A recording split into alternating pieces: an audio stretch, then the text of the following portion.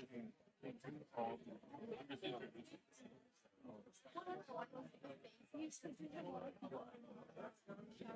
guys. Hey, great job.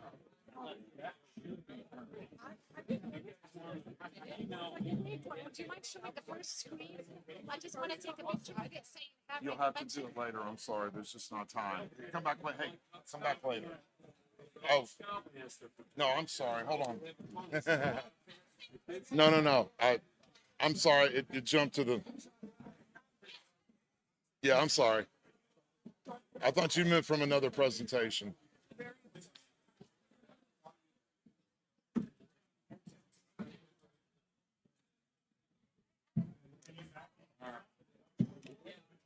Everything you need, Alan? You good? I'm good, thanks, Neil.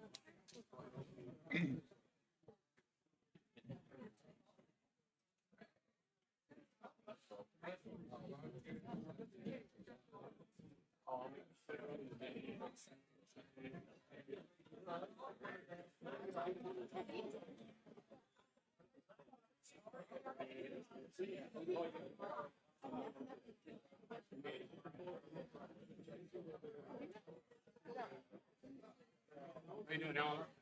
Hey, Chip, how are you? I'm beyond help at this point. That's a great dinner last night. Well, getting out was fine. Yeah.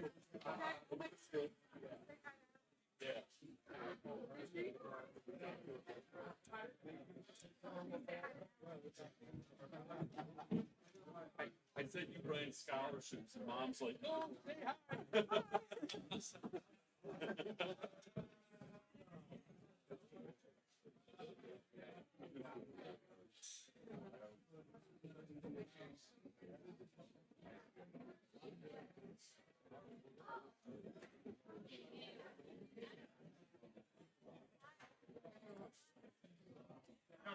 Alan, there's loads of people still coming in for the gig, so if you want to take 2 or 3 minutes. Well, it starts at 15 after, so I mean, I'll give it 5 minutes and a little extra. Yeah, I never saw such a long. 700. That's a good thing, right? Next to get in. Yeah. usually it's just.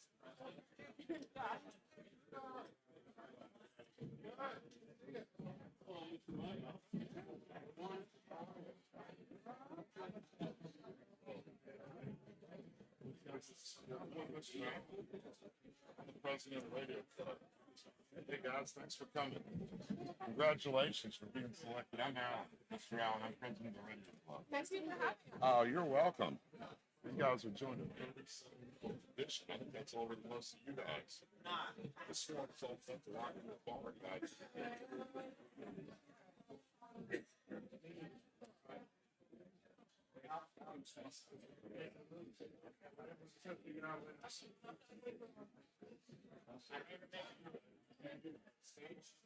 You're welcome to, yeah. Just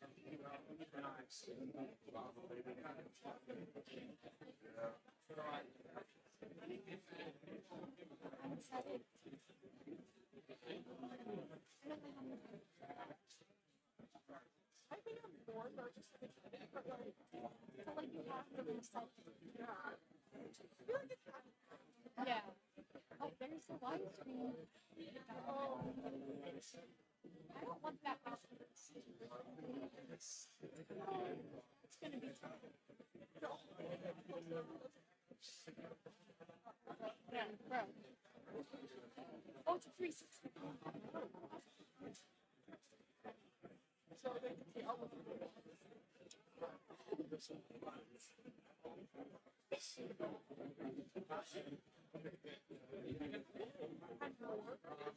How many phones and cameras are there?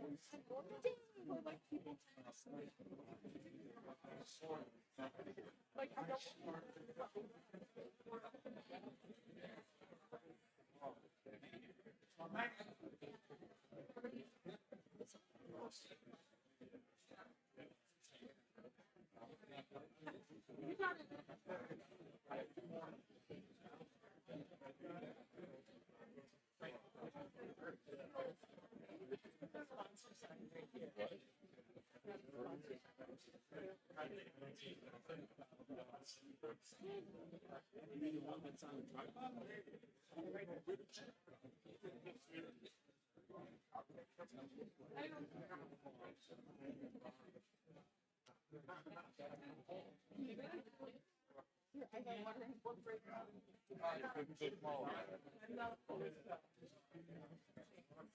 No, that's a good call.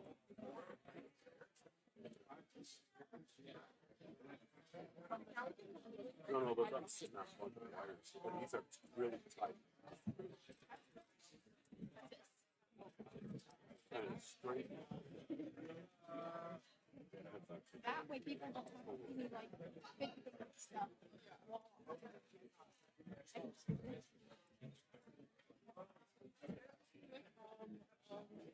You know, some of this wiring is tin. Basically, I'm gonna wait a couple extra minutes to start in about 4 or 5 minutes because people, it's a long line for people to get in the gate. yeah. So we're gonna give it a little bit extra. Wait, what time is it? It's about 9:13.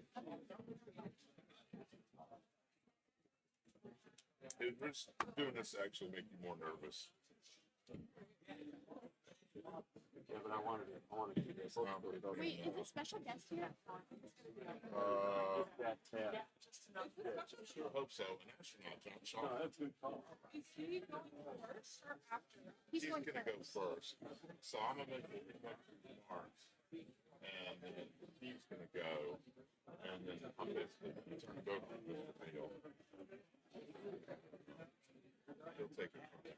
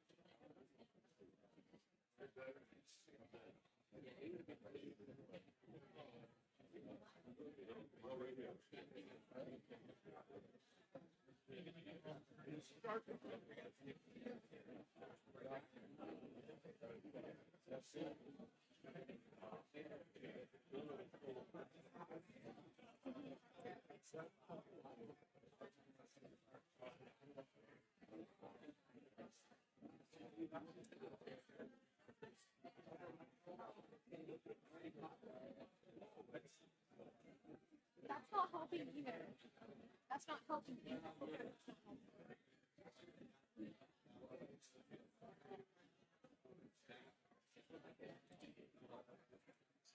Just don't be obvious. And don't stare. Yeah, don't be like.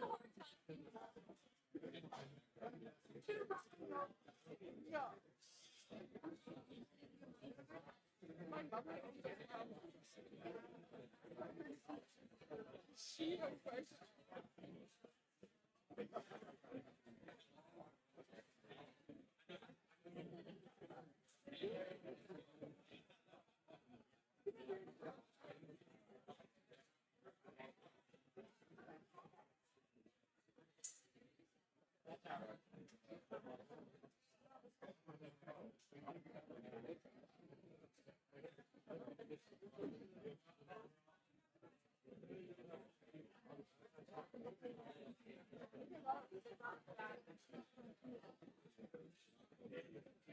Like, purple margarita.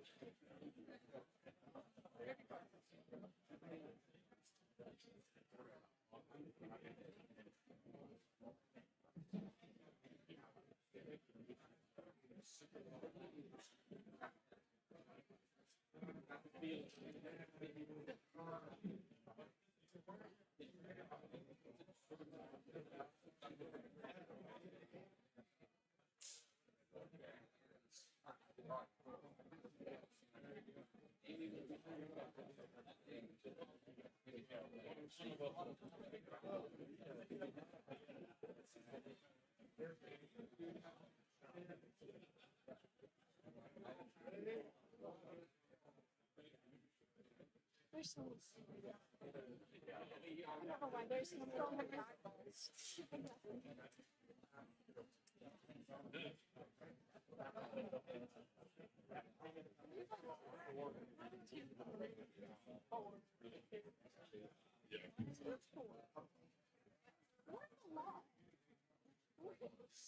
That's too much.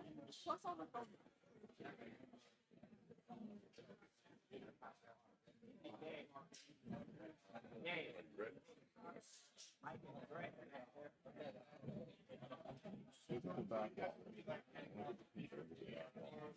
You guys ready? Yeah, I swear to God, I'll never be. What I want to hear. Whiskey, 5. Just like all the practice.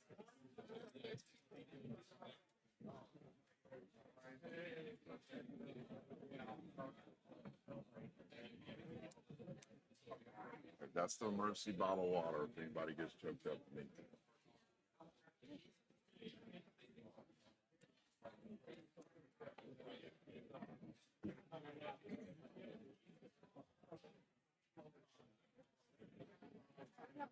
Good morning, everyone. Welcome to the 37th Dayton Hamvention Radio Club America Youth Forum. How are y'all doing out there?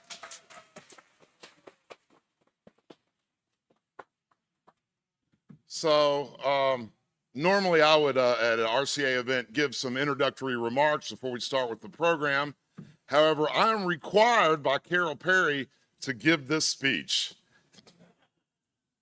Address the audience, welcoming them to the 37th. Oh, we got that part.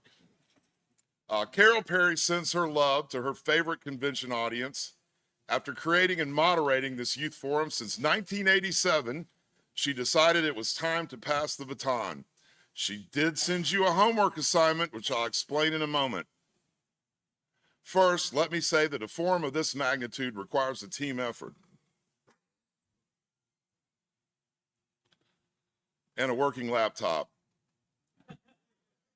Would all the RCA volunteers please raise their hands so folks can see and know whom they can go to for help or any questions? That includes you, Stan. So also, Mike Coulter, is Mike still here? I'd like to thank him and the DARA team for all their help and support for this forum, and especially our two committee chairs, Neil Rapp and Jim Storms, folks.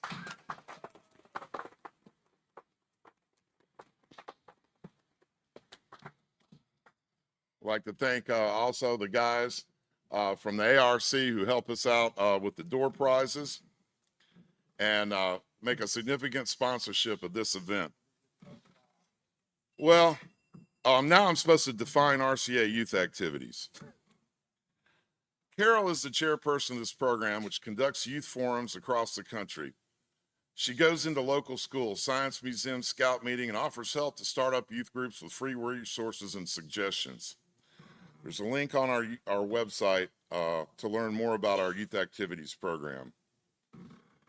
Be sure and stop by RCA booth 1811 to talk about our membership, scholarship, and other youth activities programs. Now, I want to talk a little bit about the Radio Club of America. The club was founded in 1909. It's the world's oldest wireless association. And we hold networking events at wireless industry events just like this all over the country, like IWCE, the NAB, and the APCO show, where we try to get professionals together in the same room and give them lots of caffeine. Come by and see us at the RCA booth to learn more about this prestigious and historic association. We say, join RCA and find your people.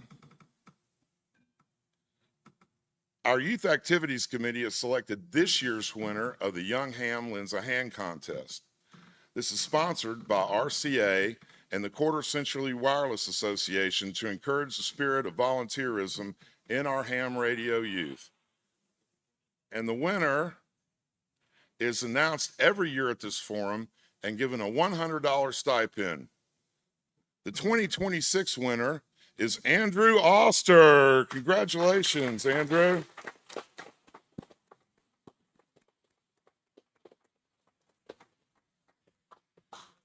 Andrew could not make it today because he's graduating.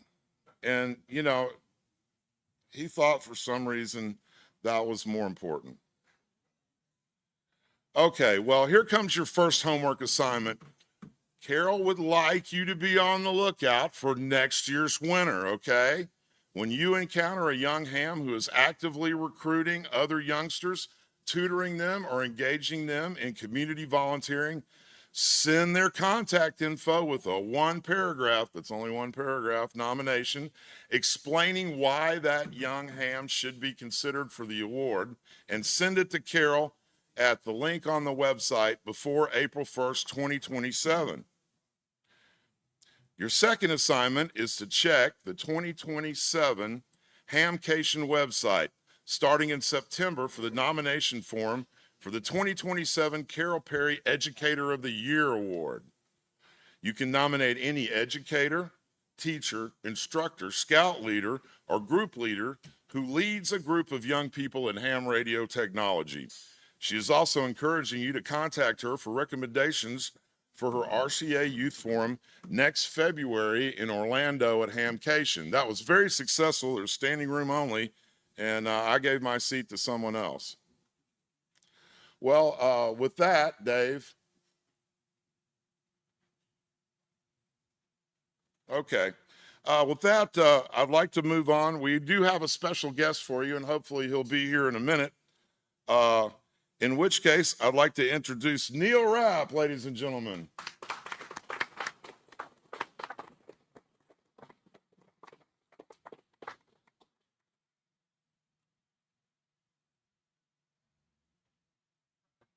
Neil is the director of YOTA, the Youth on the Air program, and co-chair of our Youth Activities Youth Forum Committee.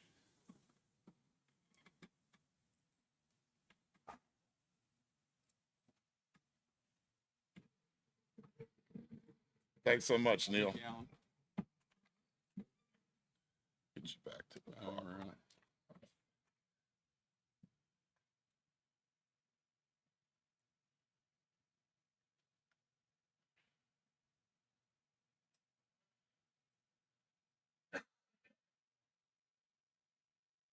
There you go. There's there's Okay, cool. All right, Alan, thank you very much. It's my honor to be here. Jim and I have been reminiscing about all the youth forums that we've been to over the years, and I think it's a competition how many we've been to, and so it's a true honor to be here to carry on the legacy of Carol Perry, and you know, she was one of my mentors and really helped me do a lot with ham radio in education. And just very proud to be here. We've found some fabulous speakers for you today. So we will have 4 presenters come up and share a little bit about their ham radio journey. And then later on, we will have a panel discussion. We'll bring up a couple of former youth forum speakers to join in the panel, and we have some questions to fire at them. So we'll be doing that, and then later on we'll have the prize drawings. But again, at 9:45, we're stopping the ticket. So. Make sure you have your ticket. If not, come right over here and get that ticket in. So we will have prizes for the youth and for the adults. So make sure you do that by 9:45. So without further ado, we will get started here with our first presenter. And our first presenter is Haley Pendell, KE2EVX from Lisle, New York. And I'll let her get everything set up here. She is a 15-year-old homeschooled student. She's an extra class operator in the 10th grade and likes operating POTA, contesting with her ham radio club friends, participating in nets, serving as net control for a local 2-meter net on Saturdays, and building do-it-yourself antennas. When not on the air, she enjoys horseback riding, playing many different musical instruments and sewing, and she's excited to see what fun radio adventures she will have in the future. And her topic kind of revolves around a lot of things, but one of the things that she really mentioned is something that is kind of close to my heart, and that is, sometimes things don't always go the way you plan, and that's okay. And so Haley's going to share a little bit about that with her ham radio journey. So Haley.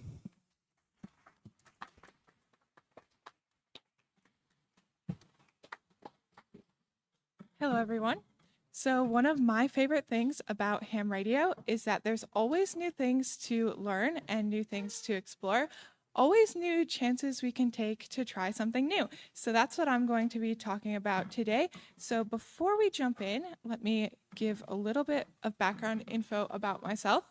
So my name is Haley Pendell, and my call sign is KE2EBX. I am 15 years old and in 10th grade. I'm relatively new to the world of amateur radio. I was first licensed back in December of 2024, and since then I have upgraded to my general and finally my extra class licenses. When I'm on the air, my favorite activities are parks on the air, running contests, doing nets, Morse code, and building my own DIY equipment. When I'm not on the air, you can find me horseback riding, sewing, or playing music. So like I said earlier, one of my favorite things about ham radio is that there's always new things to explore. So I'm going to be talking about the chance that I took, the chance that someone took that shaped our hobby as it is today, and how sometimes when you try new things, you're not always going to succeed. But sometimes you can learn more in the failure than you can in success. So back in December of 2024, my dad and I got interested in ham radio as a hobby that we could do together. So we started studying and got licensed as technicians in December. For our first antenna to get on the air, we had an 8010 NFED that we mounted up in our attic. And the noise floor was really high, so it was hard to start getting on the air using that setup. So to begin, we used digital modes like FT8, but also PSK31, which is personally one of my favorites. But starting to do SSB was a lot harder for me because I was afraid of talking to people on the air. I didn't know what I would say to them when I talked to them. So I started running the WWSAC, which is the Worldwide Sideband Activity Contest. And that contest runs every Monday night, and it gives you exactly what to say. So that's how I got more comfortable actually talking to people on the air. It was really hard for me to start into ham radio not knowing anyone in the hobby, but I am so glad that I took this chance, started running SSB, so now I do so many different ham radio activities. Just 20 miles from my QTH is a piece of history, and it's the last standing reminder of a chance that one man took that built our hobby and really changed our world. That man was Guglielmo Marconi, and he experimented with long-distance wireless communications. For some of you who might not be as familiar with Marconi, he was an Italian scientist and inventor who built towers across the globe to experiment with how radio waves could bend around the curve of the Earth to travel long distances. So back in the early 1900s, they didn't know how radio waves could possibly bend around the curve of the Earth. But Marconi decided to take the chance, set up these towers that would broadcast a Morse code S, and try it even if he didn't know how it would work, even if people told him that it probably wouldn't work. He listened across the Atlantic Ocean, and when he heard those 3 dits from across the globe, it changed everything. The last standing Marconi Tower still stands in Binghamton, New York to this day to remind us that anything is possible if we only take the chance. This particular tower was used for communication with trains, and it greatly increased the safety of the train systems in our area. So his story shows us that even if we don't know how something is going to work, even if we don't believe it could be possible, you can take the chance and try anyway. But sometimes when you try new things, you're not always going to succeed. Last fall, my dad and I wanted to start into VHF communications, and we needed to build an antenna that would have more gain so that we could reach our local 2-meter repeater. So we saw a design online for a 4-section 2-meter collinear antenna that was made out of scraps of RG8X coaxial cable, and it was supposed to have 6 dB of gain, so we decided to give it a try. Our first attempt was slightly off. We didn't measure completely accurately, so we had to restart. We did a lot of coax stripping after messing it up countless times. We did a lot of soldering and then desoldering and then resoldering, but it still didn't work. The antenna wouldn't tune properly, so we tried adding a tuning slider, but it failed to tune the antenna. In the end, after all that time we spent, the antenna just wasn't going to work. But honestly, that's okay. Not only did I learn a lot, not only about coax stripping and soldering, but I also got to spend all that time with my dad, just hanging out together and laughing over our mistakes. So not only did I learn a lot through this project, but I also made memories, and I wouldn't trade that for anything in the world, not even a working 2-meter antenna. So today I talked about the chance that I took getting into amateur radio, the chance Marconi took that really built our hobby as it is today, and how sometimes when you try new things, you're not always going to succeed. I discussed how sometimes it's going to be really hard to try new things. Sometimes you don't know how it could possibly work, but you can still take that chance anyway, because even if it doesn't turn out how you thought it would in the end, even if you fail, you're going to learn a lot, so it won't really be failure in the end. So how can we try something new? And what chances are we willing to take? Could be as simple as trying a new mode, maybe build some new equipment, or operate portable or QRP. Could be even as powerful as mentoring someone new. It sounds big and scary, but it doesn't have to be. Can just be as simple as picking up the mic when you hear a new voice on the air. The first person to answer my nervous CQ, and all of those who came after, they're how I am where I am today. So I want to take a moment to give a couple of thank yous to the people who really helped me in my ham radio journey. First, I want to say thank you to my family for taking this journey in amateur radio with me and for always being there to support me. I want to say thank you to Ford, AB2HS, Greg, KE2CAV, John, N2XE, Drew, KA1M, and all of my other friends from all the nets that I check into and from my local radio club. I want to give a special thank you to Ed, KG8CX, for running the Young Amateurs Communications Ham Team. It's a group of young hams that meet on the air nightly, and it's really helped me meet other kids and get more comfortable being on the air. I want to say thank you to Bob, W7JNM, and all of the other guys from the Long Island CW Kids Club for not only teaching me CW, but also for all the friendship that I find. And finally, I want to say thank you to Neil, WB9VPG, Jim, AB8YK, and the Radio Club of America for this opportunity to speak here today. So the new things that I want to try and some of my long-term goals. I love doing parks on the air, so I want to try some of the on-the-air modes, like summits on the air, castles on the air, bunkers on the air, and islands on the air. I want to do slow scan TV, and I want to activate a park in Antarctica. And finally, I want to activate NP0001, which is Mount Everest. These sound like crazy goals, but anything is possible if you only take the chance. And what better place to start than right here, right now, at Dayton Hamvention 2026.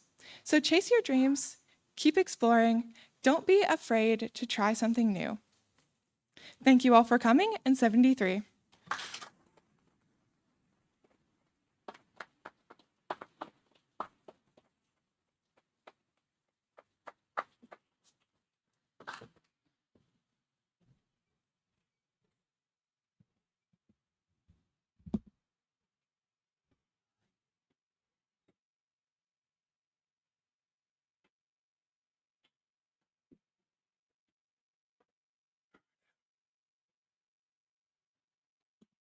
All right, our next presenter is a young man that I had the pleasure of meeting at Yoda Junior, and turns out he lives just down the road, and we got a little extra height for you there, buddy.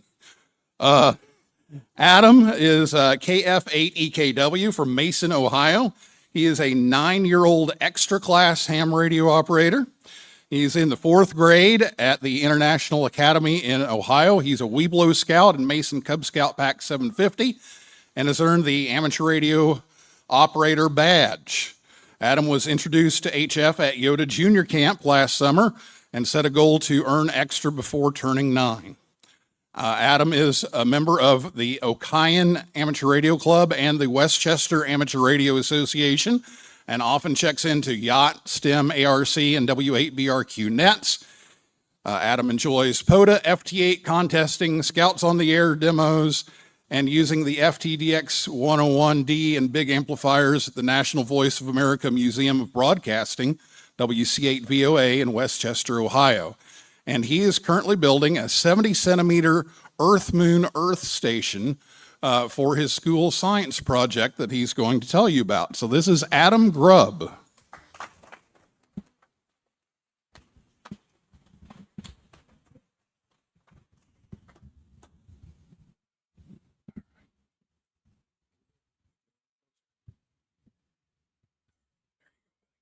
Do you want to bring it up on here? You ready to go? Yeah, do you want to bring it up on here? Okay.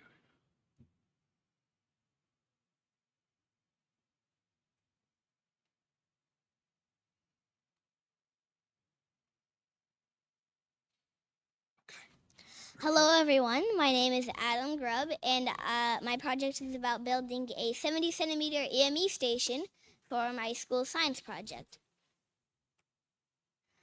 I'm in 4th grade. I am a Cub Scout, OB below. I will become an AOL, Air of Light, this Monday, which is the next rank. And I really like soccer. I play for LFC, Lakota FC Football Club. And I really like reading. My ham radio journey. I have been a ham for almost a year. I've been a ham since June of 2025, and I currently hold an amateur extra license. I really like POTA, Parks on the Air, contesting, FT8, the QST magazine that I get in the mail every month. I have been a net control, and I am also a Yoda Junior alumni. So my project was about, can you bounce a radio signal off the moon? Originally, I thought it was going to be a 1.5-month project maybe, and it was going to be hard, but not that hard.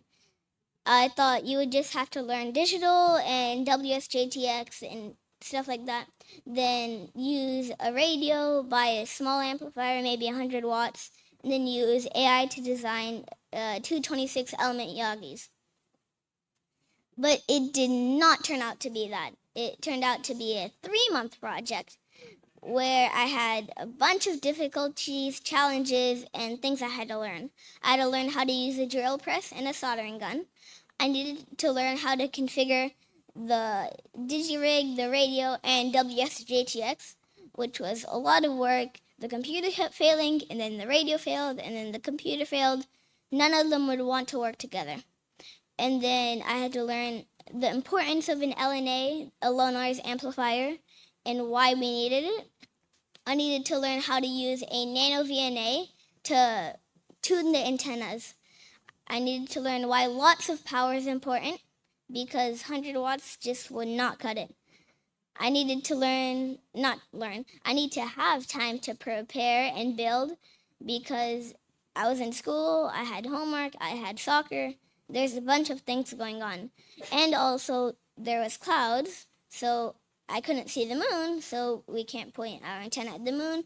And sometimes it was windy, so the antenna was about to fall over once. So current status. I won the science project at my school, which is a good start. It's working. And I think we have everything we need.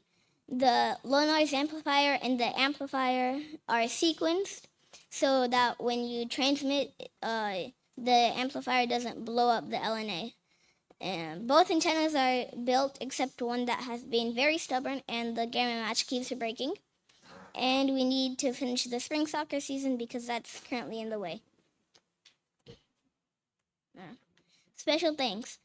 The first column here on the left is to people that responded to my questions on MoonNet, which is basically a chat where you can ask questions about AMI, and hopefully people will respond. So all of those gave very helpful information that I used.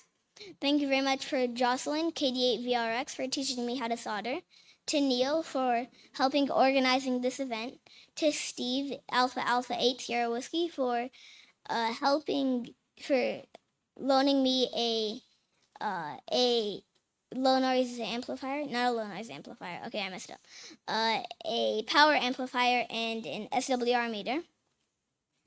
And to the VOA that always gave me ideas and let me look at their satellite station, which gave me ideas of what to do for AMI.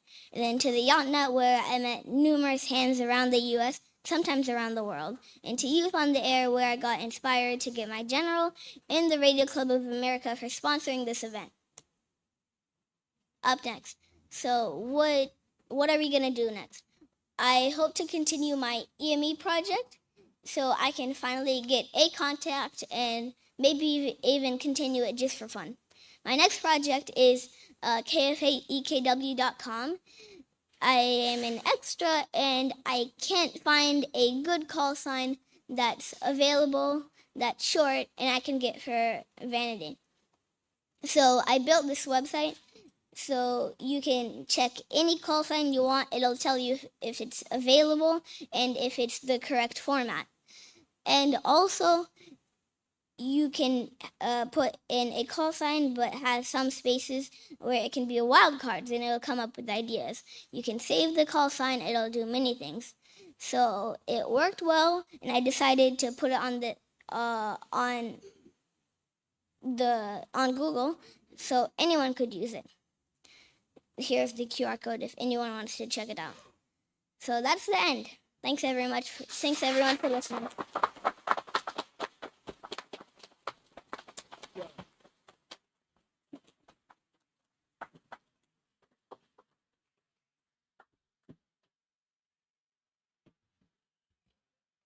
Coming up. Okay. Gotcha. Okay. Gotcha.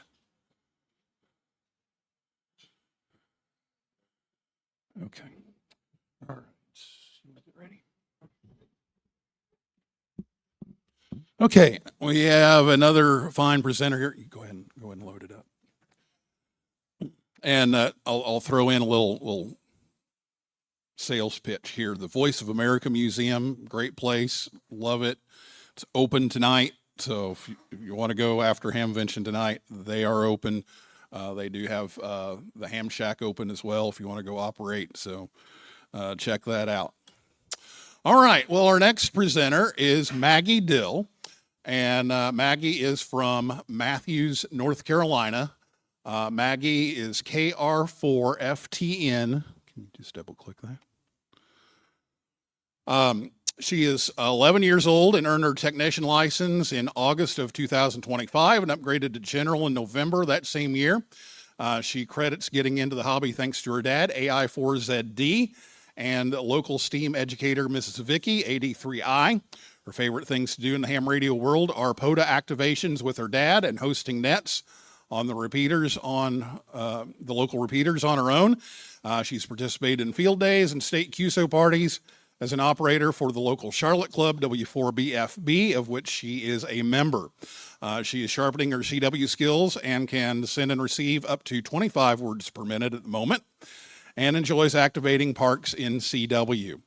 She's currently studying for her extra and is always excited to learn new things and help other youth get into the hobby. So here is Maggie Dill, KR4FTN.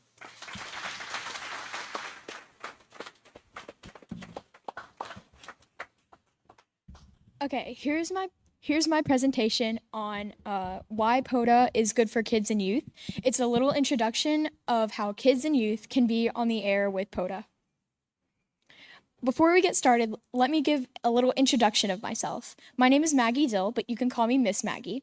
I am 11 years old, and my call sign is KR4FTN. I got my technician on August 2nd, 2025, and I got my general on November 15th, 2025. My dad, AI4ZD, sitting out there in the audience, he got me into ham radio with all of the park activations he has done and all the stuff that he's introduced me to. And my other interests are softball, swimming, and arts and crafts. Let's get started off of what Parks on the Air is. Parks on the Air is a program where amateur radio operators go to federal or state parks, example Yosemite National Park, or Zebulon Vance Birthplace State Park. And they get on the air and talk to hams all around the world. It could just be a person sitting right next to you, or it could be someone all the way over to Northern Ireland. You'd have to be able to get 10 contacts, or QSOs, to be able to activate that said park. Activating a park means getting points for those 10 contacts that you just made. POTA isn't just about talking to people, though, but you can also learn a bunch of stuff from it as well. I learned how to set up an antenna, do CW or Morse code, and I also learned how to fix and repair a lot of radios and circuits. Let's talk about what got me into POTA. It's a short story of how I was introduced to POTA. One day, I was up in Asheville, North Carolina with my dad, AI4ZD, and we were going out to the Folk Arts Center in the Mountains to Sea Trail, and this is where my journey began. I decided to come with him. There was also a whole bunch of cicadas flying everywhere, so that's why I put a bunch of cicadas. Got me excited about ham radio. I asked if I could call CQ, and I got really intrigued by it, so months later I got my technician. I went out to the parks with him for third-party contacts, and before I knew it, I got my general. Now I go out to the parks all the time. I also love activating in CW as well. Let's also talk about how Parks on the Air can be entertaining for kids and youth. Number 1, it teaches preparedness. Number 2, it builds confidence. Number 3, it also makes learning fun. For all the kids out there, school can be pretty boring, but think about all the stuff you can learn with Parks on the Air. If you like meeting new people, but don't like talking face-to-face right away, POTA and amateur radio is a treat. Kids and youth can be productive by learning to set up radios and antennas, learning CW or Morse code, programming a bunch of different items, and overall fitting into a group they belong in. Amateur radio and POTA is a place to go when you're looking for something to do. This is why I encourage more kids and youth to be on the air. Let's talk about how it teaches preparedness. Whenever I go out to a park, I like to make sure I'm prepared for everything. I make sure stuff are charged, I make sure I have everything, and I make sure I have a plan B. I also recommend making a checklist for all the stuff you need, including a radio, a battery, an antenna, and a coaxial cable at the least. I also always have a plan B. Say there is no tree to hang a wire up or there is no space for a vertical antenna. I'm always prepared, and you should be too. One time I was at a park with my dad and he forgot his orange antenna stakes, so we had to use sticks instead. Last but not least, don't get frustrated. The amount of times I've wanted to scream while not getting an EdFed half-wave up in the air is pretty high, but I don't let it happen because I don't get frustrated with a lot of those things, and that's why they call it amateur radio. There we go. Let's talk about how it, Let's talk about how it builds confidence. My confidence is built over the past years, including when I got introduced into ham radio. I've talked to new people all across the world, and I've loved it. I've made friends since I started, and overall, I've enjoyed everything I do. For instance, whenever I go out to parks, almost every time I meet a ham radio operator there, and I've also met people on the air that I've never seen face-to-face before, even people I've just now met at the Ham Fest. And when you get the feeling you just did something all by yourself, you feel pretty proud. At least I did. I love also trying new things, and doing it in ham radio is awesome. I got my license, I got to do CW, and I've been playing with a lot of digital modes. Another way I've built confidence throughout amateur radio is adjusting myself to this new hobby. And just like many other things, you'd have to get used to it and try new things. but they may not always work, but you learn from your mistakes. Let's also see how it makes learning fun. I love learning about ham radio stuff, and the reason why I love it is because I get to apply all of this knowledge into my brain. I also use it whenever I go out to a park. Speaking of going out to parks, getting outdoors at least once or twice is a really good thing to do. And that's why Parks on the Air is a thing. Haven't you been bored at least once or twice in your lifetime? Because I sure have. Well, when you're looking for something to do, Parks on the Air is going to cure your boredom. Something I also like about POTA is meeting friends from all over the world. I've met at least 10, 20, 30 people from either hunting or not activating, but getting contacts, or actually activating, getting out to a park and calling CQ. And another thing that POTA does is getting you to earn awards on the website, POTA.app. You can go there if you want right now. You can sign up, and whenever you activate, you earn a whole bunch of awards, and a lot of people get up to 30, 45 awards. You earn a lot of stuff from it as well, and you also get to achieve the goals that you've been making for Parks on the Air. That's one of my favorite parts to activating. Let's talk about the lasting benefits of Parks on the Air for kids. Parks on the Air is more than just a recreational activity. It is a meaningful way for kids to learn, explore, and develop important life skills. By combining outdoor experiences with hands-on technology and communication, it creates a unique learning environment that goes beyond what a traditional classroom can offer. Kids not only get the chance to enjoy nature and stay active, but we also build confidence as we interact with each other, solve problems, and learn new skills. These experiences can spark curiosity and encourage a lifelong interest in both the natural world and the science world. I'd like to say thank you to all of these people. Let's see, number 1, my dad, AI4ZD, for helping me get through this journey. Number 2, my local clubs, W4BFB and W4TOP, for helping me make friends and meet people face-to-face during meetings and during every net, because we also have local nets that we join on every night. And number 3, the RCA, or the Radio Club of America, for letting me present this and allowing me to be here. Number 4, Miss Vicky, 83I, a lovely lady who introduced me to all of these interesting and new opportunities. Number 5, Thomas, K4SWL, a ham operator, an awesome YouTuber, and an ambassador for people to be introduced into ham radio. Number 6, Neil WB9, VPG, for allowing me and all of these other folks to present here. Last but not least, every single one of you guys. This couldn't have been successful without the audience. Thank you, everyone, and 7 threes. Oh.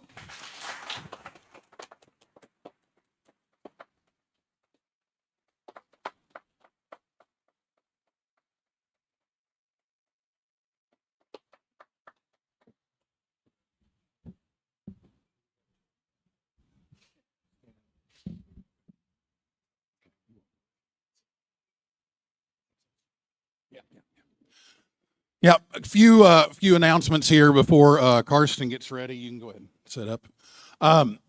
The tickets are being cut off, so if you don't have your tickets in, you won't be eligible to win any of the prizes. We'll start giving away some of those here in just a few minutes. So that's the end. So if you didn't get one, beg now or forever hold your peace. So you want to go with Carsten? Okay, all right. Also, I want to, on behalf of Youth on the Air, we do have some flyers and stickers over here. If you'd like those, and stop by the booth. We will have a youth social hour again today at noon, and it's free lunch and snacks and drinks for all the youth. So stop by booth 4303. And that's from noon to 1. It's just an informal social gathering of youth, and we'll provide the lunch and everything. Again, that's Yoda booth 4303. And if you want to hear more about our camp programs and our on-the-air activities. Somebody will be there to answer all of your questions.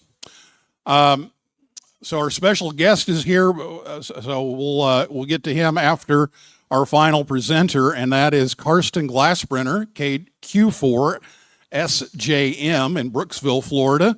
Carsten, I had the pleasure of meeting in Orlando, and spotted him and said, "Hey, you need to be a speaker." And so here he is. He's also known as the Slim Jim Man. I haven't heard the whole story on that yet, but we'll figure that out. He's 13 years old, from Brooksville, Florida. He's in 8th grade. His main interests are satellites and do-it-yourself projects such as homebrew antennas or simple soldering kits. And he's the creator of Students on the Air. So it's STOTA, not to be confused with SOTA, the Summits on the Air, which is a youth initiative through AMSAT to recognize and encourage younger hams operating satellites. And that's on the first and third Tuesday of the month.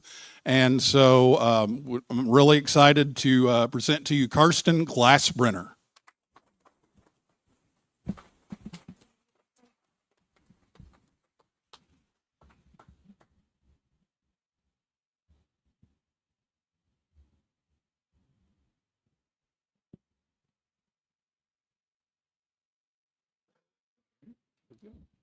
Good morning. So today I'm just going to be talking about FM satellites and how you operate them. So real quick, FM satellites are basically crossband repeaters that are in low Earth orbit. They can be higher orbits, but mainly low Earth orbit for now. And yeah, just crossband repeaters are real fun to work. And what satellites are FM? There's a lot of satellites that are FM. Some harder to work, some easier, and some on and some are off. So list of these satellites are going to be SO50, AO123, AO91, RS95S, SO125, PO101, and ISS, the ISS International. When can you work these satellites? These vary a lot, and some satellites are always on for the most part. And these satellites are SO50, which is always on. Every 10 minutes, it's on. But once that 10-minute timer is up, you have to turn the satellite back on with a 74.4 hertz tone. So the ISS is always on, except for docking, spacewalks. That's to not interfere with communications up there. And SO125, this is always on, but telemetry will interrupt you in the middle of transmissions if you're not quick enough. So some satellites are off or based on sunlight schedules. PO101, it's turned on occasionally. Not as much anymore, though, because the satellite currently isn't in too good of state, and it's probably not going to last for too long more. AO123 is mostly on, but sometimes it's going through telemetry, and if not, it's going to be on slow scan TV. AO91, it has shot batteries. The batteries don't work on it, so it's very rarely on, so only sometimes in sunlight. And RS95S, which is a QMRKWT, is currently in testing, so the repeaters turn on occasionally for testing until they get that all situated. What do you need to work FM satellites? The basics of FM satellite is you need something that allows you to have full duplex. So you can transmit and receive at the same time. So you can either have one radio like the Kenwood THD7, which allows you to transmit and receive at the same time, or you can have, say, 2 Baofengs, which is really cheap, and you can just have them on separate frequencies. You're going to want a speaker mic or a speaker you can just clip to your belt. This is so you don't get a loop. The transmission doesn't go into what you hear doesn't go into what you transmit, and it doesn't make a screeching tone.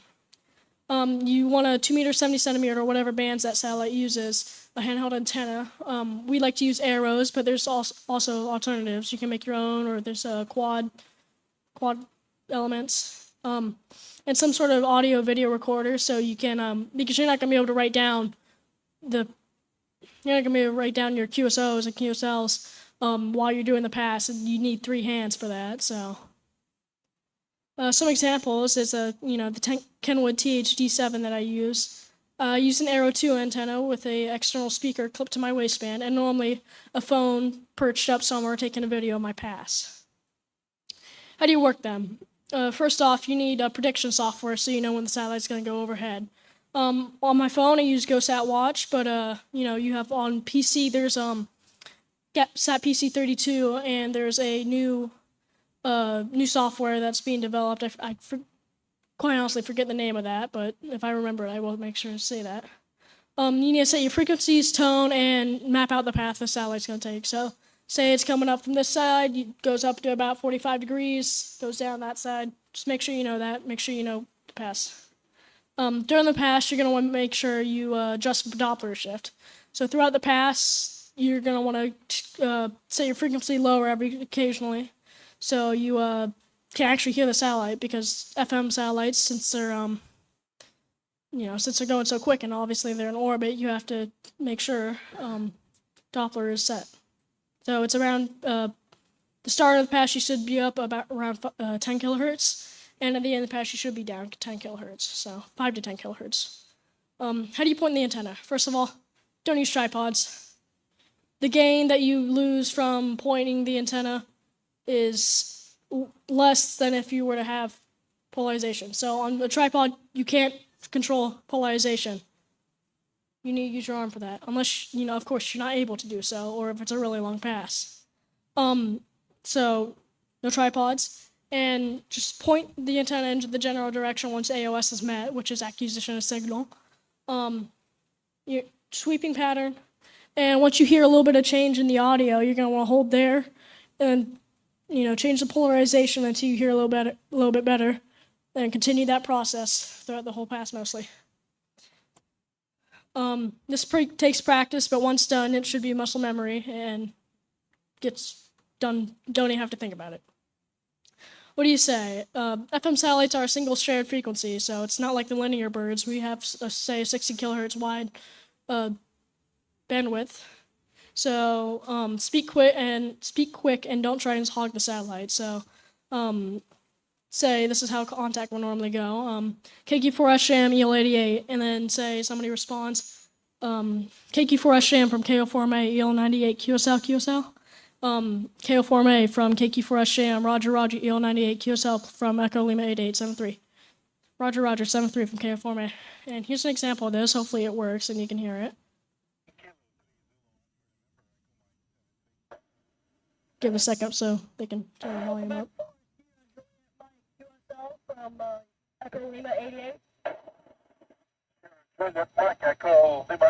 I'll play it again.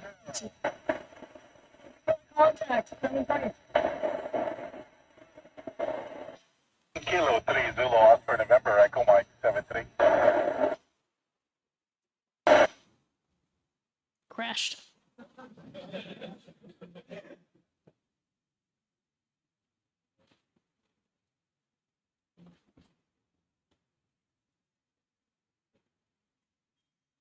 Here we go. Kilo 3 Zulu Oscar November Echo Mike 73. Okay, I guess no video. Well, just try and be quick and concise with your contacts. Don't hog the satellite frequency, and unless there's nobody on, try not to have conversations. Be quick. Let other people use the frequency. And that's about it. FM satellites are fun, mostly inexpensive activity amateur radio. And there's many questions about it, so if time allows, I'm willing to answer any. And even after the forum, I'm willing to answer if you have any. Little AMSAT insertion here. They have a great book about getting started with amateur satellites. The book's, it's kind of self-explanatory. Getting started with amateur satellites. It's $15 for the PDF and $30 for the actual printed version. But student memberships are free, and the PDF comes free with memberships. So if you're a student, you can get the PDF file for free. So thank you, and I'd just like to thank everyone that took time out of their day, come see the forum, and thank you to all the sponsors that allowed this youth forum to happen. And thank you, NSM3.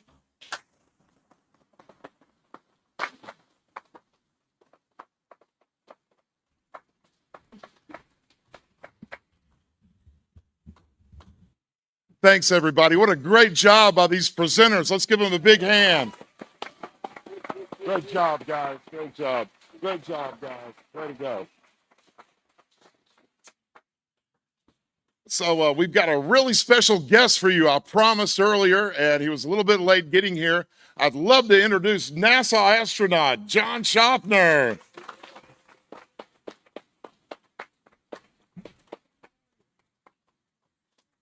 Thanks for coming, John. Yeah. Well, thank you very much. It's nice to be here. I'm not actually a NASA astronaut. I'm a private astronaut, but NASA treats all astronauts equally poorly sometimes. So that's not true. One piece of advice I like from Carsten, in using the satellites, he said, get on the frequency, be quick, and get off. That's what I'm going to do right here, right now, and not keep you any longer. But such a wonderful job from all these young students and young aspiring amateurs and hopefully astronauts, everyone, or researchers or scientists. Space is now for everyone. I'm evidence of that. I got to go after a lifelong dream. I grew up in the 60s and was highly impressed with the things like Gemini and astronaut Ed White, the first walk in space.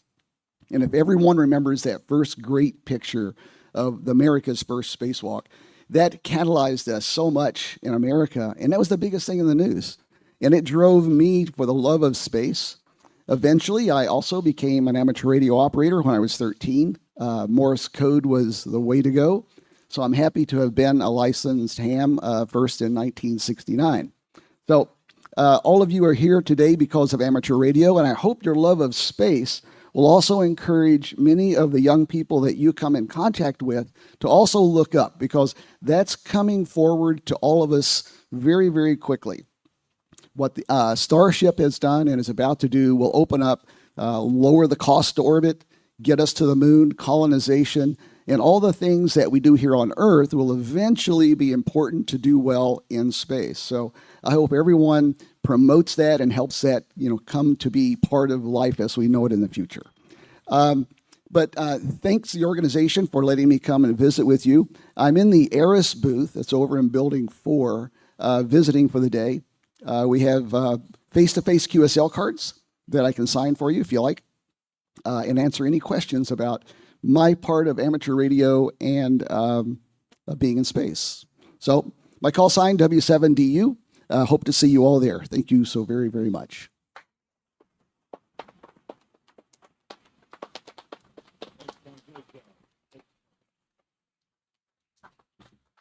Thanks, everybody, for participating in our forum. And once again, Building 4 to the ARRL booth, and John will be glad to meet you if you want to go over there after the forum. And now I know it's some of the stuff you've all been waiting for. I'd like to introduce our co-chair, Jim Storms, everybody.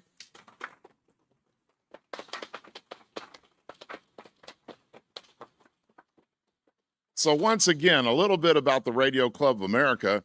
In 1910, W.E.D. Stokes was 14 years old, and he went and testified in front of Congress. He was the youngest person to testify in front of Congress at the time. And they went to a committee to kill the Depew Act. And what that would have done was reserved all the spectrum and given it to the military. Well, 1910, a year later, they passed the Communications Act.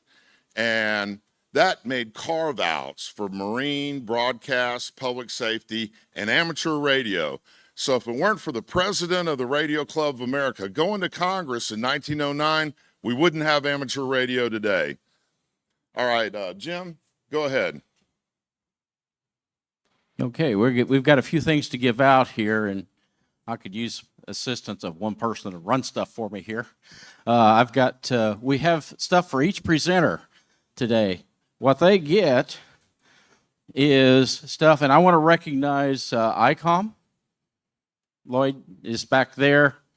Hi, Lloyd. And Ray probably is busy in the booth right now, but they donated for each speaker. RCA provided the wonderful certificate for the speaker today. ICOM has a personalized backpack for every one of them. Really cool. I've wanted these for years, and they won't give me one.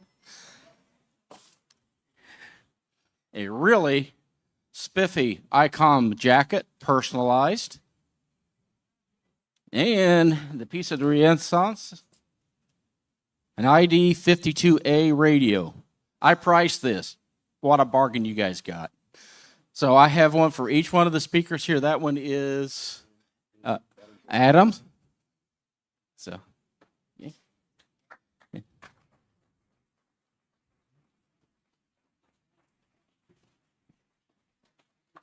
Yep. They package them well, so you didn't hurt it. And this is for Maggie here. And this one is Haley's.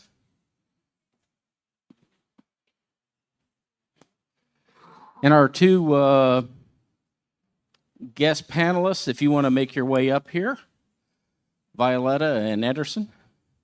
You want to go ahead and join them on the dais there. We've got Carsten's right there. And even though they didn't deserve it, no, they did. Violetta, which I think got one a long time ago, but she's got now an updated one. And so for Anderson.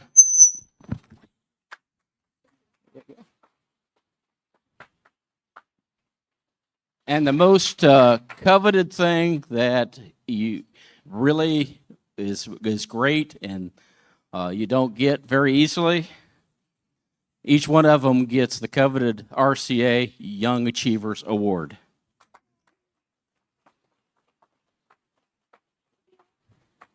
You can't even hold it, can you? Get it there. If you want to swing by and get a quick picture with Alan there, I will not step in front of the speaker.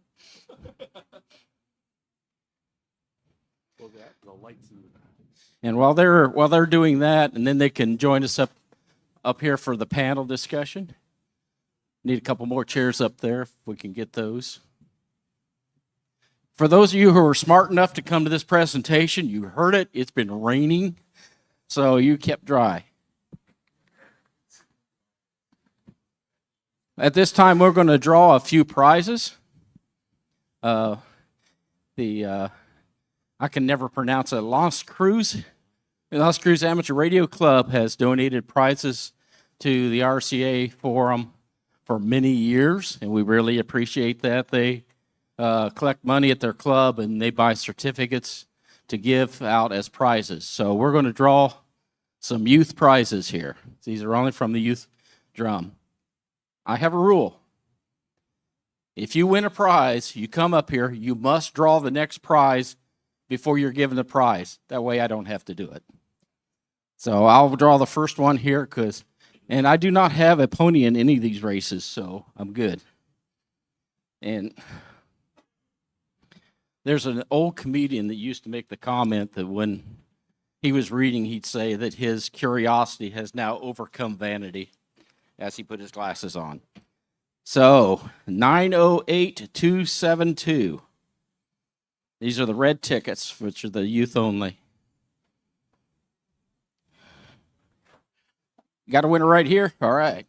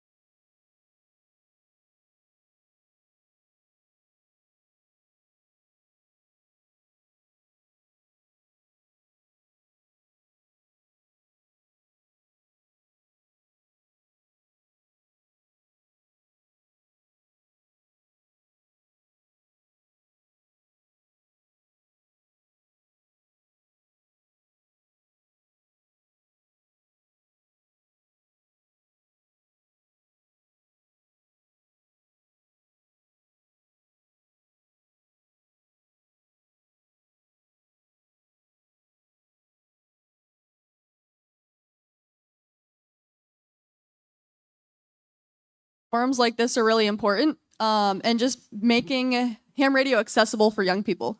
There's some really good programs out there. If you don't have access to HF at your home station, look into remote ham radio. If you're 21 and under, you get a free subscription and unlimited remote access. And they have some remote stations from all over the world. So just doing what we can to lower the barrier and making it more accessible for young people. I think the biggest thing on top of RHR is a great thing, but just letting young people take a step back and do it themselves. I mean, Adam is a perfect example, which I was there when Adam had just got licensed at Yoda Junior, and just taking your hands off and just letting them learn. That's the best way to do it, and really let them create that spark themselves. Yeah, I want to add on to what they said. I feel like amateur radio has become very accessible for young people. So I think we are doing a really good job. But also, yeah, just giving kids the tools that they need to start their own amateur radio journeys and then let them try it themselves and explore. So as a kid myself, I got really intrigued by what everyone else was doing. So I feel like if we give more real world examples of ham radio and show it to kids and youth, they'd be more like intrigued and want to do more stuff like that. So just showing what they can offer and just giving them choices as well.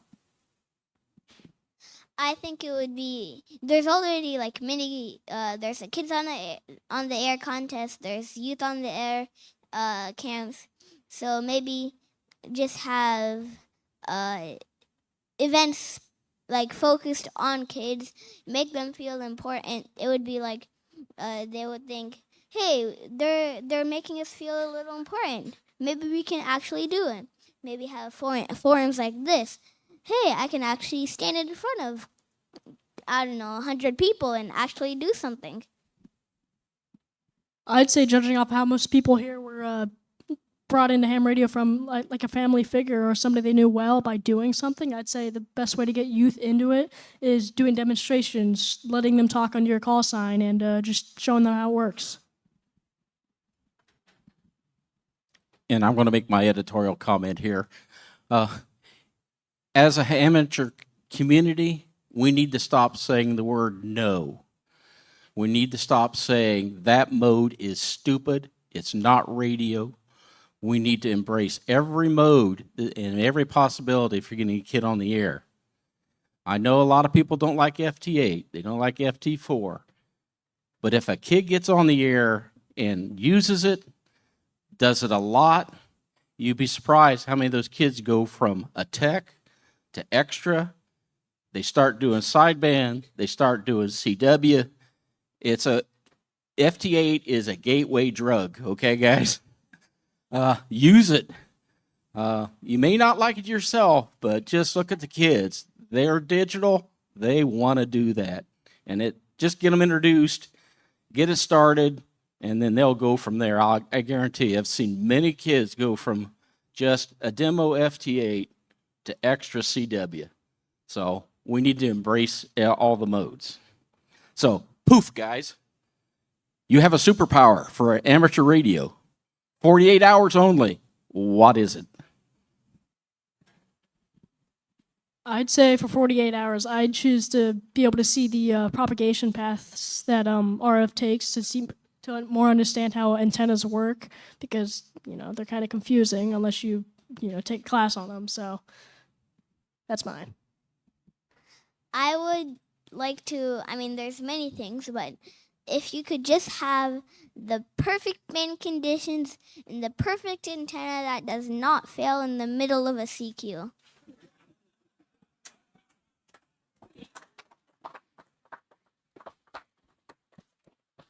Yeah, I totally agree with Adam, but it depends on what 48 hours there are, because I'd rather spend my 48 hours here at Dayton Hamvention. Wow, Adam and Maggie both had really, really good answers. But I feel like I would want to be able to teleport and do like a bunch of really remote parks on the airs in one day. I'm going to take it one step further and say I would want to open my own propagation pass to any DXCC entity that I needed in that 48-hour period. no matter the band, conditions, whatever. I want that country, I've got it. Yeah, and as well as propagation paths, just completely get rid of noise. Why do we have that in the first place anyway? And Anderson, you want every DXCC entity active in those 48 hours, right? Okay.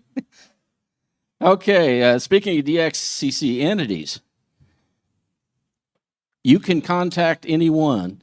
You can be activating any DXCC entity. What one is it? I know your answer. Yeah, obviously it's going to be North Korea, right? P5. Yeah, I think that would be everyone's number one. But just anywhere that's like within the top 10 would be really cool. Yeah, I think I'm going to go with something really, really difficult. And mainly just for the challenge of it, seeing if it can be done. Yeah, I would like to do Mount Everest, like I said in my presentation. So I would want to activate Nepal. I probably I do agree with Haley there, but Mount Everest is a very hard place to get to. But I honestly don't know where I'd activate. Probably like in some random island out there that like it's super small. There's a lot that like barely anyone has activated, but I do have a big one. It's probably Antarctica. I've never done that before, obviously, because but Antarctica would be my favorite one to activate. I agree with everyone's. I would like to activate North Korea, Antarctica. It's way on pretty much almost the other side of the planet from where we are. And maybe some random island in the middle of name. No one knows their name. They haven't even been named yet. I would say either North Korea or Denmark, just because plainly I have family in Denmark that I haven't seen, or I've seen them in the last year, but I haven't seen Denmark in a couple of years. So. Okay, we have one last question, and it's not for these guys. It's for these two. Because they are been former presenters. They've grown up. They've moved out into the world. So the question we've got is, how did ham radio influence you in your career? Has it? Have you been able to use it? Or what's going on there? I'm very fortunate to have a career. I'm a pilot and a flight instructor, and there's so much overlap between aviation and ham radio. I think it's really cool. So being able to, my current job, I work with a lot of homeschool students all over the state of Colorado in middle and high school, and their parents are in these homeschool groups. And so talking to the parents about how to kind of include aspects of ham radio, and it's really hard to try to introduce a new thing, but when you can prove to them, ham radio brings so much for these students. You learn about geography, you learn about the ionosphere. There's so many different aspects that they can kind of include in their homeschool programs. And then obviously just trying to incorporate ham radio in the cockpit whenever I can, operating aeronautical mobile on 2 meters. Haven't done anything HF yet. That's still in the future. So my answer is a little bit more complex. I want to work in law enforcement, so there's no real direct link there with amateur radio. I currently work in finance, and the one thing I noticed is the communication skills that are taught within amateur radio are the greatest aspect of this hobby. Being able to talk to people that you've never met before and carry conversation is great. Being able to understand people on a level of that most people just really cannot. The other great thing about it is having a basic understanding of how radios work is really good, especially going into law enforcement or the public service field. Just being able to understand how repeater systems work and the way propagation works and why sometimes radios can fail when they're not, when you wouldn't expect them to. It's one step up on some people, but the biggest thing is the communication. Having that communication barrier that most people don't have and being able to communicate with people that you've never even met before and have nothing in common with, that is a great skill to have, and I think that amateur radio teaches that better than anything you can teach in school. Okay, that's the questions we have for them today. And so I will give them all a big hand, if you would, please.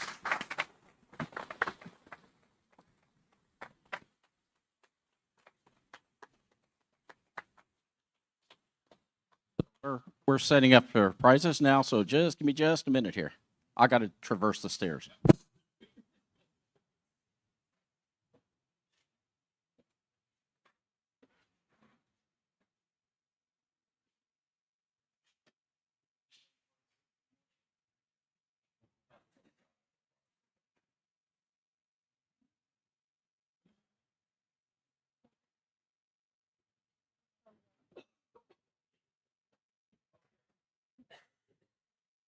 Okay, so we want to acknowledge ICOM for their great gifts contributions and the great gifts for the kids. By the way, guys, you can get down now. You can get out of the limelight if you relax for a minute, okay?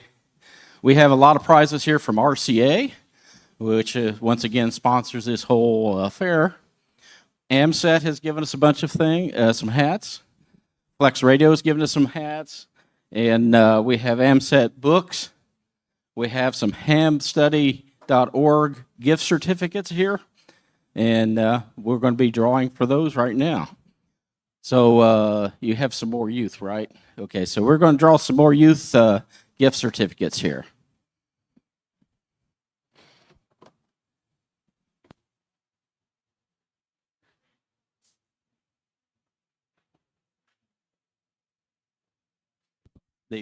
They prearranged a number for me right on top, so I don't know what he was, but I took the one off the top. And it is 908-265. This is a youth again still. We'll get to the adults, don't worry. 908-265.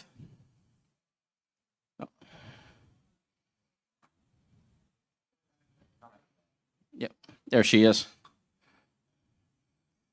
Is that Cecilia? Is that the name? Looks like it.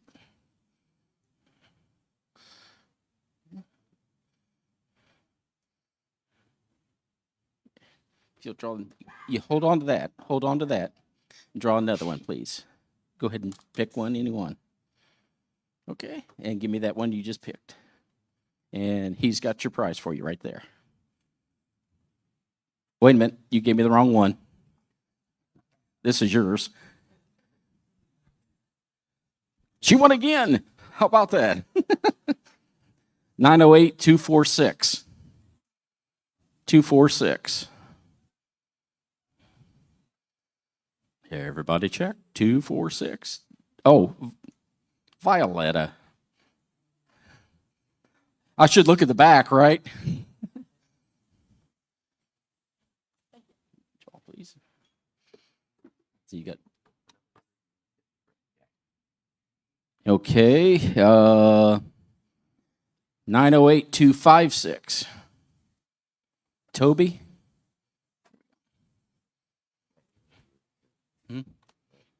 Yeah. And then from the Crows Club, we have one more $50 gift certificate. They specifically wanted these to go to kids, so that's why we're doing that. 908-255. 255. The unknown name.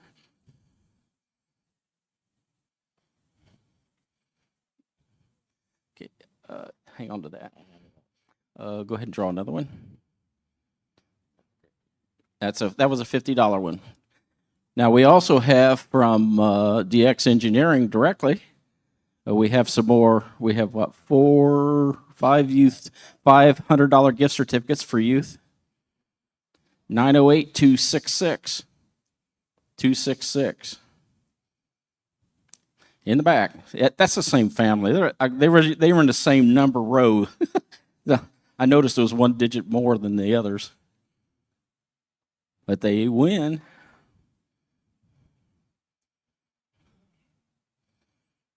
Okay. Let's go ahead and draw another one.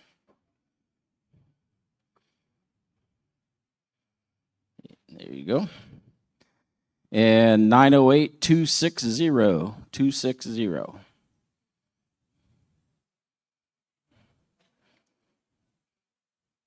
There we go. Oh, we got a real young winner here. All right.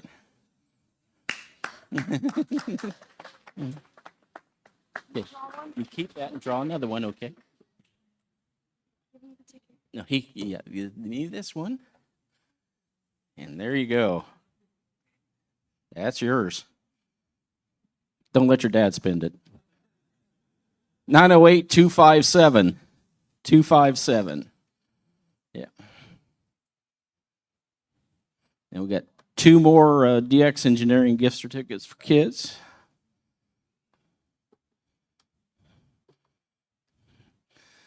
$908-267. Is that same family? They're going to get rich. 267. Oh, right here. Oh, the one that is so excited.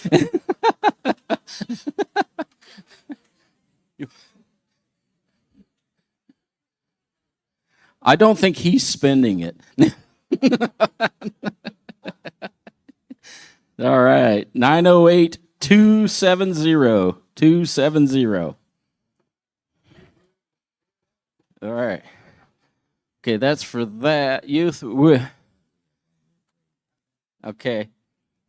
Now we have a special prize, Lloyd. We have an ID 52A plus for youth only. We're going to put all the kids back in for this grand prize for the kids. All of them in there.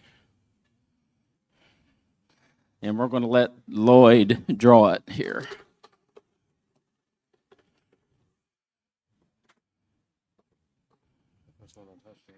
Yeah, whatever.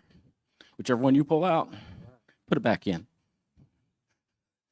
908-256. 256. There we go. Okay.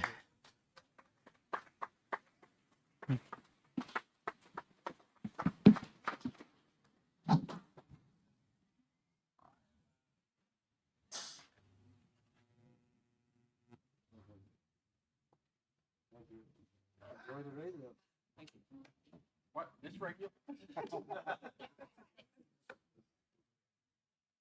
Congratulations, Toby. So, Toby's a winner. You got a new toy to play with. So now we're going to draw for adult $100 gift certificates from DX Engineering.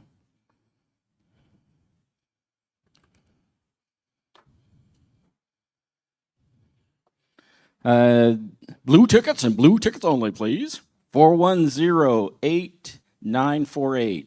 8948. It's the last 4. Oh, Anderson.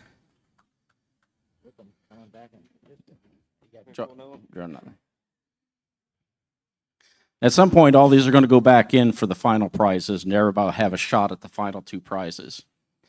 8977. 8977.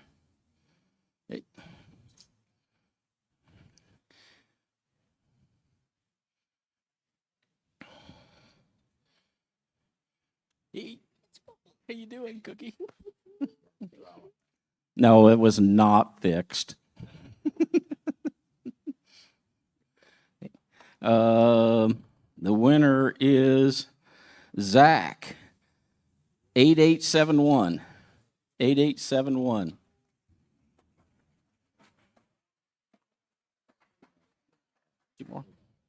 Okay, what? 2 more $100 gift certificates from DX Engineering. Yes. Now you're out of the running because you threw your top prize in there. Go ahead. If I draw my own, that's bad. Yeah. We'll figure it out. 8960. 8960. Right here. But the kid already won.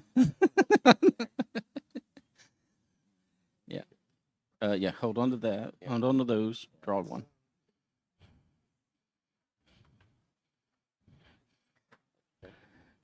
Andy. 8937. 8937. Right there. Okay. I'll go back in. We're going to put everything back. Yeah. I'll take care of that for you. No. Okay, we're going to put all the tickets together now. This is in for everybody gets a chance to win. And basically what we're drawing for right now is all of this. Not these two. Sorry, not.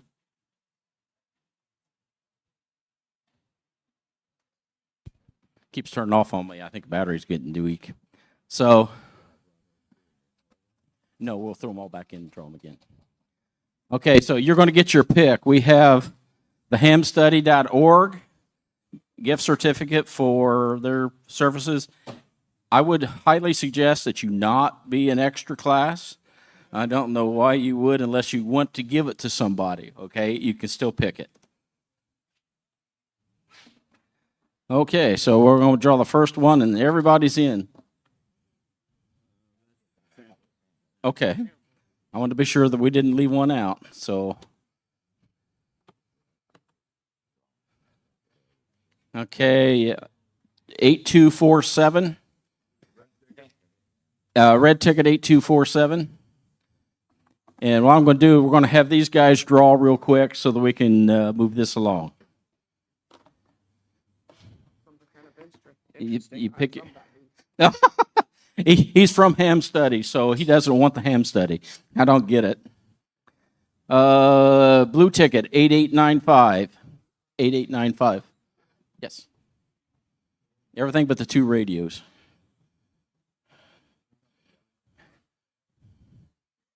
Okay. The way this is we've got some mug or cups here. We have mugs. Those are mugs, and then we have glasses. So the ones that are unwrapped are the sample of that row, okay? And you get your choice. 8271. 8271. Going once. Oh, there it is. Okay. From the Ohio State University. 8243, red ticket, 8243.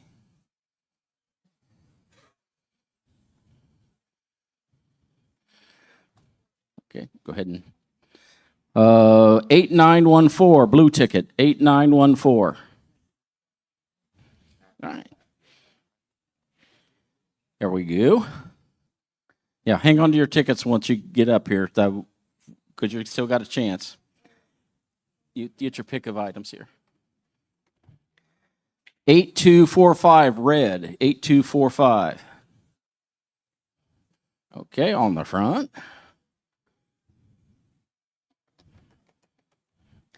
Blue ticket, 8946, 8946. All righty. And a blue ticket, 8909, 8909.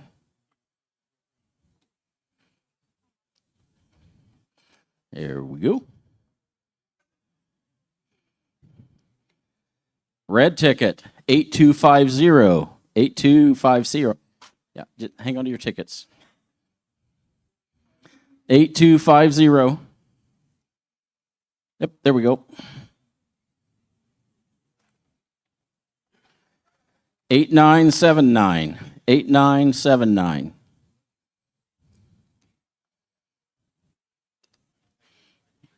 $8979 blue. Going. Oh, is that you? All righty. Blue 8966. 8966. Okay.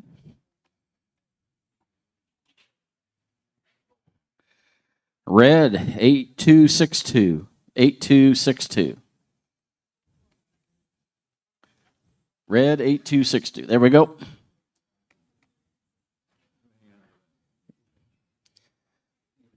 Blue 8944. 8944. Blue 8944. Nobody? We'll draw again. Wait a minute. There we go.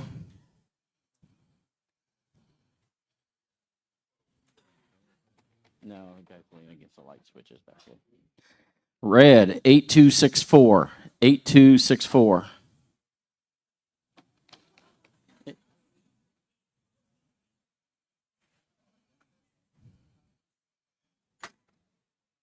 Yes. Huh? Okay, quit. All right. Yeah, we still got the Flex Radio hats there. Those, is it? Huh? Yeah. Yep. 8958, blue, 8958. We got to move faster because we're getting the hook. Okay, tell you what we're going to do. Throw them all in, and we'll draw these 2 prizes, and then the others will be up for grabs. All of them. All of them go in. We're going to draw for the ID 52A first, and then we'll draw for the IC 705.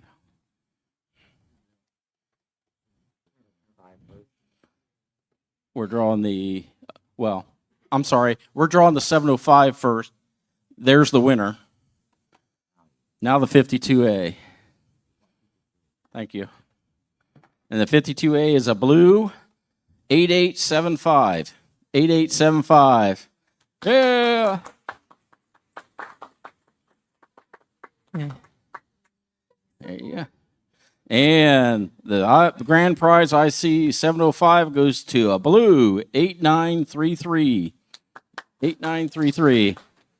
Dennis. Alan, take her away. All right, a big thanks to our co-chairs, Jim Storms and Neil Rapp, for moderating the forum. And thank you to all of our panelists and presenters. If you are a presenter, go see Chrissy at this table and get your T-shirt.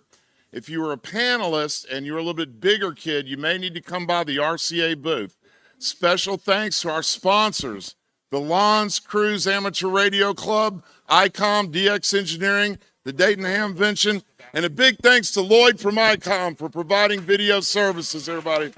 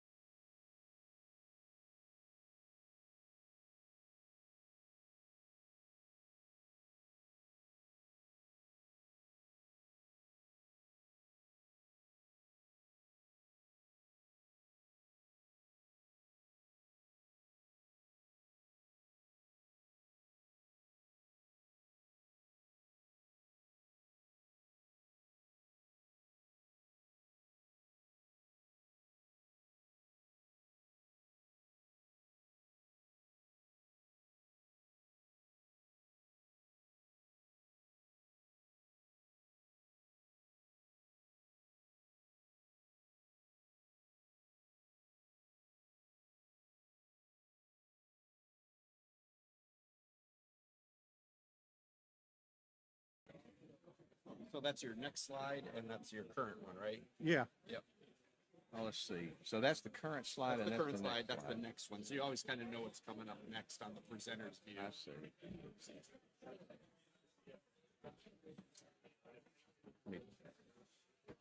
Nope, this one. That Hands. Okay. Right that- will go backward. that's Left, or yeah, right right is goes for- forward. Got it. Left goes backward. Yeah.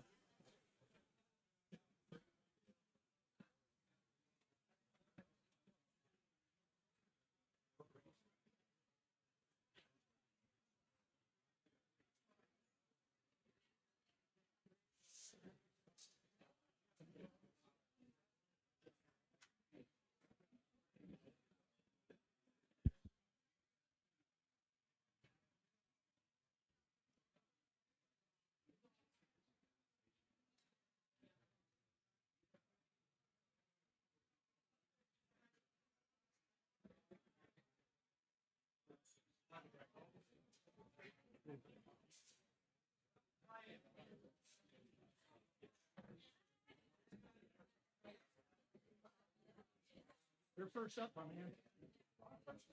You're first up. I'm gonna do this first. Okay.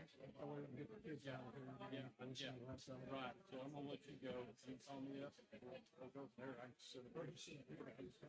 Yeah. Like comedy. Yeah.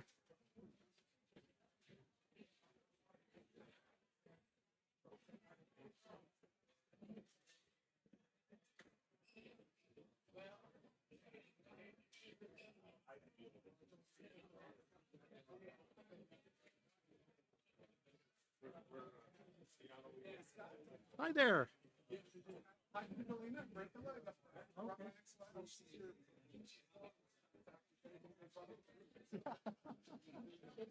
Good seeing you. Hello.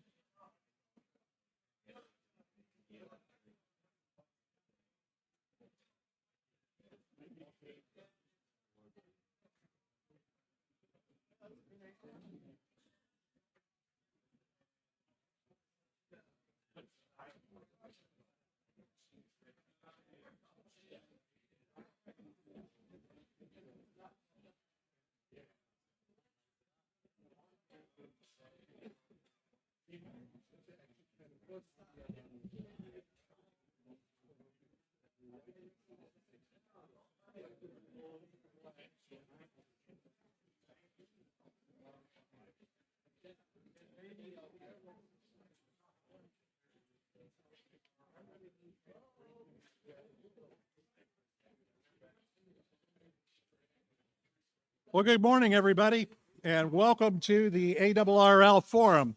I do have one quick piece of business to take care of before we start the forum, and that's for those of you who are here for the bake-off, you're in the wrong forum room. You need to go to Forum 2. Come on, folks, it's a funny one. That's better. At least I got your attention. Thank you all for coming, and I want to thank everybody that's here that are ARRL members for being ARRL members. And those of you who aren't, well, shame on you. You need to be. So please, if you haven't already signed up to be an ARRL member, now is the time. Now I want to turn it over to our ARRL Foundation President, David Norris, for a presentation that he was going to do. Thank you, Director Yonley. And good morning. Well, are we enjoying the weather?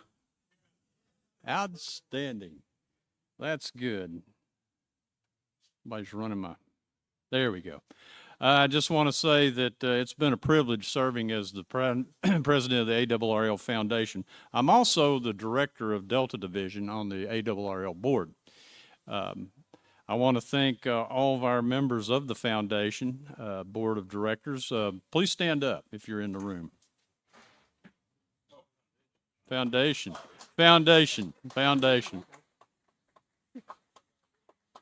These gentlemen do the Lord's work. They really do a good job for us. It consists of board members in the ARRL board. It also consists of members elected at large. You don't have to be a board member. We have a number of seats that do that. But they really do a lot of hard work for this organization. And I'll say one thing, we do work well together. I want to recognize Mr. Minster, our CEO. He's also our foundation committee, our foundation grants committee chairman and VP of the foundation. And I'd like to bring a couple of people up on stage with me right now that have worked really hard on our scholarship program. I'd like to first bring our scholarship chair, Mr. Kermit Carlson, W9XA. Come up and join me. And Christina, where are you? Come on up. Christina's our secretary. She makes sure all the nuts and bolts are in the proper place before we over-tighten them. She helps us out immensely in her role. She makes sure that everything gets marshaled to the right place. She does a lot of the communication for us back and forth and basically keeps me and Kermit on an even keel and with a straight rudder. Thank you, ma'am. All right, well, it has indeed been a privilege working with these individuals. I'd also like to recognize our scholarship reviewers. They're the ones that do a lot of hard work. Any of our scholarship reviewers that are in the room, please stand up and be recognized.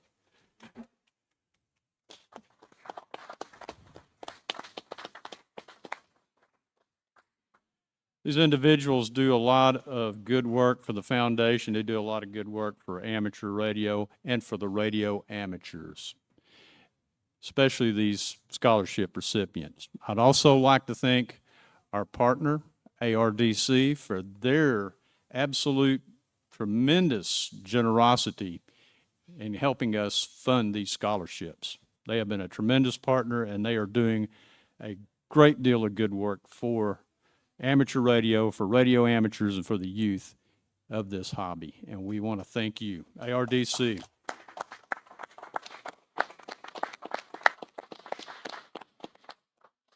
Well, without any further ado, let's get on with recognizing some of our past scholarship winners that may be here.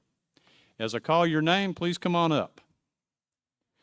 Start with Nathaniel Harmon, KQ4 CFT from Fort Mitchell, Kentucky. Nathaniel, come on up here.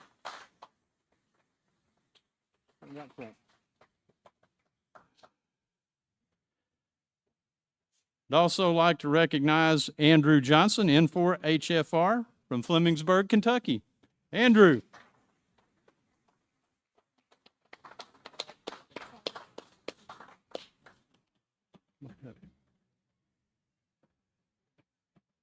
Lily Leslie, Alpha Delta 2 Fox Juliet from Nicosia, New York.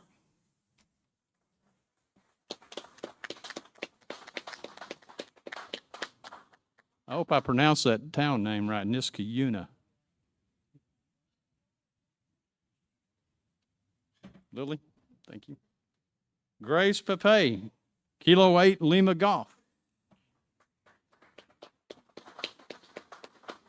From Holland, Michigan.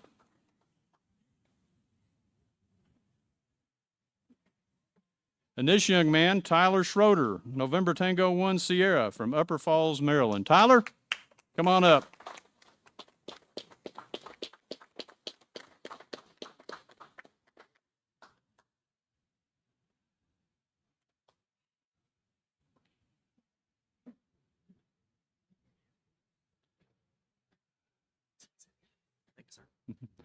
This is an impressive group of young amateurs. We're really proud of them. These are our past recipients, and their outstanding applications and outstanding academic and amateur radio work has made an impression on them, and it's helped their future by getting these scholarships and recognition. With that, thank you very much. Thank you, sir. Everybody get a picture.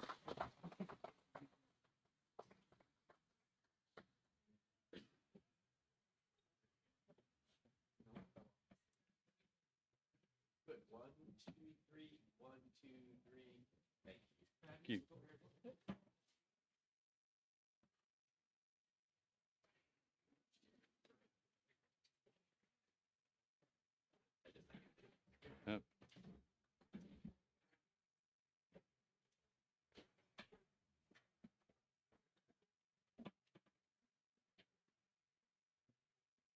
Outstanding work.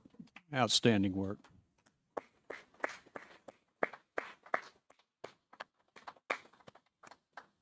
This does make a difference on the future of the hobby and influencing the young amateur radio operators in our hobby. I am very proud of these people, these great little young amateurs. Now I'd like to announce some of this year's scholarship recipients. And starting out first, again, Grace Pape, Kilo 8 Lima Golf. She received the LB W4RNL Gene Seebeck Scholarship for $5,000. Congratulations. Congratulations. Congratulations. Thank you.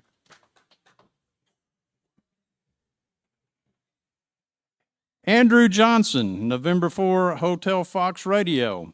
You've received a $10,000 ARDC scholarship.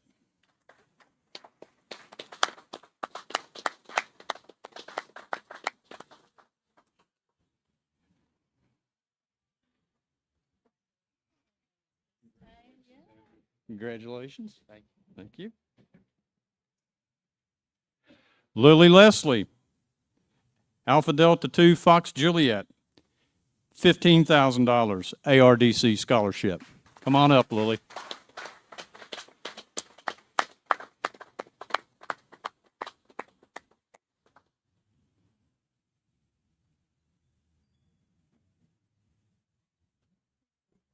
Thank you. Tyler Schroeder, November Tango 1 Sierra. Again, a $15,000 ARDC scholarship and a $2,000 MMARSI Maryland Military Auxiliary Radio Service scholarship on top of that. Come on up, Tyler. You're double dipping, buddy. Thank you. Congratulations. Again, a lot of the same faces. These are outstanding young amateurs. They've worked hard academically and within the hobby. They've got some pretty impressive pedigrees thus far, and we can be proud of them. They are our future right here. Congratulations. Let's get a photo.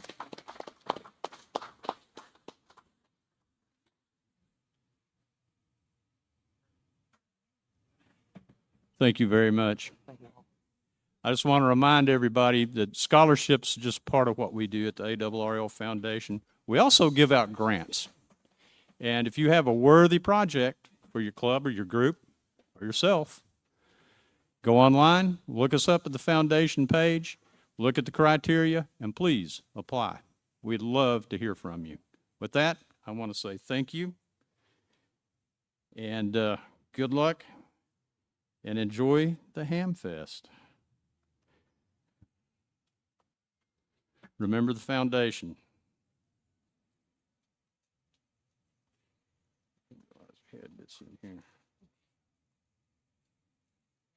Again, just a little bit of the numbers before I go. So we'll wrap it. Thank you.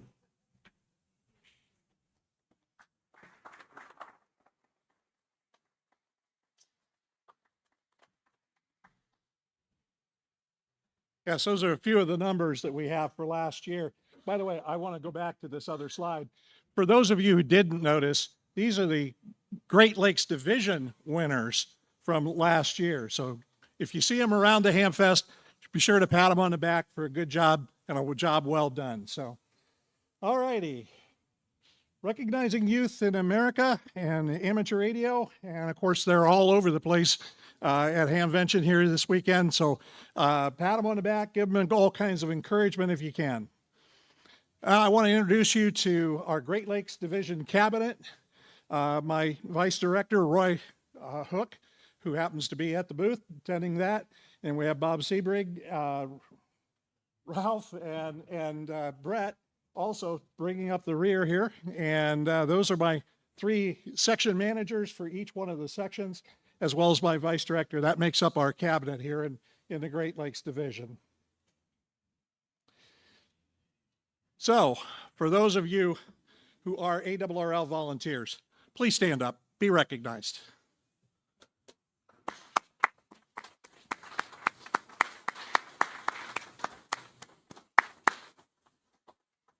We also have a lot of officers and directors here. Please stand up and be recognized. They do a lot of hard work, trust me. Okay, I'm a statistical analysis person, and I know a lot of people have asked me where does the Great Lakes Division fall within the country. We actually land at number 6 position, so we're not too big, not too small, we're just right. Now, I want to give a special award out, one that most of you have never seen before. Although it's given out almost every month, it's the QST Cover Award. And Paul, are you up here? Okay, come on up front.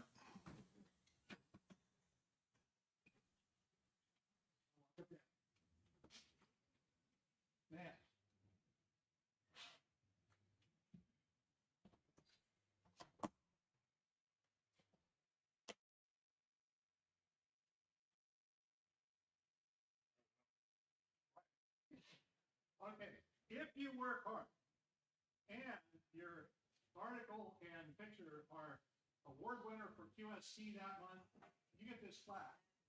Now, I will tell you, this presentation was supposed to be this plaque only, but just before Hamvention, I got a phone call that said we have a second recipient. Unfortunately, I don't have his plaque with us right now. So, Mike, are you here? Well, anyway, you can see it was for the April edition QST. So I love giving these out. So please write your articles, get them sent in. Paul?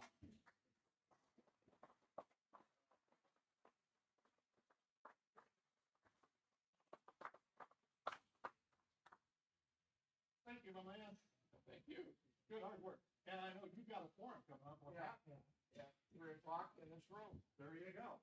So come and see his forum. You'll be fascinated by it. Just the information he's given me, I will tell you, I'll be there.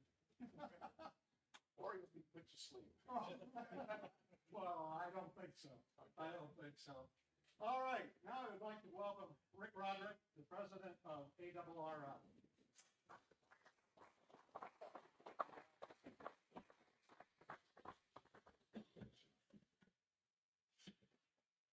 All right, let's see. This thing, there we go. It's working. Well, welcome everyone.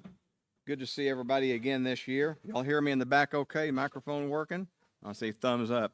I want to welcome y'all to Hamvention, and I want to go through this rather quickly because I know we're already pushing for time, but I want to talk about the ARRL board and field structure for a few minutes.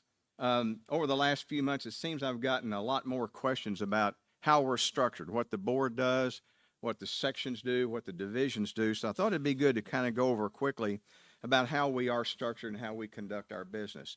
David Minster, our CEO, wrote an article not long ago in his editorial page in QST that talked about the business, talked about how we're structured somewhat, and that we're run like a 501c3 organization incorporated in the under the statutes of the state of Connecticut. So we are a business, and we're regulated by those Connecticut statutes.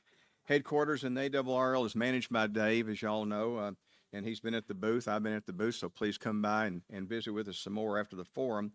And he's responsible for a staff of about 80 employees. We used to have a lot more employees than that, but we scaled down with efficiency over a number of years to where we're about 80 employees or so. And it's a member-driven organization, so we always want to hear from our members through our directors, our section managers, and find out what's going on and what your needs are. And the board is made up of 15 directors that cover, the different regions of the United States.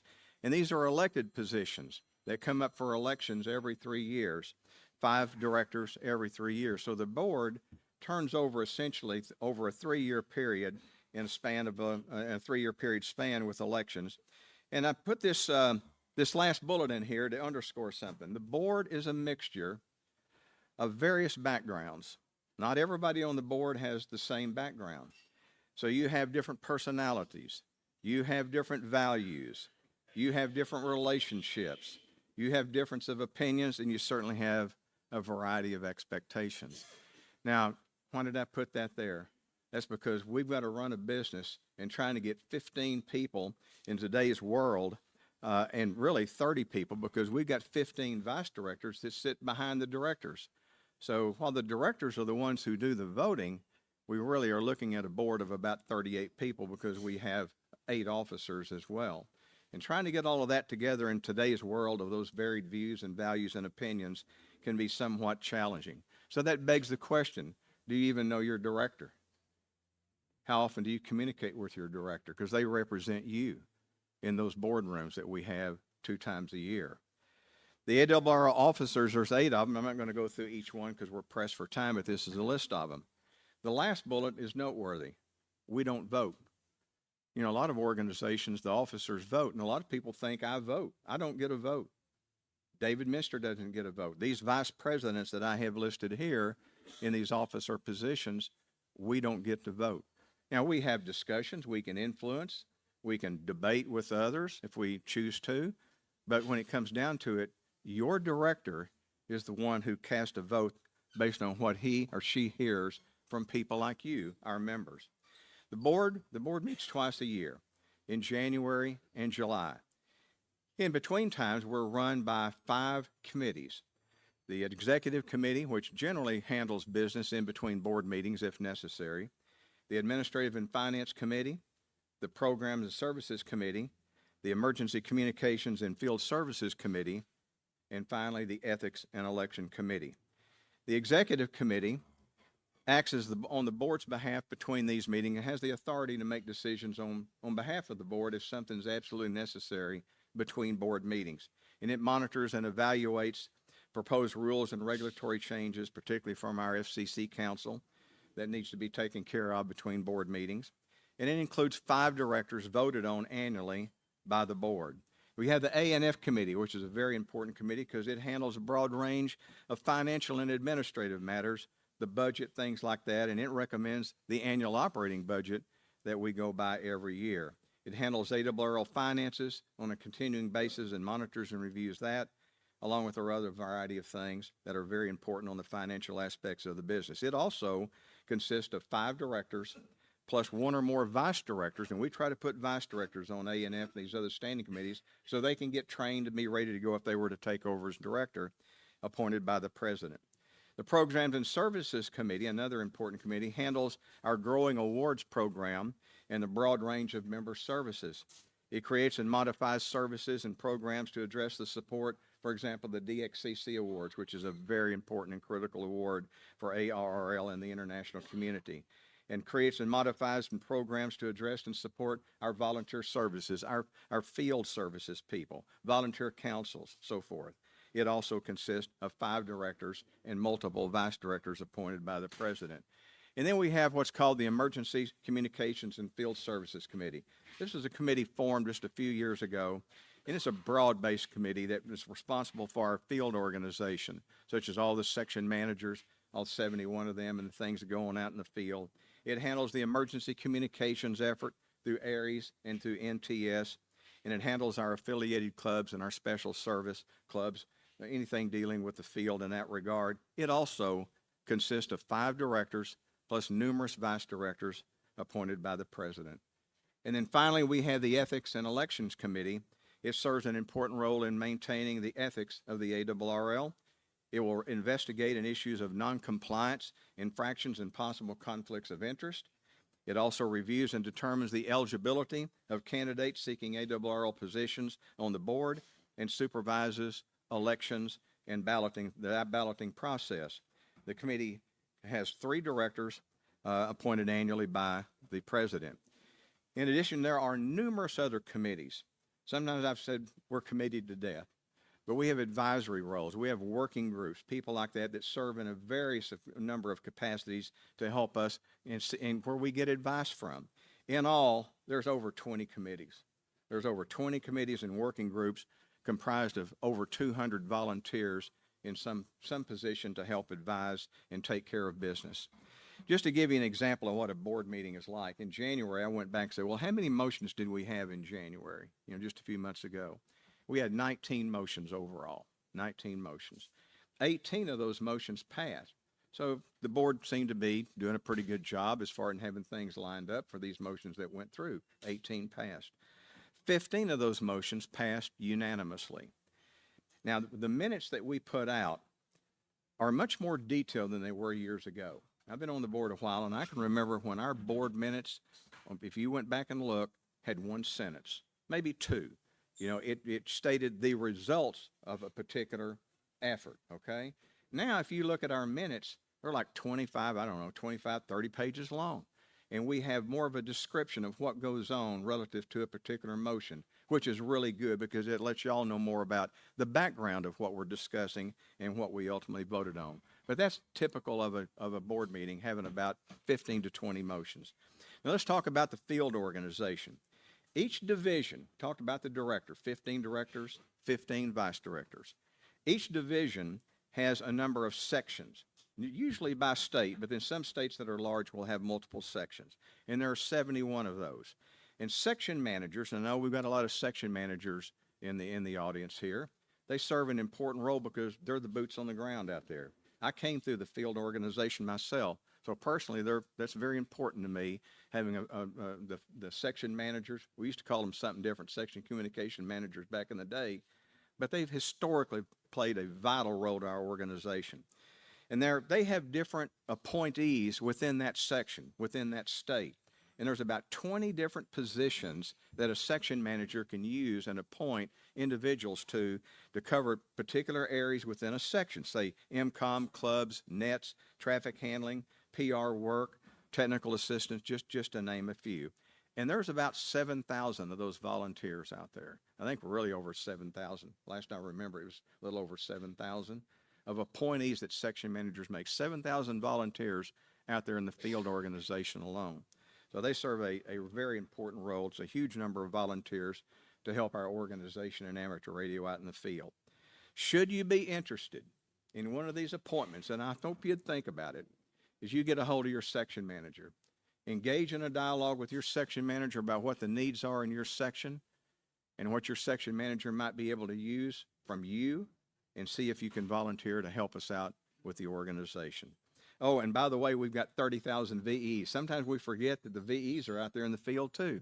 And we got 30,000 of those. So that's a large number of people out there waving the amateur radio flag.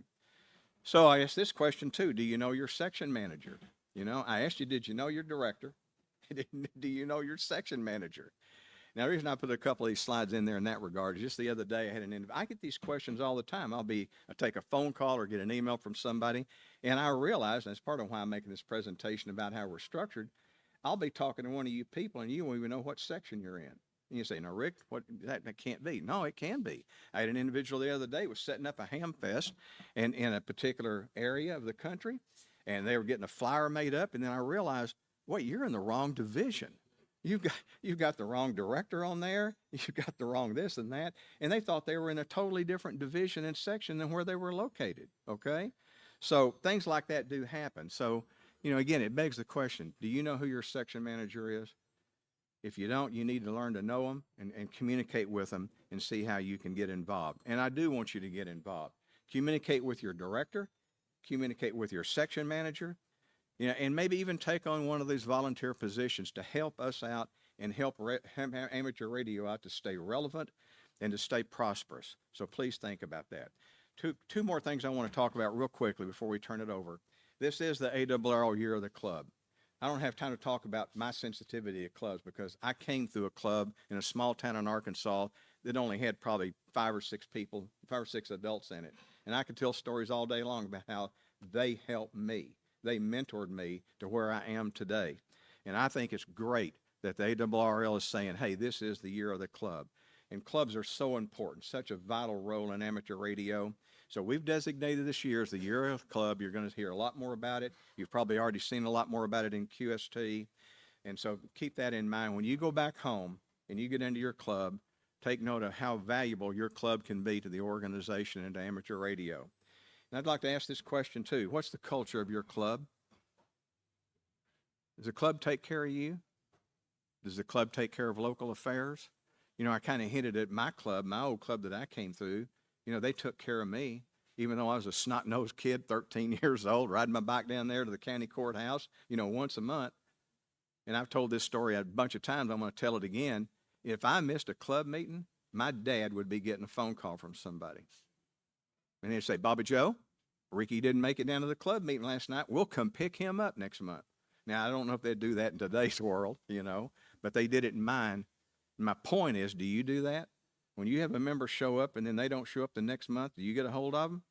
If not, why not? Maybe you should. That's my point. What's the culture of your club? And maybe your club ought to be affiliated. You know, I'm still understanding there's a lot of clubs out there that aren't affiliated. You should become an affiliated ARRL club. There's over 2,600 of them out there, 2,500. It's really 2,600. So I want y'all to think about that. I dare you to go back home into your club, and you ask those questions I just asked and see what the answer is of the leaders of those clubs. America 250, y'all have already heard a little bit about this, where we have partnered with the organization charged by Congress to celebrate our nation's 250th anniversary. And we've got a special Worked All States underway this year, where we've assigned the different states W1AW with a portable designator, you know, portable 8, portable 7, like Ohio was just last week. And 2 times a year, all the states and all the U.S. possessions are going to be signing W1AW portable, you know, putting on the air and showing America 250, supporting the nation's 250th anniversary. So we want y'all to be part of it, because amateur radio has been part of our history. It's been part of the American story of communications. So please get involved with that. Show amateur radio what it's all about in your local communities. Showcase the efforts that we're putting forward to celebrate our nation's anniversary. Oh, by the way, did you know that the largest assembly of communicators on the face of the earth is about to happen? It's an army of communicators. Y'all know what it is? Field Day. I'm surprised nobody said Field Day, but y'all think about that. That's the greatest assembly of communicators on the face of the earth. That's us. That's you people. That's something to be proud of. So finally, I want to talk about, again, I challenge you to get involved. Please think about that. We have leadership responsibilities to amateur radio in the future, and it falls on our shoulders. And that's a void that we have in a lot of areas right now. So I want you to take on a leadership role. You think about it, just a little bit or a large part, it doesn't matter. Get in there and help out and do something. Consider a field appointment from your section manager. Consider a role in your club. Do something to step up and offer a little help along the way. And the 4 things that I always like when I say in a presentation, if we would all do, it would make a world of difference if everyone in this room did these 4 things over the next year. Recruit somebody into ham radio. Find somebody that's got an interest in ham radio, or you generate that interest in ham radio and get them involved in our wonderful hobby. I want you to help somebody. I've never before seen so many people that have come up to me this last day and a half, 2 days, that talks about needing help, because we're all aging. We're an aging hobby. And I bet you all know somebody that needs some help. Maybe you do, okay? And I want you to step up to the plate and help a ham. Help them with their antenna. Help with their rig. Help them to get on the new Digimode FT8 or something like that.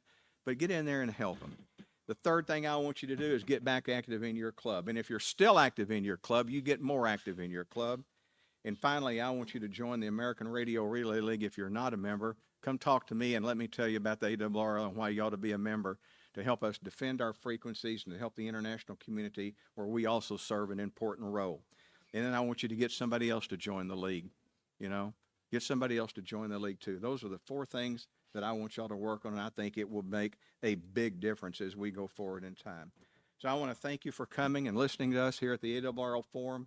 It's your organization, and again, I want you to communicate with your section manager, your director, to me, CEO Minster, and let's make things bigger and better for amateur radio. Thank you very much.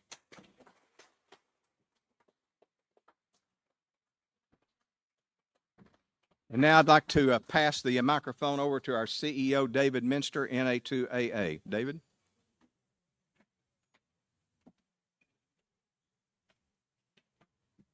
You know, they tell you you should never follow your boss because he might take some of your slides.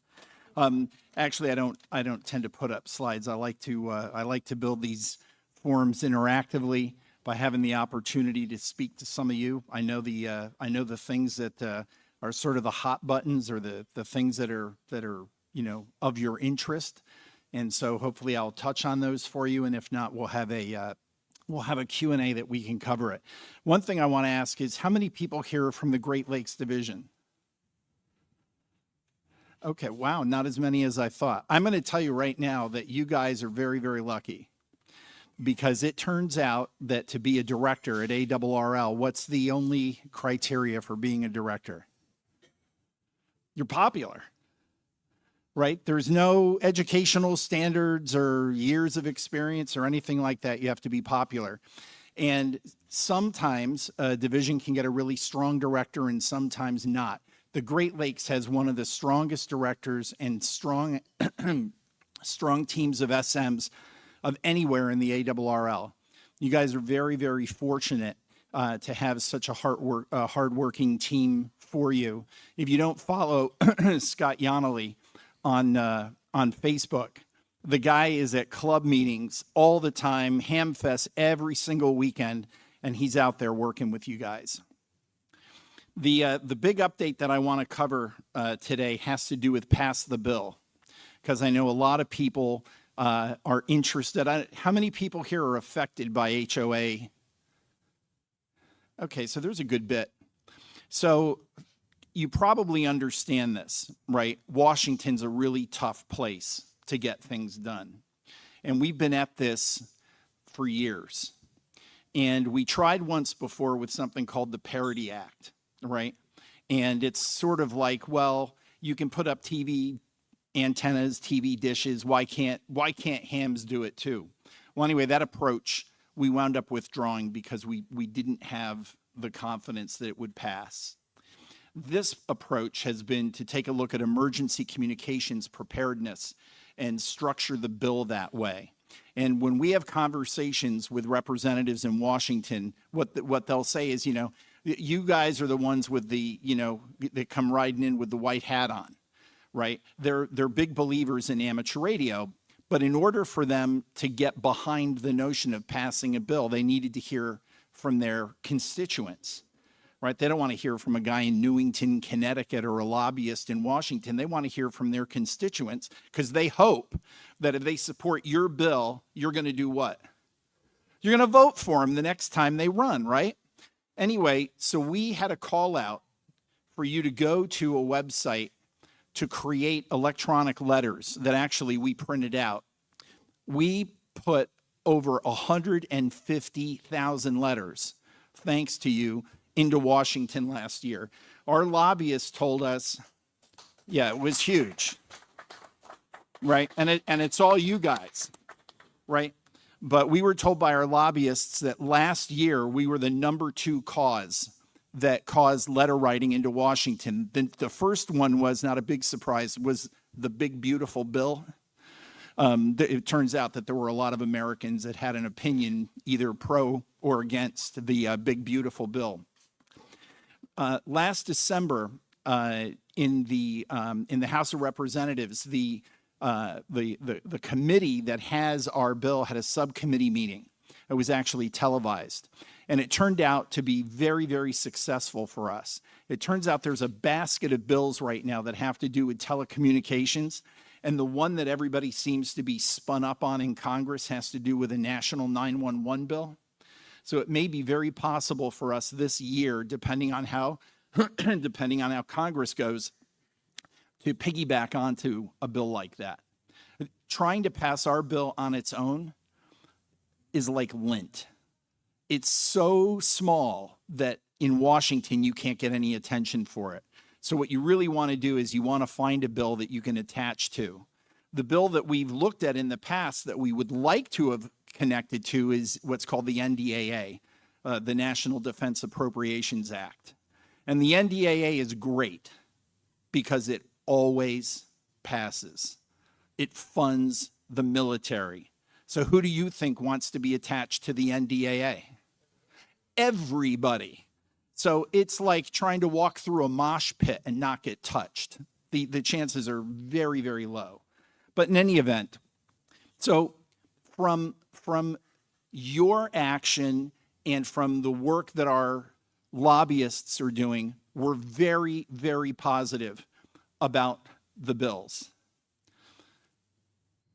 We're also not very positive because the bills have to get passed by people in Washington. And every single year, there's a problem in Washington, right? So if it's not the midterms, which is every 2 years, if it's not the presidential elections, which are every 4 years, it's going to be something else. Like it might be going to war in Iran. It might be watching gas prices approach $5 and $6 a gallon. It's very, very distracting in Washington. If you take a look at the amount of legislation that gets passed in Washington, over the past, well, I've been CEO for just over 5 years. It's at like record lows. There's just not a lot of work that's getting through Washington. So we're doing all the right things. We're hopeful, but you know, it's sort of a guarded optimism for what we can do this year. But one of the questions, especially if you raise your hand because you're in an HOA, one of the questions that you have to ask yourself and that you need to be communicating to your director, and if you don't know your director, look in the front of QST. It's right there. You can look on our website. You can look at the digital version of QST. It's all there. You need to let your director know whether we should be spending any more years or any more millions of dollars chasing this down. It costs us over $400,000 a year just to lobby to try to get this passed.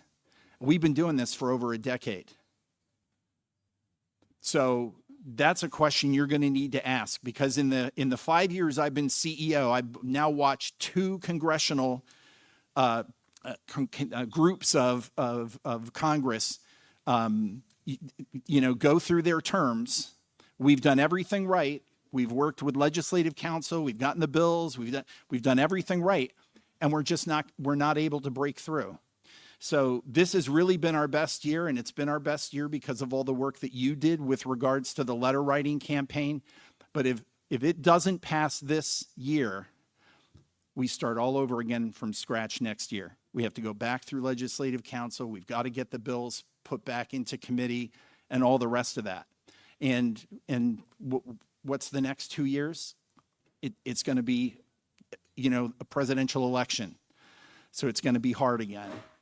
So if you think we should be doing this, I'm asking you, please, if there's only one thing you do when you leave this room, if you think it's something that we should be doing, you should let your director know. If you do not think that this is something that we should be doing after this year, you need to let your director know. All righty? The other thing that I want to talk just briefly about, and it's really important, if you read my column, which it turns out a lot more people do than I ever thought did, because before I was CEO, I was just a member.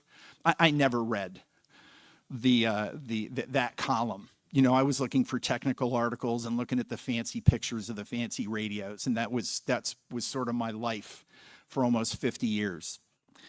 But if you read my columns, the way that I approach my columns is I try to take the things that I hear from you, and I'll save them up, and I'll try to create a column that informs you and maybe inspires you. For example, I had a column, Rick referred to it, I think a couple months ago. What is the ARRL? It came from a lot of questions from members about what is the ARRL. And again, before I was CEO, I didn't know that there was a board or there was a president. Rick Roderick asked me one question during my interview. I didn't even know who he was. Okay? So I took all of those questions and all of that interaction, and I put it into a column. Okay? One of the areas that people are really concerned about, and you should be concerned about, is our spectrum defense. It is not cliche. It is not something that just because we don't put everything in front of you, which a lot of times we don't because we're partnering with other people. in terms of defending spectrum, it's something that you should be very concerned about. And I'm going to tell you the one, we used this last year with our Spectrum Defense fundraising committee, or campaign rather. The notion of it's just one band. How many people here understand how the high-speed trading industry works? That's great. If you don't, if you didn't raise your hand, the bottom line is that these trading companies have determined that using HF has lower latency than going through fiber. So if you can make a trade a millisecond before your competitor can, you can get a better trade-off than they can. So these guys have flocked to HF to experiment with how can they get trading information between New York, Chicago, and Europe. As they've been doing this, they've discovered something. What do you think the best frequency is for radio amateurs to make contact on the HF bands? 20 meters. The high-speed trading guys are operating right below the 20-meter band. If they wanted more frequencies as they gear this thing up, if they want more frequencies, what band do you think they're going to go after? 20 meters. So you go into the FCC. How many hams are commissioners? 0. Okay? So you've got a business person who's in the FCC who gets a proposal from these high-speed trading guys. You got Wall Street, you got billions of dollars flowing, okay? And unlike us, where we have to, once every decade, spend $35 whole to have FCC process our application, these guys pay for spectrum. And they pay a lot of money for spectrum. So you get in front of these commissioners and you say, hey, we'd like the 14 megahertz band. And they say, well, actually it's allocated to amateur radio. And they say to these guys, it's just one band. Look at all the other bands amateur radio enjoys. Anybody know how much spectrum we have assigned to amateur radio above 2 meters? 9%. That's huge. We've been given a huge amount of spectrum and we don't pay anything for it. So I'm telling you, if you don't think that spectrum defense is something that every amateur should be worried about, and if you're not, the day may come where you'll lose the spectrum that you like to use, including possibly 20 meters. Spectrum defense is critical to amateur radio, the ARRL, and Rick alluded to it, our role in the International Amateur Radio Union that has technical representatives that work with the ITU, and in 2027 will be at the WRC. I think it's supposed to be in Shanghai unless we're at war with China or something. But in any event, we'll be in China working on protecting our spectrum. So I would encourage you, keep your eyes open, and if we need you to, we'll have to do some kind of a campaign to make sure that we're able to protect the spectrum by letting the FCC know that spectrum is precious to us. Anyway, that's all I've got. What's that? Yeah, that's all I've got. Do we have time for Q&A? Wow, I really apologize. This went way, way longer than we usually do. One question. You got the one question.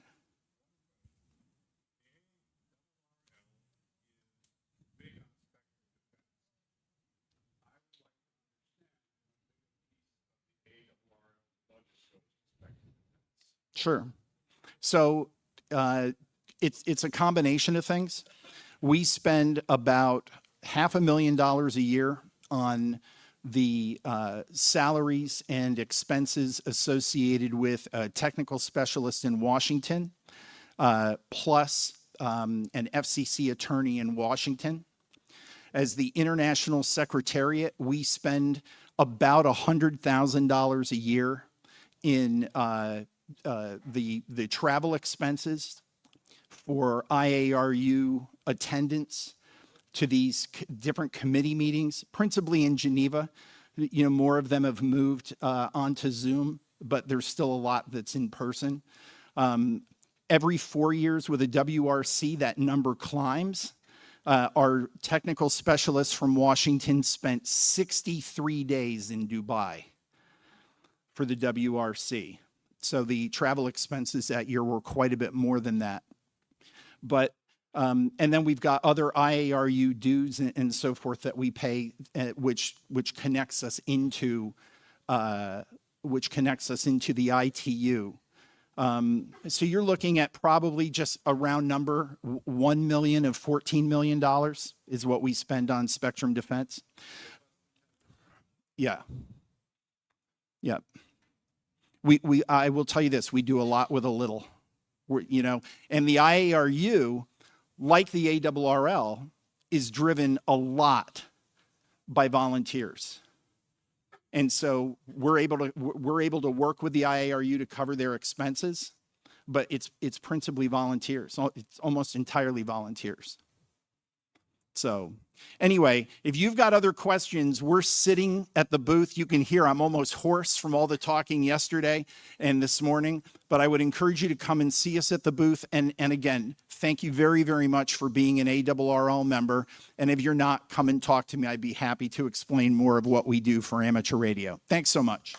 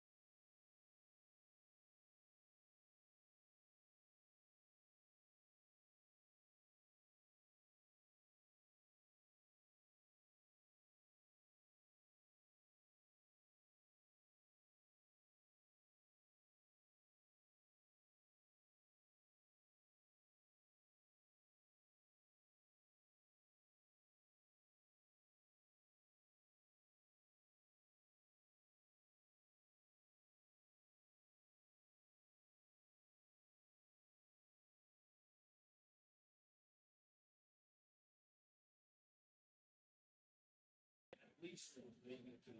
Oh yeah, I already have it on that. I'm not allowed to go in every county. They sell stainless steel nuts and bolts. $5 an ounce. Think how many 20 screws. They will wear that. H hardware, yeah.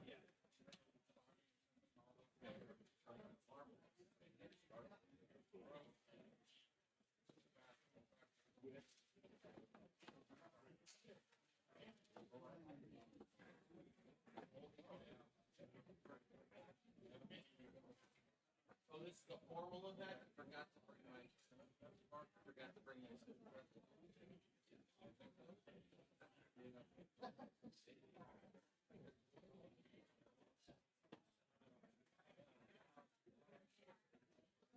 Good Lord, these are suicide stairs. There's a forum on the 630-meter Hamvention. I said, if you come in, they're gonna ask you how many acres of land you have, and anybody who got less than 4, they're gonna tell me. That thing's terrifying. It's doing this a little bit. We're gonna lose somebody on that one. I still tell everybody who's going for an extra that they have. Oh, thank you. That's it. And the only explanation of the Smith chart, that's one of the names. I love this down. And you like the next section that shows you how to make a really dumb one and figure out those, you have a halfway point coax with an open end before the inclusion there. It's like make this little simple Smith chart and chase it around and it'll tell you the answer. Yeah. Great. And of course, the truth is, that's the fastest way to do something. Say the word Smith. Nobody's bought a paper Smith chart in years, but those new little $35 NBAs, you see those? They output a Smith chart, and if you don't know what you're looking at, you wasted $35. I don't know a lot. I don't know enough to buy. I'm practicing. Yeah, I tell people that area that we tested. Well, Wednesday, first Wednesday, I wanted to test for your AM radio license. And their next question, you guys have classes? And we don't. Well, I have some thoughts. 10:30 or so, there's going to be a teaching a tech class in one day for coming to this one and coming to that one. Yeah, I think we'll probably so he is Jack on you. My friend is Jack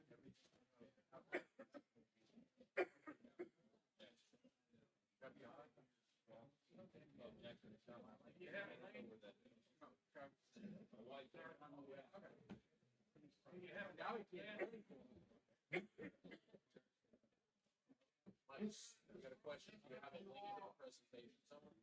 No. But I'll probably do it as a video on the site. And then, because I'm going to forget half of this.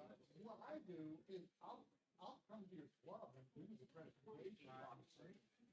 I'm in Texas. I'm in Texas. Zoom will reach Texas. Okay. I just was wondering. Just barely. Yeah, sometimes. Yeah, and there's, problems at the border, but still. Well, the problem is, all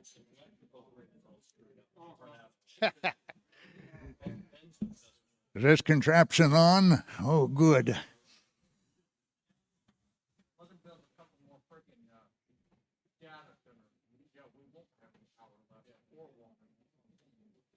Okay. It is, according to my watch, noon. So let's get started on this thing because I got a lot to cover. Good afternoon. First, thank you for being here and skipping lunch or eating lunch early or eating lunch late. That is true commitment, and I appreciate it. And thank you more seriously for caring enough about ham radio to come here and take a look at our education system. And maybe think about making a few changes in what we're doing. I'm Michael Burnett, and I've written a bunch of books about ham radio, including some very popular license courses, all known as the Fast Track Collection. Now, I stand before you, an innocent man, publicly accused, I tell you, of being a promoter. Can you imagine? Innocent little me, a promoter?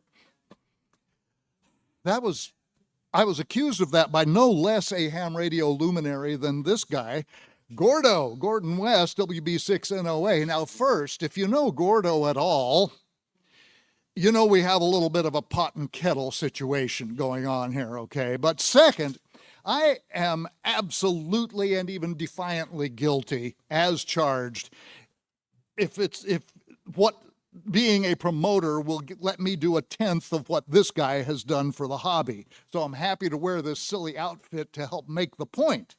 Before we get out of here today, one thing I want to do is get you to at least nudge an inch or two in this direction of being a promoter of ham radio out on the street and in our clubs and on the air and in the classroom, everywhere. And if you already are one, maybe to turn the volume up just a notch or two. My big goal for today is to draw your attention to what could be a looming crisis for ham radio and to propose some steps we might take. Yes, us. Right here, the people in this room, because the cavalry's not coming over the hill. We're it. We are the cavalry, okay? So us, some things we might do to head off that crisis. I'm going to tell you, it does pain me to even bring this up in this atmosphere. I mean, here we are.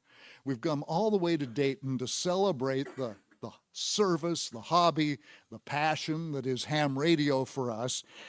And I get to be the party pooper who says, well, now let's not get carried away. That's not really my intent.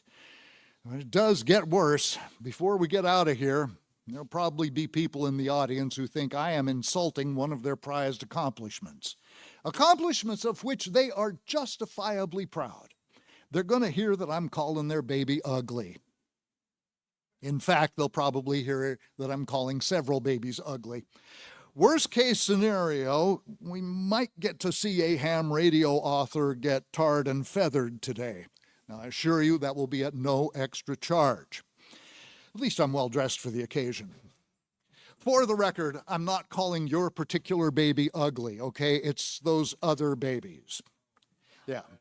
All right, here's the root of the problem. It's no secret that since we moved to the VEC-VE system of exam administration in 1982, and especially since all the Morse code requirements went away in 2007, the number of ham licenses issued has steadily increased. We are, in fact, at an all-time high of sheer numbers of licensed hams.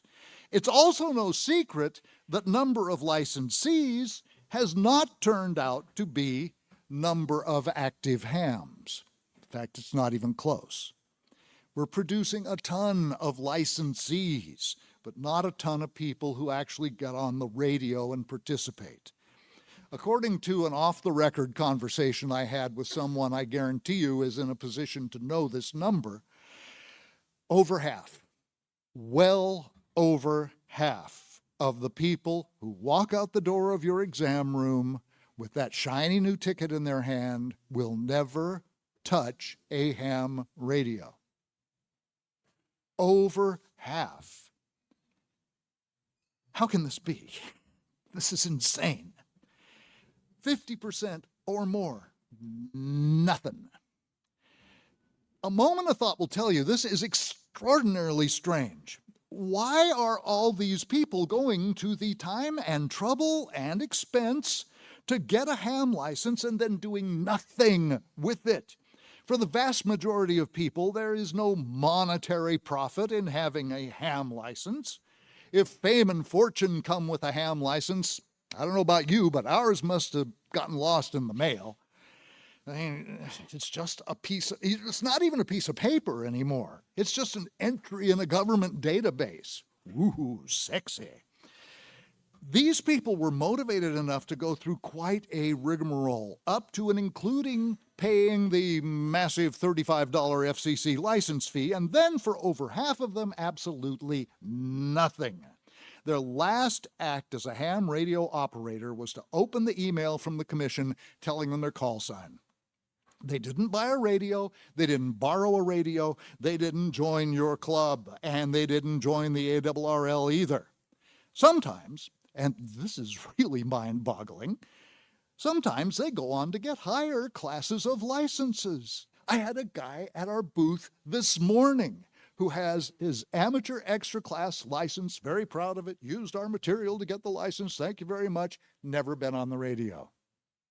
Even owns a Baofeng. Never been on the radio. I think it is fair to say that the results of our live ham classes are roughly the same as what I guess we could call the home study method. In other words, whatever methods get people into our exam rooms without setting foot in a live class. From my experience and observation, I don't think I'm too far off in that estimation. The plain, uncomfortable truth is that our traditional ham cram training, also known as death by PowerPoint, is not doing an efficient job of helping our clubs, our hobby, nor even the participants. It is not working. It's not working. Well, okay, so what? Who cares? It's a free country, right? Some people get their ham license and then they go do something else. They take up bowling or they take up I don't know what they do, but they don't get on the radio. So why is this a problem?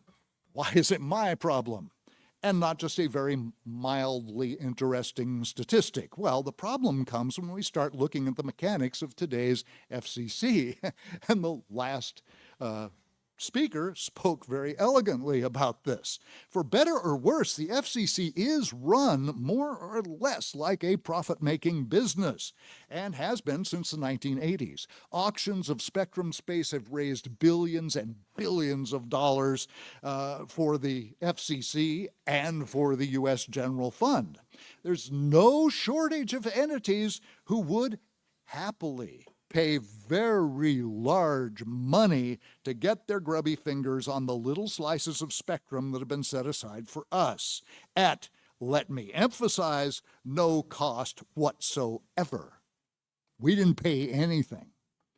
We have some big money players going after spectrum space, including HF space, and folks, you better believe they are eyeballing our frequencies real hard. Here's a bunch with a very high ticket reason for wanting to glom onto some of our HF space. They want it for transmitting financial data. In a certain segment of the financial world, primarily the one known as arbitrage, milliseconds can count for millions of dollars.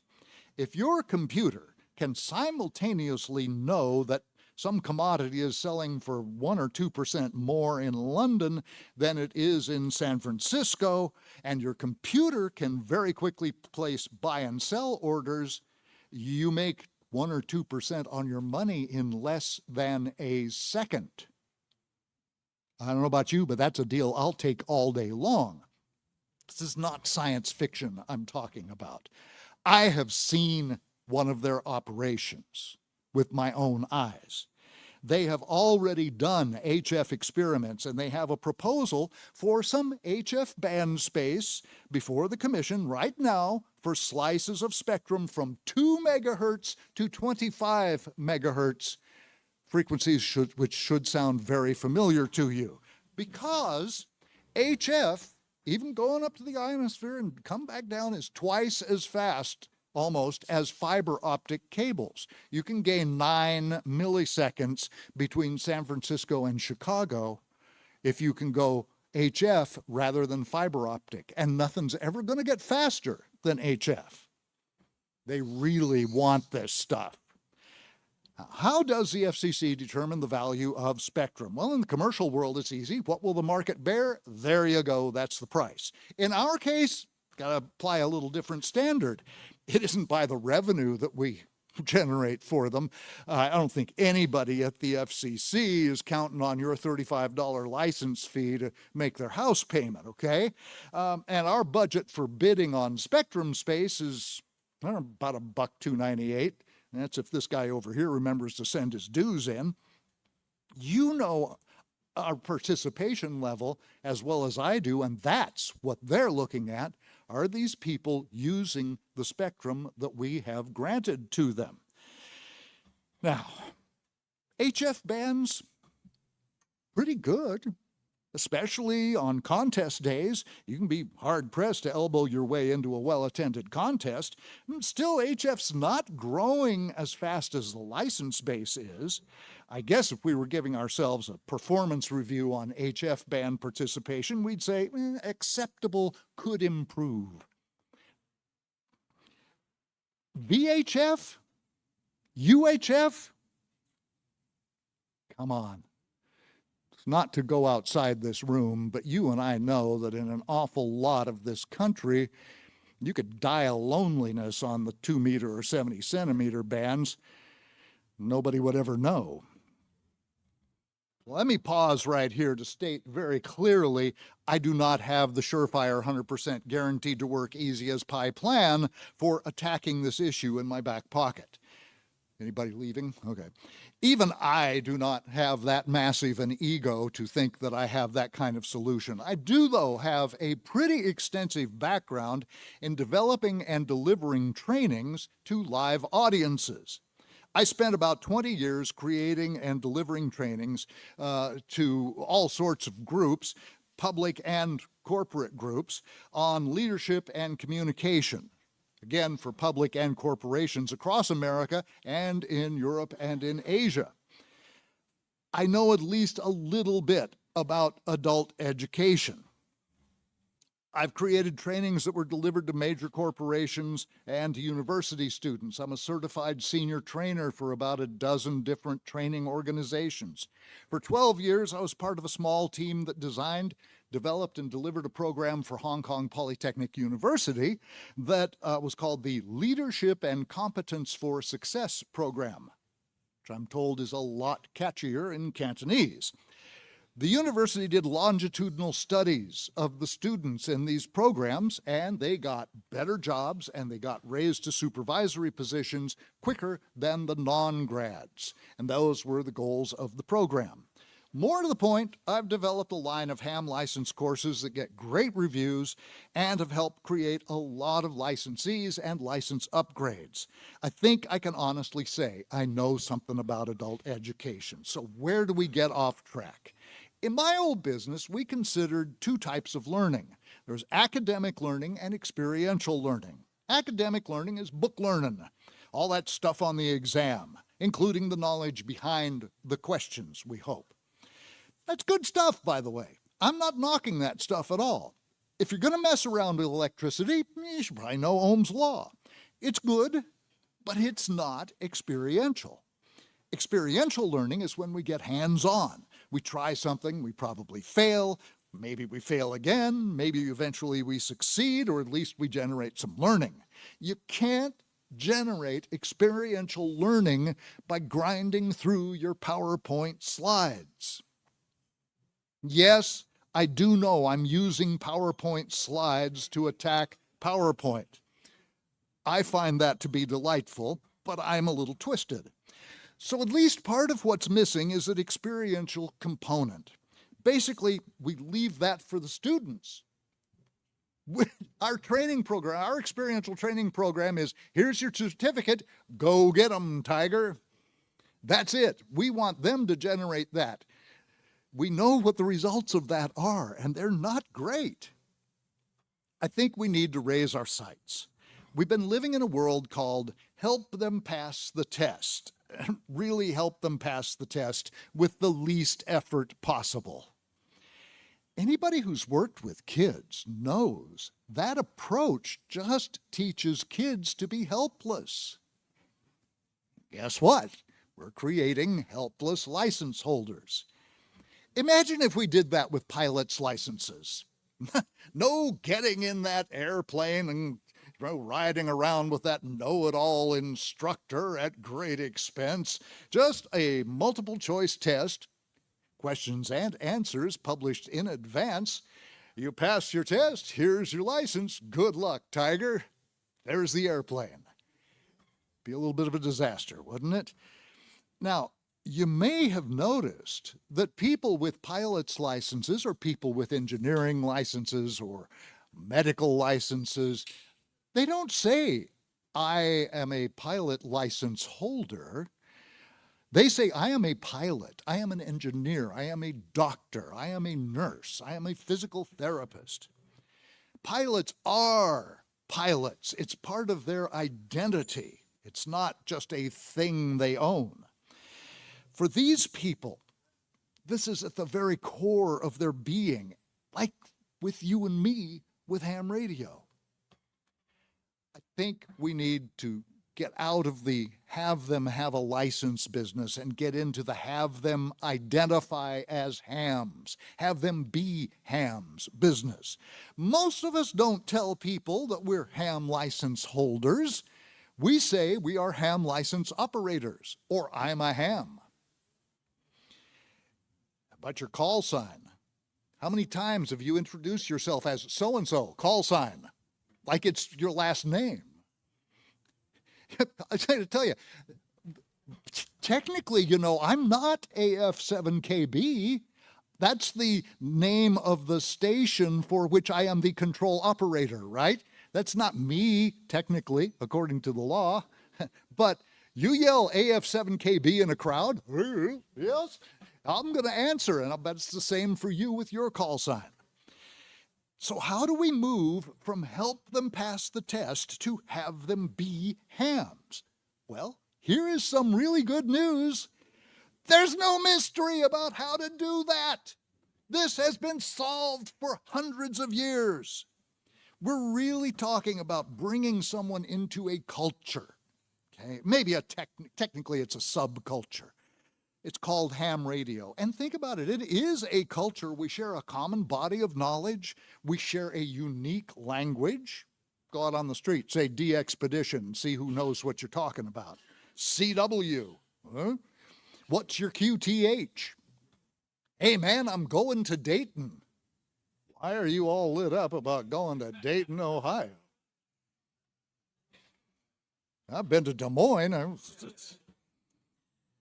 So we even have our own holidays, right? Field day. We have weird rituals. ID every 10 minutes. Why? Because the great invisible being said we must ID every 10 minutes. We must worship the invisible being, right? And we must occasionally sacrifice $35 to the invisible being. Take this, look at this. What is this but a giant gathering of the tribe, right? I mean, come on. Let's take somebody off the street in Xenia, drop them down in the middle of this. You might as well drop them into the middle of Shenzhen, China. They're going to be so baffled about what in the world is going on here. So we are our own culture. We're our own tribe, and we got to welcome people into the tribe. The highest accomplishment we can do with ham radio education is not producing license holders. Come on, that's trivial. That's easy. We want to bring them into the tribe. Now, we could take a real deep dive on how we culturally transmit a culture. We don't have 3 days to do that, things to be, places to do. So we're going to just move right along. Let's just say we know how that is done. Part of moving them into a culture is teaching beyond the test.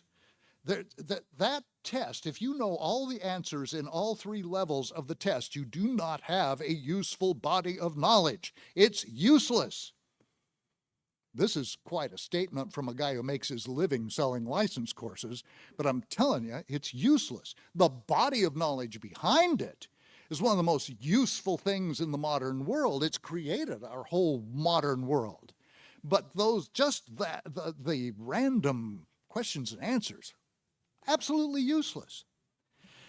We need to stop fretting about how many people passed the exam and bragging about our 100% pass rate and start fretting about how many end up on the air. Now, is this even possible? Is it possible to transmit this body of knowledge and to move people along and to teach harder stuff than just the easiest way to pass the test? I can only tell you that for over 10 years now, in fact, it's 12 years now, based on our Amazon reviews and our emails and the people who come visit us at the booth, we've been doing this with the fast track system all along, and people love it. They love it. Here's how I sell a book. I go, we go through the questions, we tell you the right answer, and then we tell you why that's the right answer. And people go, oh, that's what I want. So yeah, there's a demand for this. Now, once we know the barriers that keep people in, I have my license, but I'm not on the air, we can design experiential exercises to get them through those barriers. What are the barriers? Again, these are not great unknown mysteries. There are clubs out there successfully addressing these issues, so we know what the issues are and we know some techniques for dealing with them. The difference is we need to start dealing with it right from the start, right in the classroom when we've got them there, not kind of hope that they'll show up for some other program some other time. Okay, where are we? Oh, the barriers can be grouped into two categories. There's things we cannot do very much about as club members and fellow hams. Things like HOA or zoning regulations, personal budget limitations, spousal approval. Must maintain domestic tranquility, right? And others, they all fall into this category. We can give them some advice, but we can't solve the problem for them. They kind of got to work that out for themselves or not. Things we can do something about are things like this. How to set up a station. What do I say? How do I find a net? How do I tune this thing in? What frequency do I set it to? What am I supposed to talk about on this thing? We can solve all that. We can teach all that stuff. The big barriers are a lack of knowledge about how to physically set up a station, whether that be programming your Baofeng handheld, which admittedly probably takes a PhD, or, setting up a whole HF station. B is lack of practical operating knowledge. How do I find a repeater? How do I find a net? All that stuff. And the big one, what we would sum up as mic fright. Nobody is in the market for an experience where they get to feel like an idiot. Nobody wants to pay money to make a fool of themselves. If you don't believe it, I'm sure the Hamvention will happily rent you a booth, set up a sign, make a fool of yourself, $1,000, see how many sales you make. Now, there's a barrier on our side too, and there it is. It's our beliefs about time. How are we going to properly administer the correct fatal dosage of our slide deck full of questions and answers in one weekend and get testing done and work in whatever this nut on stage in the weird jacket is blathering on about? Well, I'll tell you how. First, you're not going to advertise a ham license class. You're going to get out of that business. I think we should get ourselves out of that business anyway. It's not working for us. Look, Ward Silver and the ARRL and Gordo and Ham Study and Ham Cram, and there's even Carrie and I will get you your license. We do it all the time. We do it very dependably. I will go home from Dayton and I will have emails waiting for me from people who tested this weekend and got their licenses with our materials. It's as regular as clockwork, okay? We can do that. We can do that with the books. We can't do the experiential stuff. Goodness knows I try. I've got a book that's called The Fast Track to Finally Getting on the Air with Ham Radio.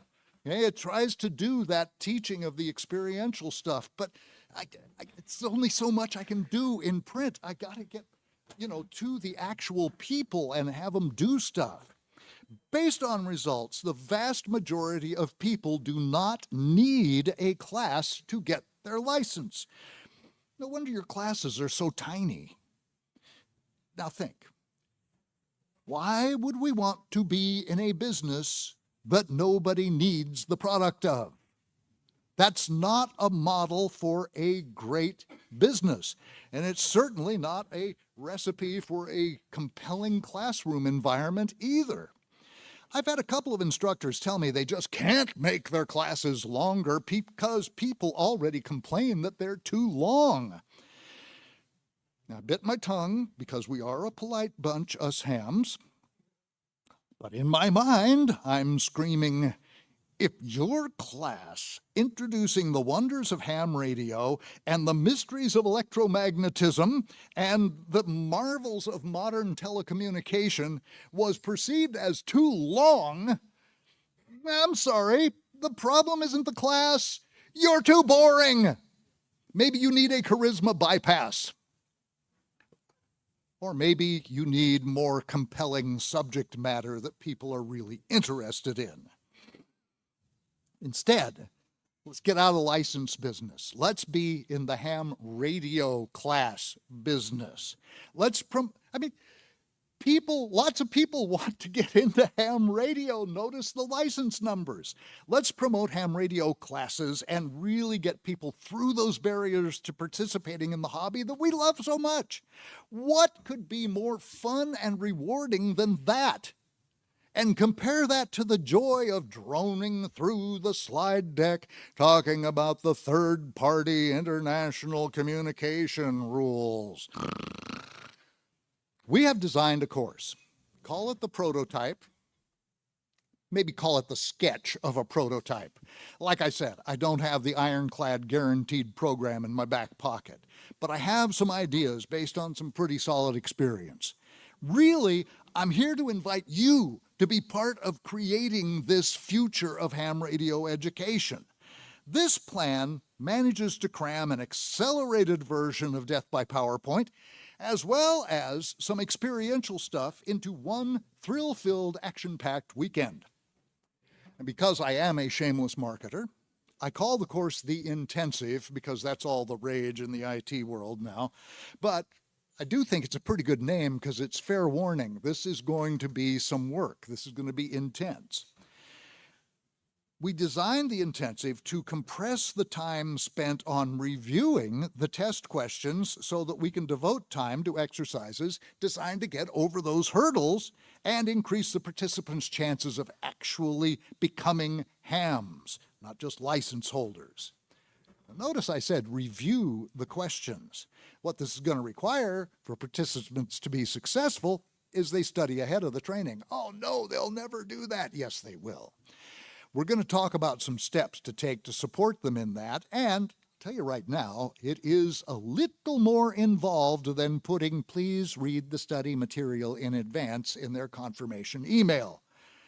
In our public seminar business, we had a whole system of what we called prep calls. Each participant got 3 prep calls before the class started, so they were at least somewhat ready to go right out of the gate. We can steal that model. Call what we're up to supported independent study if you need a fancy term for it. That's for the exam questions. One of the components of our fast track system is practice exams on our website that match up with the chapters in the book. Believe me, if you can get the students to read or even listen to the program, because we have it in audio, and do at least some of the practice exams, they're going to pass the test. It's going to happen. It's a very organized and effective way to study, and we teach our whole system in the books. Your job, their key component, your job is to get them on track to follow that system. So prep call 1 is assuring they have received the study material, and if you're using our material, they have 3 formats to choose from. One's a paperback, one's an ebook, one's an audiobook. 2 of those you can download instantly, so excuses are gone.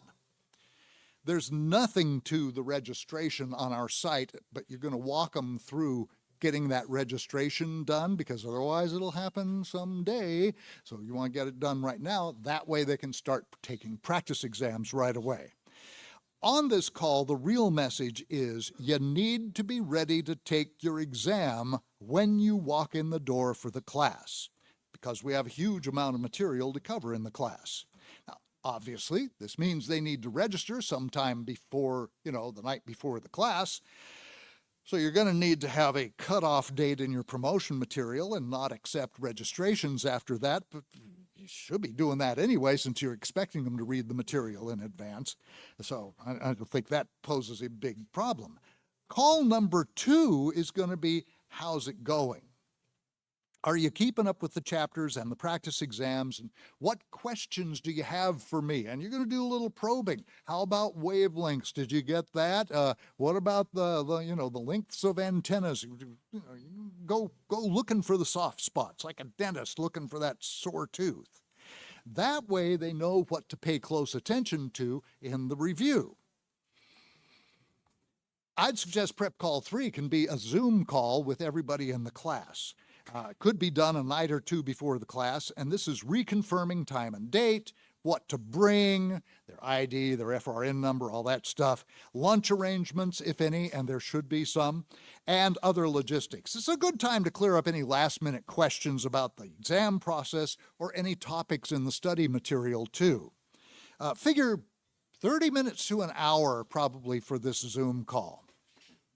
Now, of course, you could do this individually with the students if you wanted, but I've designed it as a Zoom call for a reason. I want to start pulling these people together as a group of ham friends, and the sooner the better. So I want to convert them into acquaintances, into what academicians call a cohort, right? Zoom calls also have more or less automatic name tags, so you and the students can start learning each other's names. By the way, in the live class, name tags required. Speaking of Zoom, let's see, where did we get to? There's no rule that says you have to conduct your entire class in person. Zoom is an amazing tool. I do a lot of club presentations for folks via Zoom. It works great. Get creative. You may find you can do all the question review stuff via a few Zoom sessions. Then you do a one-day hands-on, like a boot camp, right? And that boot camp could also include your club members who need a little boost in their participation. Then you only need a training facility for a day instead of having to rent it for a whole weekend. Now, I will say about Zoom, it is a discipline that you need to learn. It's different. If you are used to winging it in your presentations, and I was notorious for that, somebody said, why do you even, when I was doing the old trainings, he said, why do you even have a training book? You never follow it. That was true. I couldn't do that on Zoom. You have to be organized for Zoom. And it's hard to present and interact with the audiences. You need an assistant to do that. So there's some techniques you have to learn, but Zoom can be a very useful tool. We have a club in the Puget Sound area that uses our books in a weekly online Zoom study group, and they've gotten a lot of people their licenses. And in terms of getting them to pass their exam, it works just fine. They tell me they had, last I heard, they had a 100% success rate on passing the exam. We have created a training manual. Where did I put it? Here it is. For our technician course that goes through the timetable of how to fit all this into a weekend. The new edition will be ready in, you gotta give me a couple of weeks. We just got the new technician book and all its many editions done, and then we jumped on a plane to Dayton. So running a little behind, but a couple of weeks to get this up, and it'll be downloadable for free if you want it, if you're an instructor, or we'll sell you a paper copy for reasonably inexpensive. This one in the picture is almost out of date, so is this one. So all we brought with us is this sample, but you're welcome to drop by our booth and have a look at this resource. The rhythm of the training alternates between question reviews and exercises. So you're alternating the Death by PowerPoint segments with the life by experiential training modules. And this is what a question review might look like. Okay, folks, we're on chapter 4, the science of radio waves. What are the two components of a radio wave? Bob, do you know the two components? No? Sally, got it? Yes? Okay, yep. That's right, it's the electric and magnetic fields, why we call them electromagnetic waves. What's the relationship between the electric and magnetic fields of an electromagnetic wave? Who's got that one? Who remembers the relationship? Do they travel at different speeds? Are they in parallel? What? Yeah, that's right, they're at right angles. And here's a little illustration showing the electric field, in this case, oriented vertically, which makes the magnetic field must be oriented horizontally. They'll always be at right angles. Now, you got about 400 questions to go through for the technician exam. If you do 3 questions per minute, and that's a lot slower than what I was just doing, that means you'll spend 2.5 hours, not all at once, please, but 2.5 hours out of the weekend will be spent reviewing the questions. That leaves you a lot of weekend for more interesting and productive activities. Now, even at a leisurely pace of 2 questions per minute, you'll spend 3.5 hours on question review. However, in the actual training design, I've budgeted 6 hours for question review. That's a pace of just a tick over 1 question per minute, folks. If your students are even modestly prepared, you're going to have a lot of time left over from those 6 hours, even if you get bogged down in some section. Now, I think you're going to find it still a rather full and busy weekend, and you won't have time for alleged 15-minute breaks that turn into 40-minute breaks, or for luxurious 2-hour lunches. But this is totally doable. I guarantee it, I've done much more in less time. That brings us to the experiential exercises. There are 2 types of exercises. There are building exercises designed to attack that barrier of not knowing how to create a station. And there are operating exercises to let the students experience simulated operations. Now, there might be a little bit of value in just doing the exercise, right? You tell them do this, and then they do that, and then you go on to the next thing. But let me show you how the pros turn this into opportunities to learn a whole bunch more. An experiential exercise is a 3-step process. Step 1, pretty obvious, set up the exercise. We call it the tee-up. There's more than a little art to this. You're about to radically alter your training space, and you're going to change it from well-behaved people sitting in chairs, as you are, to people who are standing up and walking, who may not know what they are doing or where they are going. We had one fellow in our old training business, bless his heart, he's gone now, I loved him dearly, but this man could not set up an exercise. Every time he said, okay, go, 15 minutes of chaos ensued, and people were bumping into each other and walls. It was just unbelievable. So don't be him. The main technique is to break down the setup into tiny steps and be excruciatingly clear on what you want them to do. So when I say go, you're going to pick up your chair. You're going to put it in a circle in this area here with the other participants, and everyone's going to be facing out. Listen again. You're going to pick up your chair when I say go. Ba ba ba ba ba ba ba ba ba ba. Okay, you go through it twice, and just the first step. And then you say go, and then they'll do whatever they do, and you'll probably have to straighten that out. I know it sounds simple, but believe me, I did this for a living for 20 years. So I really, really recommend that you practice this skill ahead of time, all right? This is not something that comes naturally.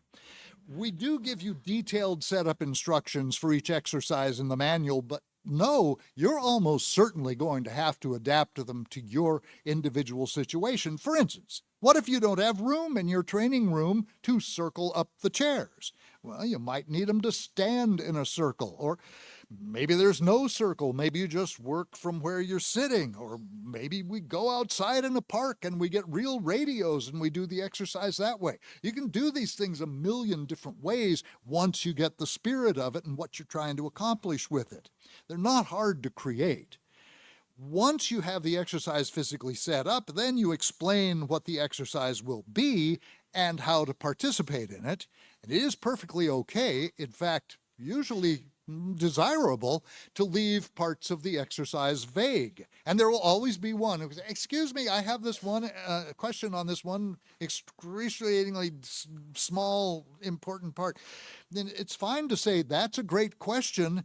Let's see how it plays out and we'll deal with it afterwards.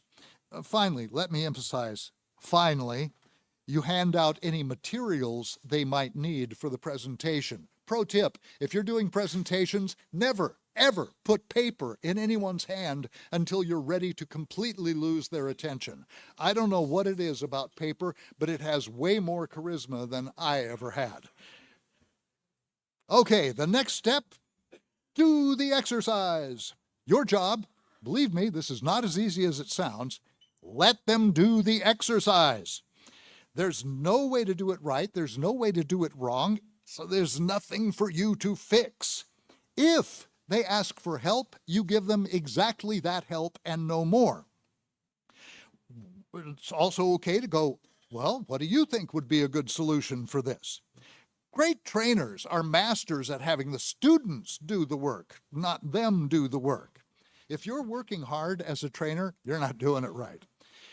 You can also point them at the other students as resources, which you should be doing because that's what you want them doing, is teaching each other. Mostly, let them flail. Let them flop around and fail and get it all screwed up. They can find out they survive that. Pay attention, though. You probably notice things that you'll want to bring out in the next section, which is the really important part, and that is debrief the exercises. What did you notice in the exercise about yourself or about other people, or what did you notice about the process? Not what's your opinion of the process, what did you notice in the process? And then finally, now that you've tried this, what questions do you have for us? It is possible to do a 30-minute debrief off a 10-minute exercise. I've done it.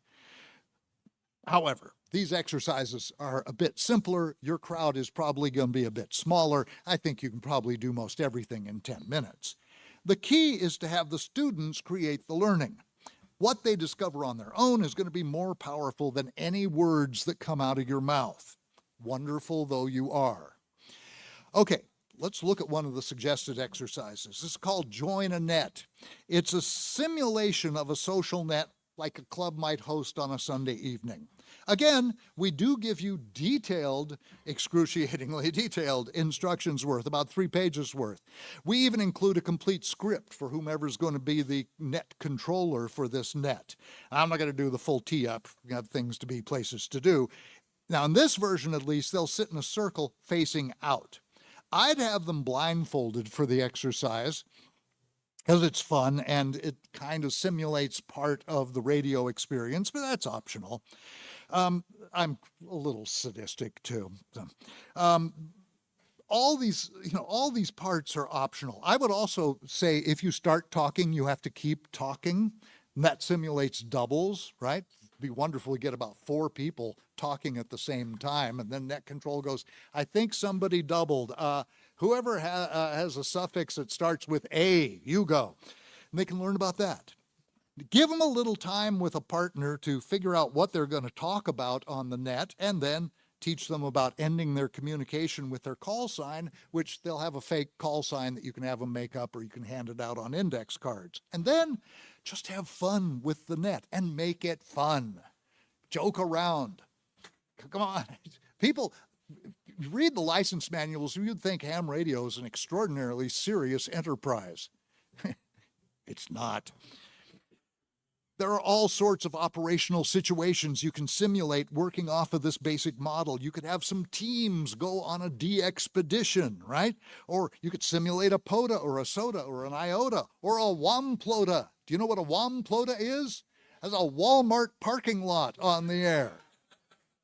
Yeah, You have to build your antenna out of stuff you buy at Walmart and then work from the parking lot. Yeah, it's a real thing, by the way, sort of. So, yeah, I mean, you could do that. If you have an MCOM group, you could do some MCOM exercises. You could simulate some HF QSOs. All right, it's endless what the possibilities are here. I have one design where they simulate a contest. They have to get clues to a crossword puzzle of ham radio words. And, you know, you keep moving the clues around with who's got the clue and all that stuff.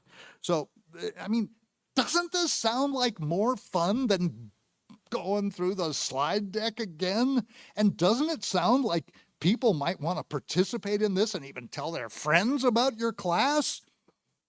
I think it does. Now, do you need a red sequin jacket? Do you need a light-up tie? Do you need a shirt that says ham radio all over it in 1,000 different typescripts? Well, it wouldn't hurt, but no. What you need is this kind of attitude, this kind of approach, this kind of spirit, right? Let's have some fun with these people. And then they'll come back and they'll want to join your club and all that good stuff. It's not my clicker.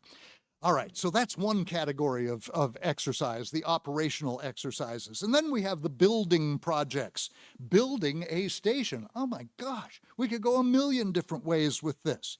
I think at some point, someone should probably cover programming a handheld, and we know which handheld that's going to be.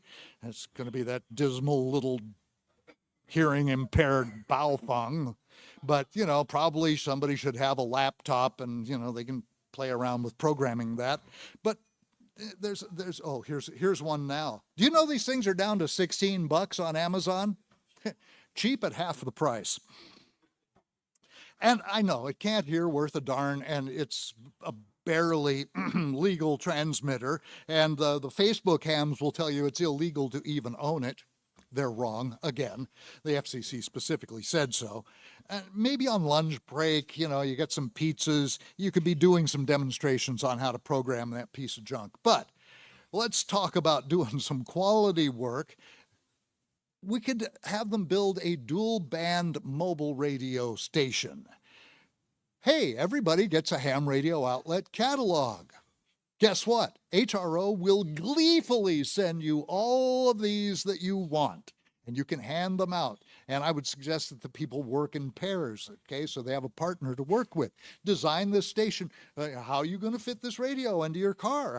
Where's the microphone going to go? Where's the antenna going to go? How are you going to mount that antenna? Blah, blah, blah, blah. I mean, it's fast. They can work for an hour on that and really sweat through all the details and solve them. Let's build an HF station. Let's build a SOTA station. How do we put together a station that we can manage to get up to the summit of a mountain? Here's your catalog. You have an hour. Plan your station. There's the swap meet. If you don't want to do the catalog, I love this idea, but I don't know how many clubs can pull it off. All the members bring in all their old junk they were going to take to the Ham Fest. Okay? You put it all on a back table, and they have to go build a station out of that junk on the back table, like you and I have probably done at some point in our ham careers. Am I right? What a great experience for them. Again, there are lots and lots of ways to stack up these exercises depending on what you want to accomplish specifically with your class.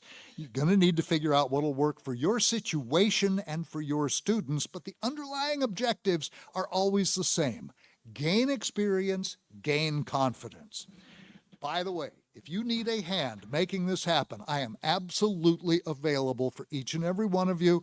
There's a contact us form on our fasttrackham.com website, and very shortly there will be an instructors section on that site with the slide deck and the instructor manual and more.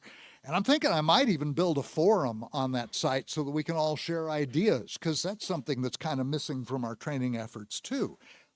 Look, we can invent something really cool together. And really, I don't even care if you want to use somebody else's book. I'll still help you out. They used to pay me a lot of money to coach other trainers, so you can get it for free. Why not take advantage of me while I'm dumb? Now, how do we make all this wonderfulness happen? It starts, of course, with commitment. Simple decision, hey, we're going to try this and see what we can create. Then some marketing. Lots of free places to advertise, Craigslist, Facebook Marketplace, you know all the places. Here's an idea. How about a 30-minute presentation that you can deliver to all the service clubs in your area on ham radio and emergency communications? Tell the Puerto Rico story, tell the Houston story, or tell the story of our Oso Mountain out just a few miles north of my house out in the Seattle area when we had a huge avalanche and hams went out to all the aid stations and kept families in touch with each other. It's not always spectacular, daring do stuff, but man, what a great humanitarian effort. So I'm building that presentation for you. That will also be available on the site. Optimus clubs, Kiwanis, Lions, Rotary, they all want presentations. You go up, you do your 30-minute show, and you stand at the back of the room with your flyers, and you go, oh, by the way, the emphasis is, and this is something you could do for your community, and our class starts next Friday, blah, blah, blah, and you hand out your flyers. Or we publish this bit of propaganda. This is called the Fast Track to Getting Started in Ham Radio. We hand these things out like crazy. We'll sell them to you at cost if you want them. They're great little books on how you get your license, what hams do, and what the spirit of the whole enterprise is. So, and I've got some with me. If you want to see that, I'll have them up here for as long as they last. Okay, get creative, most of all, get energetic, and we can absolutely make this happen. So the support is absolutely there. I'm ready to support you. And finally, no kidding, I really am ready to get this done. If you want someone to come in and run the whole shebang for you, I will do it. You got to cover my expenses. I'm not one of those rich and famous ham radio authors that you probably read about in People magazine, but I will put in the work and I will make it happen. Thank you so much for your time today. I'm going to leave you with this simple thought. Together, we can create something just great, outrageously great.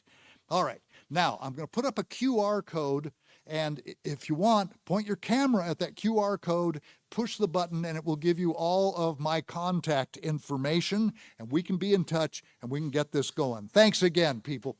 And, oh, we're in booth 1902 if you want to come by and look at material. Thank you.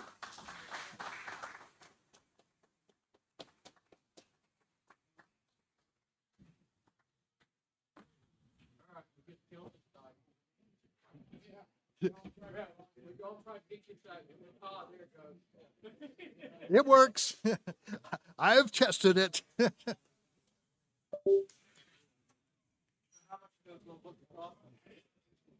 These little guys, if you're buying them in quantity, I think they're $3.50 each. Yeah.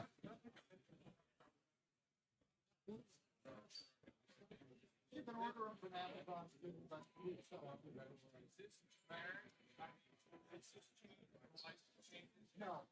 No, this is really introduction to the hobby and instructions on next step. You have those here? I do. I have. We're almost sold out of everything, but yeah, I've got a here. Now you have one. All right. Who else needs one?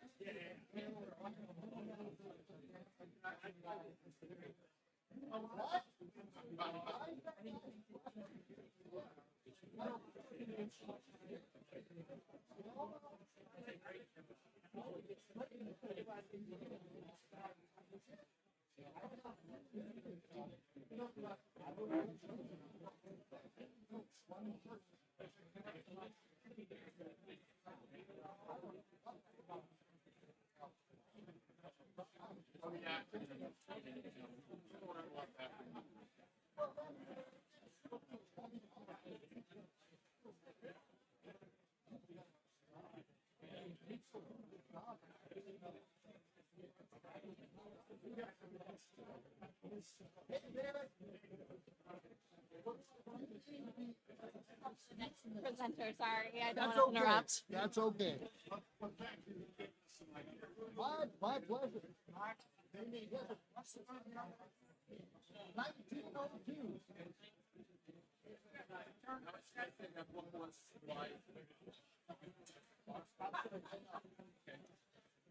I've got to get myself unplugged here and not do what I did.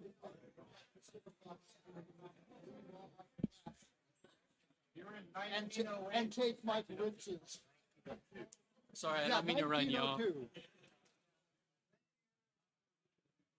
Thanks. I'll be down off the stage in a second, and we can go outside if you want.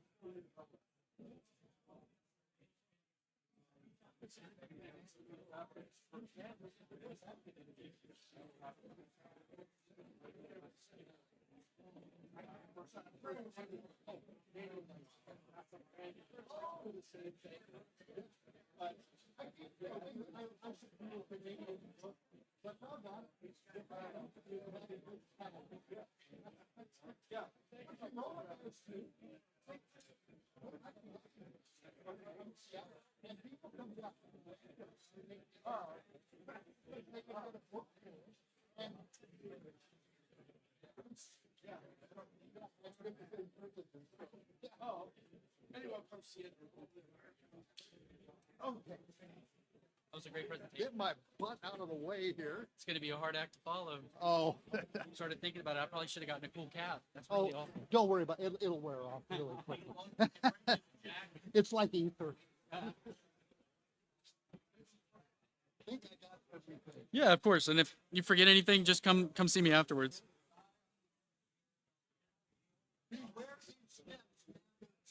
Oh, okay, yeah, 100%.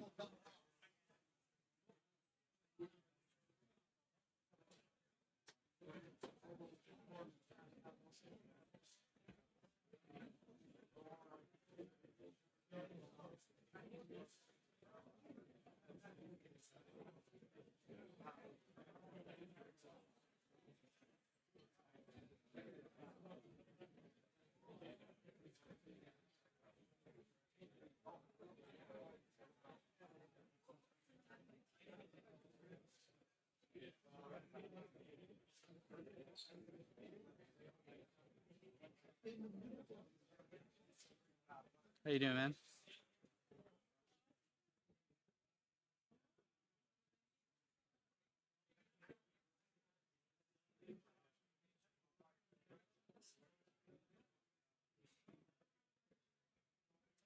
How you doing? I'm Preston. Yeah.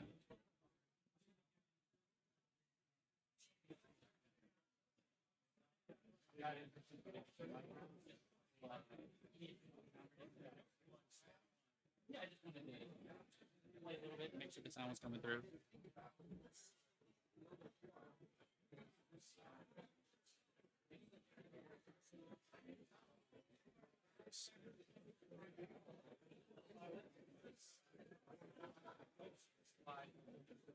Yeah, it's strange. This HDMI, correct?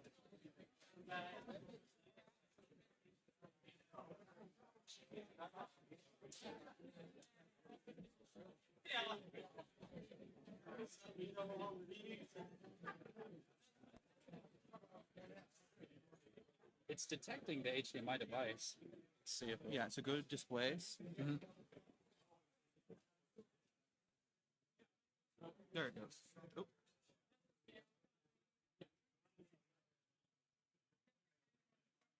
Yeah, great second. Try clicking on the black magic, and then try clicking something besides. See anything?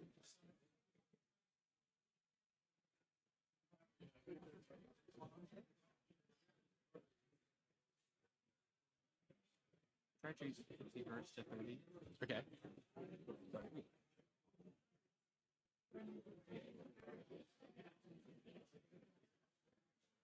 Let's wait for a second. All right, try it.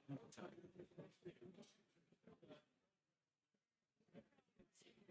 Yeah, there went. Oh.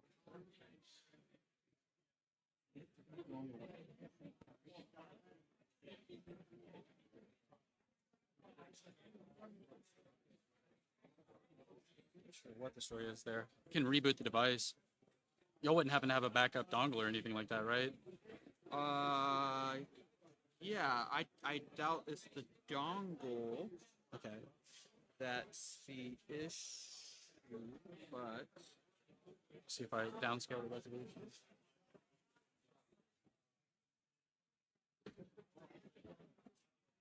what if you put it back under here Mm-hmm.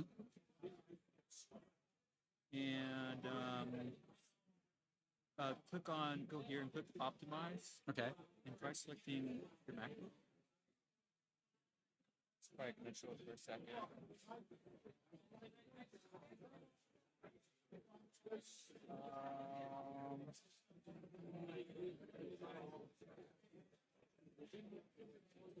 Okay, try going back here and go to optimize. Okay. And then go back to optimize.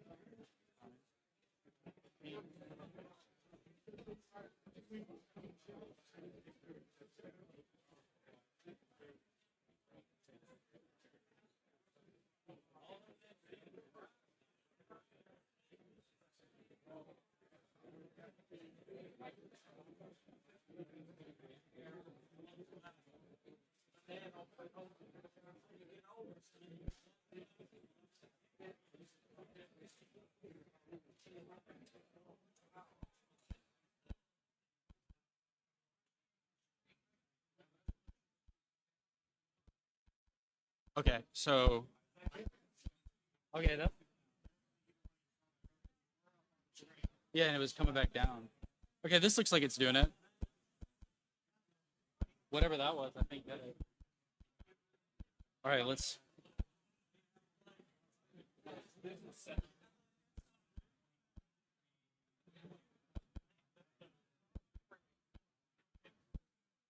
Okay. Yeah, let's try the audio. Do you play golf? No. No, but you know who Tiger Woods is. Perfect. Good deal. Awesome. I think we're good to go.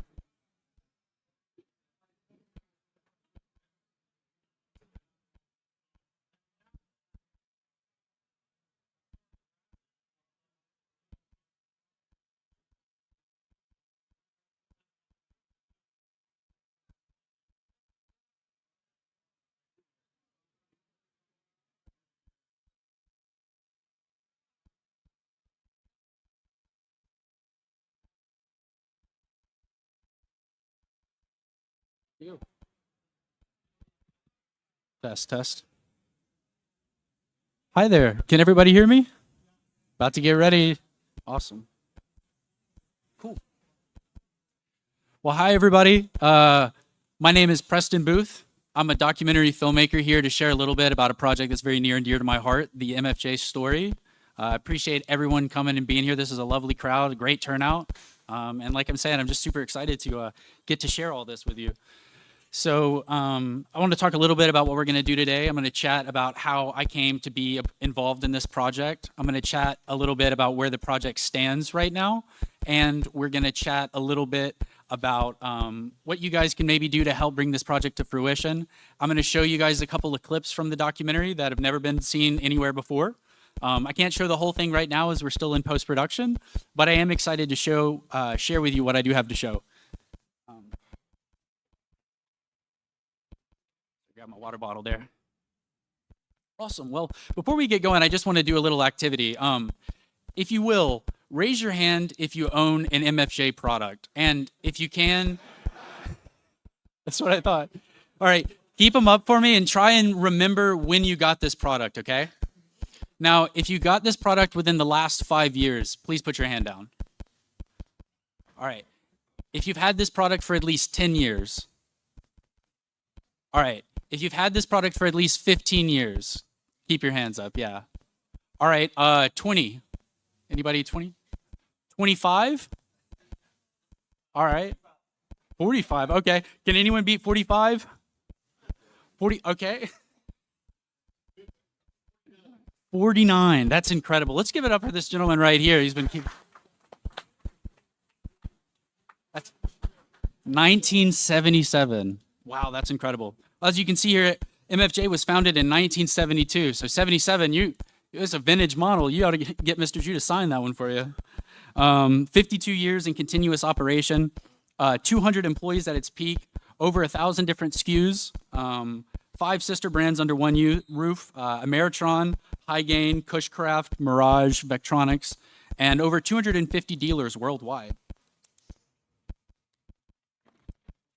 You'll have to bear with me. I'm a little bit more comfortable on one side of the camera than the other, you know what I mean? I'm more of a filmmaker than I am a public speaker, but I think we'll get through this together. So talking a little bit about myself, my name is Preston Booth. Like I said, I'm a documentary filmmaker. I graduated from Colorado Film School in 2017, graduated with my undergrad at the University of Mississippi in 2021, and I've always been really interested in filmmaking pretty much my entire life. Film's a really powerful way for us to communicate ideas and feelings and emotions and kind of bottle that and have it preserved for generations to come. So it's one of the things that, to me, is very exciting about filmmaking, the ability to share it with the community. How did I get involved in this? How did I come to be before you today? About 2 years ago, I got an email from an individual named Deanna Jew. She asked if I would come to Starkville, Mississippi, which is actually my hometown, and shoot a little documentary, kind of a 10-minute project to get some perspectives from the employees, some information from Mr. Jew, and kind of just do a little encapsulation of life and legacy to give to her father. She went online and she Googled Starkville, Mississippi documentary filmmaker, and I'm the only guy who popped up. So kind of lucked out there, but it was very cool that she wanted to support local, you know what I mean? I'm not a ham operator. I'm hoping to take my technician exam soon, but yeah, thank you guys. It's really incredible what y'all are able to do with all this technology, and I want to get into it more, but at the time I was like, who's this Martin Jew guy? You know what I mean? What's the story there? And come to find out, this building that I had been driving past in my hometown pretty much every day of my entire life was the single largest manufacturer of ham radio electronics in the world, which just really blew me away. And once I started asking these questions, you know, what do they do here? What do they build here? Who uses these types of product? I was really, really interested. And to me, it kind of made sense that this was a very accessible topic, even though it's a very technical hobby. And so I was like, if I can get into this, you know, I think other people could as well. This is a really cool project. So anyways, I go to Starkville, I sit down with the employees, Randy Romero, who's their head of HR / chief strategist. They've got Richard Stubbs, who I'm sure many of you guys have met over the years, who's their lead marketing and sales. Phyllis Randall, who I'm sure you've met as well. 45 years at the company, which is just incredible. And then, of course, Mr. Jew himself. So I sat down with Mr. Jew and started doing my interview with him, and I very quickly realized that the project that I was making was not going to be 10 minutes. So I brought the idea to Deanna and I said, Deanna, this is incredible. Your dad's story is so moving. You know, he's a young man who grew up in the Mississippi Delta, built a life for himself, built this incredible company. I'd love to chat more about it. And I'd really hopefully be able to develop this into a feature-length documentary. Of course, we didn't have the budget for a feature-length documentary, but that was okay by me. You know, this is a project I'm very passionate about, so I decided I would take it on. And since then, I've spent about over 1,000 hours and probably $50,000 of my own money trying to make this dream a reality. So it's been a really incredible project, and Mr. Jew has been really excited to help me work on it. My goal for this project is to kind of have it serve two foundational goals, right? For people like yourselves who know ham radio, know MFJ, and know the products, I hope that this will be a historical testament, you know, an encapsulation of all the hard work of the MFJ employees and Mr. Jew's life story, right? But for people like me who didn't know anything about MFJ or ham radio, I'm hoping that this can be an on-ramp to this great community. You know, it's a very interesting topic, and I think that there's a lot of really cool stuff, and I think that Mr. Jew's story can kind of be the bridge between these two things, right? So, like I mentioned before, we're going to watch a little bit of the documentary here, and the aspect that I wanted to share with you is probably the aspect that is the most important to the people in this room, you know, community. Community is really at the heart of ham radio, and I think it's at the heart of this documentary as well. So let's watch a little bit now about the community that was so important to Mr. Jew and MFJ. I would always say this. He's the Tiger Woods of ham radio. When people would ask me, what does that mean? Do you play golf? No. No, but you know who Tiger Woods is. You know, he's almost 80 years old, he's coming soon, but he is a hipster. He stays in touch. You know, he's not some crusty old man in there. He's still got his tennis shoes on and he's walking the floor. I found Martin Jew, the owner and designer and main man. So Martin, how do you do? Oh, I'm doing just fine, Martin. I'm glad we both have the same name.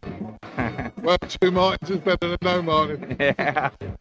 These communities have been so good to us that you feel like you owe them something and you want to help that community grow. And I mean, we don't make money by going to these conventions, but we want to go there to support them. You can tell the love of this hobby became the love of this business, and it's just everything's about it social, and he's a very social person. It's basically people-to-people communications through the medium of radio. That's how it started. But now there's all different ways of communicating. Ham radio is a hobby of 1,000 hobbies. I know people after having been in this for a while. I know people that like to build radio kits. They have their license, they build the radio kit, they key down to prove that it worked. They turn it off, they put it in the box, they go grab another kit. They've never made a contact on the air, not one. But they love building kits and they love proving that it works. That's one aspect. Other people like, helping out in emergency preparedness type situations. That's another aspect. Other people like running nets and helping people gain awards, and that's the third aspect. You wind up developing these relationships with people, and there's a couple of people that I've got, friendships with that I've never met in person, but if they were to tell me their call sign when we met in person, I would instantly recognize who they were because I've made contacts with them on the radio. Hello, CQ. This is W9WZE Chicago. Hello, W9WZE Chicago. Your signals are coming in fine tonight. R5S9. By the way, Herb, what are you doing on 20-meter phone? I thought you always worked CW. Now let's hear something about that marvelous California weather, eh?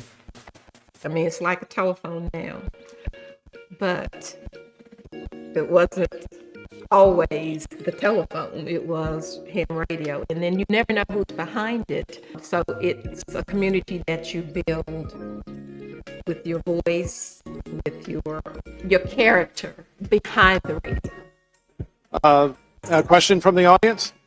What does the F stand for in MFJ? Okay, if y'all really want to know what the F stands for, I'll tell you. It stands for fun. F-U-N.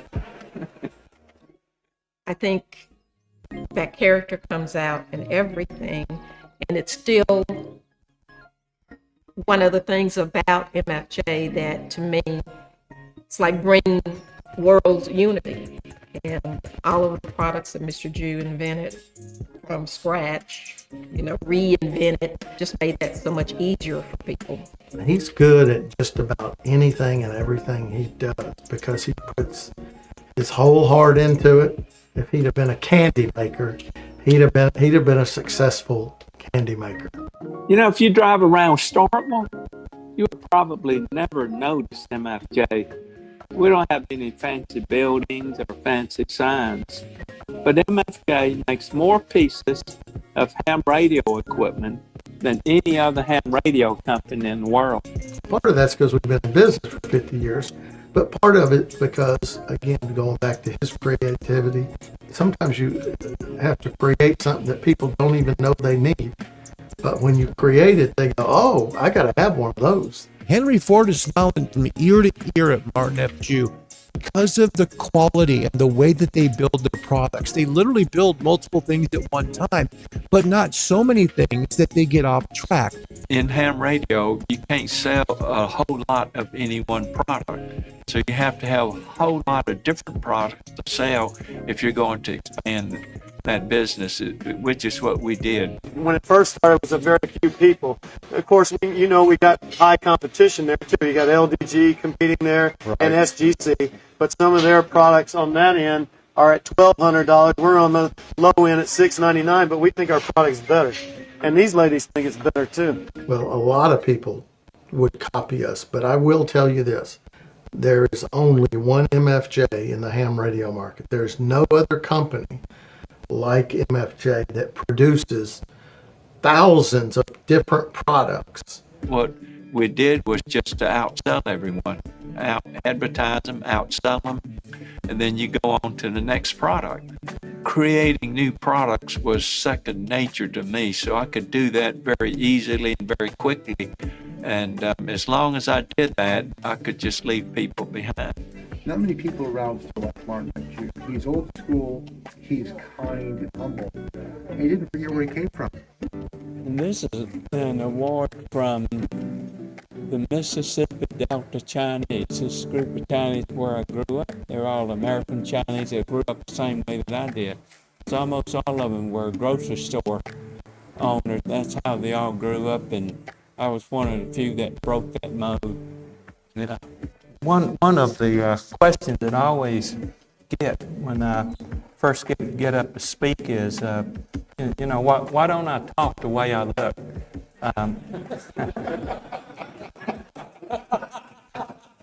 When you talk to Mr. Jew, the picture in your mind is Colonel Sanders. And with Miss Betty too, they both have really pronounced Southern accents. I'll make his lunch. How about that? Will that work? I'll make lunch for him to bring to work. Seriously, I do not have a role here, I don't think. Their Southern accents gives you the idea that it's Colonel Sanders and Darla Thornton. But it wasn't a surprise. It was just a good part of them, But they would always ask me, where are you from? Yeah. And I say, well, can't you tell from my accent that I'm from southern China? Exactly what are you asking me, sir? If you lived in a large Chinese community like San Francisco, you could live there all your life and never learn how to speak English. But growing up in Mississippi was different. There were so few of us that we all had to blend in and become Mississippi rednecks, just like everybody else. And him being from Delta in Mississippi, it was really, like I said, it's another thing. We're all the same. It's another melting pot thing for me. As Frank said, my great-grandfather came over here and helped build the Transcontinental Railroad. That was a long time ago, and as I understand it, he was a dynamite boy. This is back in the late 1860s. He went on the side of the mountain and drilled a hose, stuffed it with dynamite, and blew part of the mountain off for the Transcontinental Railroad. He went back to China and stayed, but my grandfather was here and my father was here. My grandfather also had a grocery store here in Mississippi. But he chose Hollandale because they let us go to school. So I was the first one to start there and graduate. Yeah. This is it. This is Hollandale. This is the whole town. We had a barber shop over here. There was a Western auto store.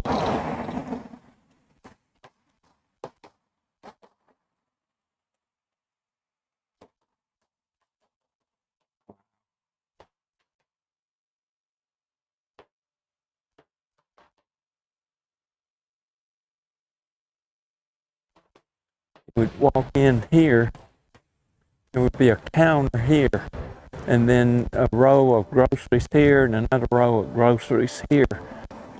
And in the back was the meat market.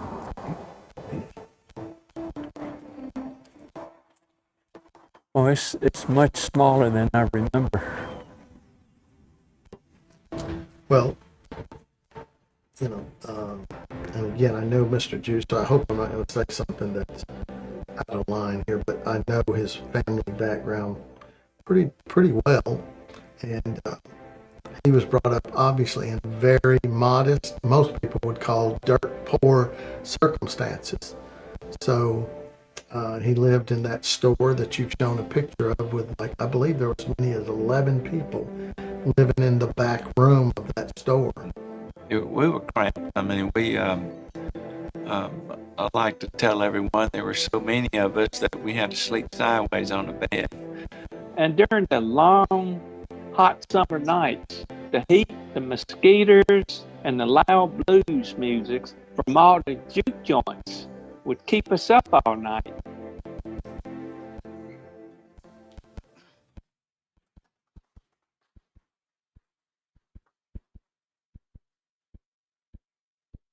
Thank you guys so much. That really means a lot. It's like I said, this is the first time I've really gotten to share any of this with an audience, and so hearing all your reactions and stuff has been really great. But you know, I think that's Martin to most of y'all, right? He is a hipster. He is a inventor, an entrepreneur. He's walking the floor with his tennis shoes on, and that's a very real version of him. You know, he is a teacher. He's a father figure to many, but there's another version as well. You know, Mr. Jew is a guy that grew up with very little in a part of the country that didn't really know what to do with him. You know what I mean? His great-grandfather came over from Western China to help build the Transcontinental Railroad, as we saw. You know, he uprooted his life and his family to hopefully make something better of himself and afford himself the opportunity to work hard and show his drivenness. His Mr. Jew's grandfather owned a grocery store in Arkansas, where he worked there with Mr. Jew's father. And Mr. Jew's father, as you saw them mention in the documentary, moved his family to Hollandale, Mississippi, because it was one of the few areas that would allow the Chinese students to go to school with the white students. Obviously, this is 1950s Mississippi, and this is a chapter of America's history that wasn't always very pretty or very kind to people who were different. It really meant a lot to Mr. Jew to be a part of this project and get to share his story. And I've really been super proud to be the one to help tell that story as well. But, you know, Mr. Jew, when they were young, they lost their father at age 5. And that was a really large part of Mr. Jew's father's legacy for them, was to afford them the opportunity to go to school. And as we all know, Mr. Martin is a very sharp guy, but none of that would have been possible had he not been able to become educated just like everyone else. And he doesn't make a big deal out of this, but he was the first Chinese American student to start at his school in Hollandale and graduate, and he actually graduated and was awarded valedictorian. So it's a pretty incredible story for him there. You know, Mr. Jew's stories are his own. I've been blessed to be the one to help kind of convey them for everyone, but he is a very modest and a very humble individual. You know, he's the type of guy that you'll never really hear brag about himself, but you'll never really hear him complain either. And one thing that I wish he would talk a little bit more about and brag a little bit more about is the fact that his family's grocery store there in Hollandale, Mississippi was neutral ground. You know what I mean? This was a period in America's history where there were 2 water fountains, when there were 2 bathrooms, and typically 2 entrances to stores for white and black people. And Mr. Jew's store was a place where people could come together and be together and purchase goods and be treated with respect and acceptance. And I think he learned that lesson as a child and wove it into everything he did there at MFJ. You know, in his own words, the production line at MFJ was United Nations. Just a mini, I think his exact words was, it was a mini United Nations. They had white employees, black employees, Asian employees. They had Malaysian employees, Singaporean employees. They loved to hire people 65 and older to work there. They had people who were previously incarcerated who were given second chances and allowed to work there. They had people with physical and learning disabilities as well that worked there.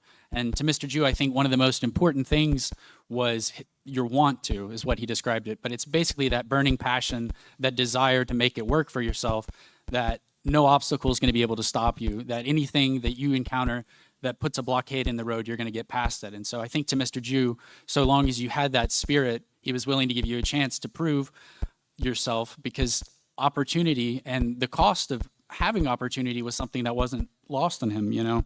I think that everything Mr. Jew did, his priorities always went back to his employees. You know, even when MFJ shut down, his biggest concern wasn't this thing that he had been building up for 52 years was coming to an end, but it was how it would affect his employees. And when I asked him during our interview together, the number one thing he was most proud of in his 52 years at MFJ, he said it was the fact that they never had a single layoff. They never had to let someone go for financial reasons or because they, you know, couldn't keep the business afloat until the very, very end. And then he designed the closure around making sure that he honored that responsibility with his employees and that they had ample time to find new opportunities. And so, like I mentioned, I really feel like his priority was always his employees. And so I'd like to share a little bit more of the documentary with you now so we can hear from those employees and hear from Martin himself in his own words what made his employees so special.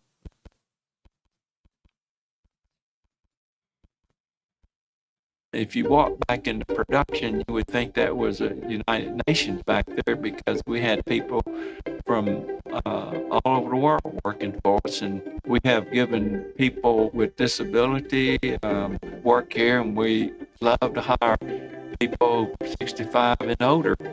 You know, what I always thought was funny was the many acronyms or whatever they became for us. And one of them that I used to joke about was made from jail. As we've given people second chances around here, but people actually thought it was made from jail. They used to think we were made in Mexico. They never realized there was a factory here and homegrown people building this stuff, and it's USA made. And we made a deliberate choice to manufacture most of our products here in the U.S. in Starkville instead of going offshore to China. As we went around the company, I don't know if you asked people how long they worked here. It's crazy. Almost 29 years you're working with it.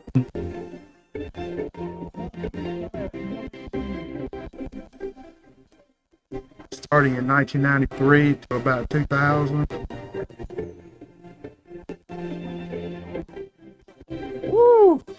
It's not about making money. It's not about making products, but it's about the people. I know we have to do those other things, but what has mattered to me the most is that we've been able to help so many people by supplying jobs, health insurance, 401k. We have had people who have been here from all walks of life that have risen beyond what they could have done if they were somewhere else. And sometimes they would give me credit for those things, but in the end, those things came from Martin. I kind of made it a point, because of my large family and the work ethic that I was taught, to learn as much as you can, to do as much as you can to make yourself invaluable. Phyllis is another one that even Phyllis didn't realize that she could have been successful just about anywhere she went, because she just outworked everybody around her. But I'm pretty proud of Phyllis. I mean, she started here out of when she was 19, not long out of high school. The first week I worked at MFJ, I was an employee in the production, and I wound tour boards for the 16010 random wire tuner. And just about the time that my hands became unusable with blisters because of that, they were also looking for a shipper, and I was moved to a shipping position. This is back in the 70s. Being a black female in the southern town was their chances of making it big was limited back then, and we were able to give her a chance to use her ability, and she used it, and she's done very well. Times now are real different than when they were when I came up. You know, I was born during the civil rights era, so being an MFJ, being black, being put in the front office, boom, big, leap. I didn't go to school because I got married real young. I had my children in my 20s, and having that job, putting my effort in, going to work every day the way my parents did. My mother never worked outside the home. My dad was a logger, and he'd come home after dark sometimes, or just this much before dark, plow a field, plant something for food. I mean, I am one of 13 children. So, he had a rough, he had to do a lot of things that, he might want to come home and say, well, oof, I put my 8 hours in. He never did that. He put in 12 and 15, and that was every day. Well, he did work a lot. You know what I'm saying? I mean, he spent a lot of time on his work, and probably with a lot of people in general, they probably work a lot and they don't spend as much time with their family. So that's probably, I guess, why he said that, because he did work a lot, and sometimes I'd even bring food to him over here because he's still working. And we did that a lot. Like I would just bring dinner over. Like right now, everybody's gone. But I would come over, and then we'd, eat here. And then he'd either go home afterwards, or he would stay longer. Well, before Jimmy, there was nobody that could outwork me. Jimmy can. That's true. He's here every weekend, every night. And I have to come by and say bye to him. Well, after teaching classes on Thursday, I would drive all night to the Dayton Hamvention. That way, I didn't have to pay for a hotel room. Then Friday, Saturday, and Sunday, I would set up, sail, break down, and then I would drive back all night Sunday, just in time to give my 8 o'clock lecture the next morning. Of course, when we dated in college, he used to work on some kind of underwater vehicle. And I always thought, and it was called Rufus, that was the name of the little submarine or whatever that was called. But I always felt like, well, I competed with this Rufus because a lot of times we'd land up working. Our date would be to go and, he's working on something to do with that or whatever. Like I say, he was a very hard worker back then, and he still is. She has supported me throughout my business life, and never had any qualms about me working day and night, and just great support, just unbelievable support, which I don't think that anyone else would put up with me like that.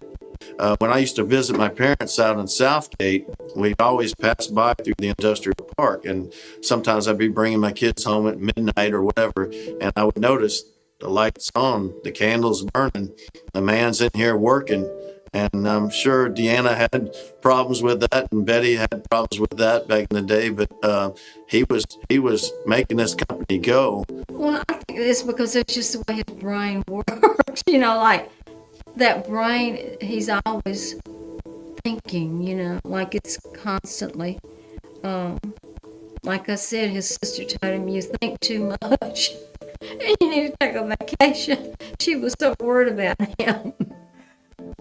She thought maybe he was going to have a breakdown or something if he didn't stop thinking all the time and working so hard, which he has always been a hard worker and still is. But you know, with the children and all, I keep telling, well, honey, the kids, they need to, you know, go and learn and see new places and all. So, you know, he will go. If the grandkids are going, and he will go. But I guess it's kind of like a job to him in a way to take a vacation. Whenever we did that, Deanna's the one who always set it up. I never did anything like that because I was always working. But even in high school, she would set up all these trips for us. When you think about it, your work, you spend more time at work, really, live hours, not when you're sleeping. When you're at home, you're sleeping for 8 hours, or at least you hope so. Mr. Jew always said he didn't sleep very well. But your family at home, you really work. You see your family at work more than you do at home. Monday through Friday or whatever, you're going to say good morning to Lolita and to Ben and the ladies up front and you're going to have interaction with all of these people. You establish relationships, you learn about their kids, their grandkids, and it is family. And Mr. Jew has been the daddy of the family, that's for sure.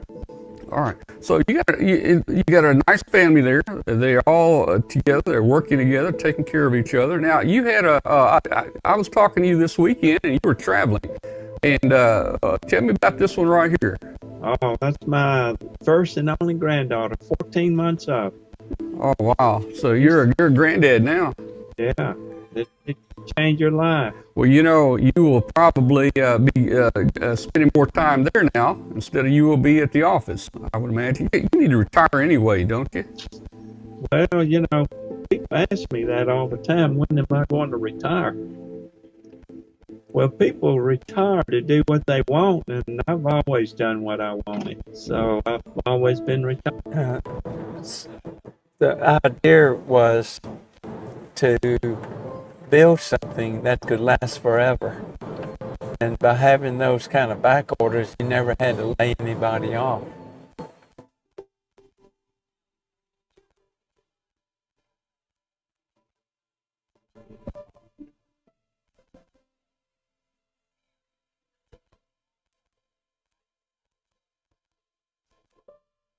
This is basically the only building she has ever worked in.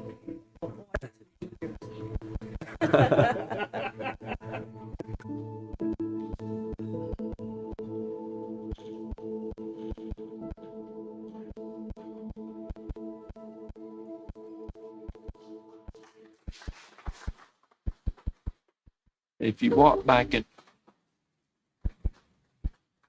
Thank you guys very much. That means a lot to me. That woman there at the very end, one building for 42 years of Mr. Jew, that's really the kind of project that I'm trying to make. It's a project about love and camaraderie and sacrifice and hard work and dignity. And I'm hoping that with your help, I'll be able to put this together. So currently we're in post-production. We just recently wrapped our most recent shoot with Mr. Jew when we went and visited the Delta there in Hollandale and got to check out the family grocery store. We're targeting release in 2027. To that end, to make that happen, I've partnered with the Southern Documentary Fund. They are a nonprofit organization based out of Durham, North Carolina, and their mission statement is to help Southern filmmakers make stories about Southern story.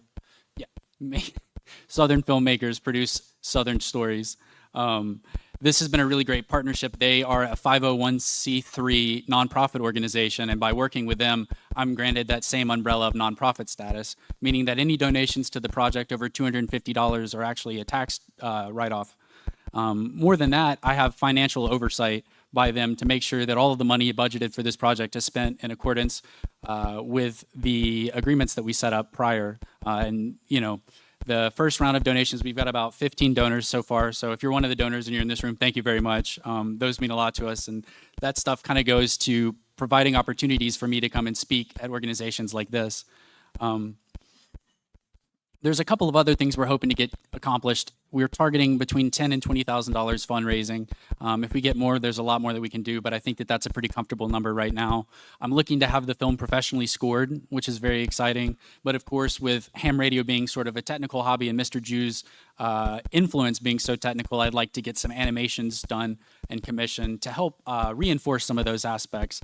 And then I'd really like to have it localized as well. We're targeting 6 to 7 languages so that no matter where you're at in the world, you can enjoy this project. You know, ham radio is a hobby that's obviously very popular in English-speaking areas, but of course, it's a worldwide hobby, and lots of people love to be a part of the ham radio community. So, you know, I'll continue working on this project and doing the best job I can, and I'll have it finished at some point, whether or not I receive another donation. But the version that I can complete on my own and the version that I can complete with y'all's support are very different. And I'd like to make the version that does Mr. Jew's story justice. So if you'd like to help this project come together a little bit better, there's a couple things you can do. Of course, if it's within your means and you'd like to donate, all donations are greatly appreciated. But more so than that, if you guys can just help me spread the word about this project, that would be really great as well. You know, a lot of the advertising for stuff like this with a minimal budget is very on the ground, very, I think they call it guerrilla marketing, but it's word of mouth, you know what I mean? So share this with your clubs if you know of any organizations or foundations that might be interested, or maybe even just a particularly generous individual that you think might enjoy this project. Another thing is that this story has gotten better for every story that the ham radio community has brought to me about their interactions with Mr. Jew. So I'm going to put a QR code and a link to the website here in just a second so that you guys can scan that and hopefully get in touch with me. But it's a project that is fueled by everyone. It's been a labor of love. And if you have stories about Mr. Jew or your interactions with MFJ that you'd like to share and maybe feature in the documentary, please reach out to me because I'd love to hear those. And the last thing, of course, and this is just a request, but when the film launches, please watch it. And if you can, please share it with a non-ham and see if their experience is like mine. I was a non-ham. I didn't know anything about it. I had never heard the call sign K5FLU, and in fact, I didn't even know what a call sign was, but I think that this project has the power to reach and really affect people's lives, and Mr. Jew's story is such a powerful one that I'd really love to share it with everyone. Last thing before we rip into the Q&A, I'm going to put this up here, and like I said, if you scan this QR code, it'll take you to our website where you can reach out to me or it's just me. So that's my phone number there on the website as well. So if you come across anything and you have an idea for something, please reach out and let me know. And we're going to get into the Q&A here in just a second, but I just wanted to say a little bit about me. You know, my parents owned and operated their own business.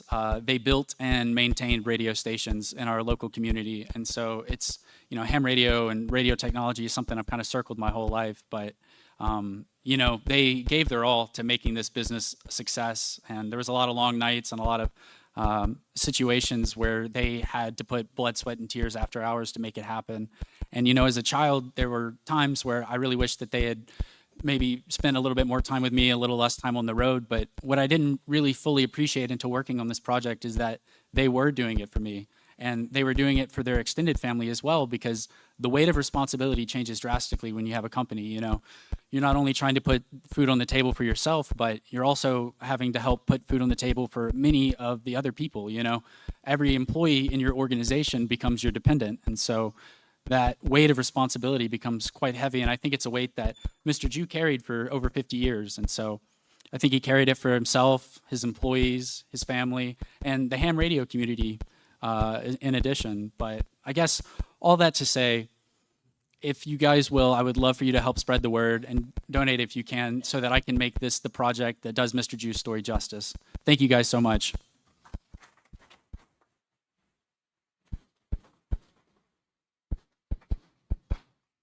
Awesome. We've got a little bit of time. I think we got about 5 minutes or so. Does anyone have any questions? I'd be happy to field them. Yes, in the back. And you might have to speak kind of loud because It'll be 90 minutes. So it'll be a feature-length presentation. Right here.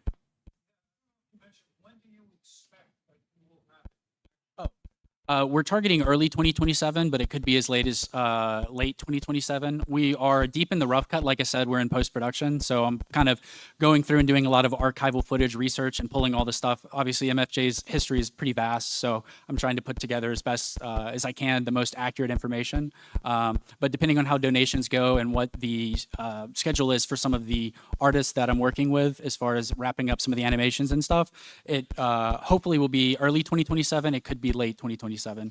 Another one right here.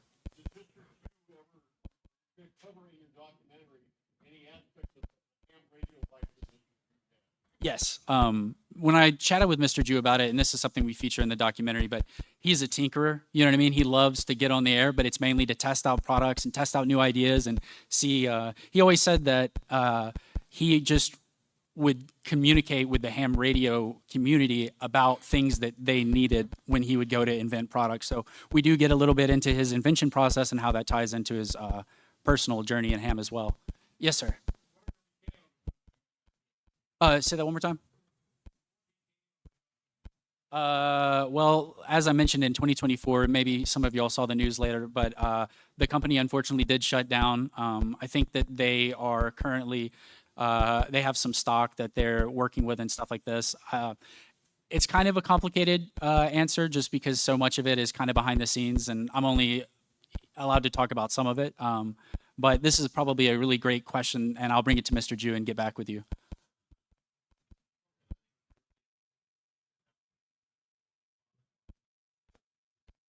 Mm-hmm.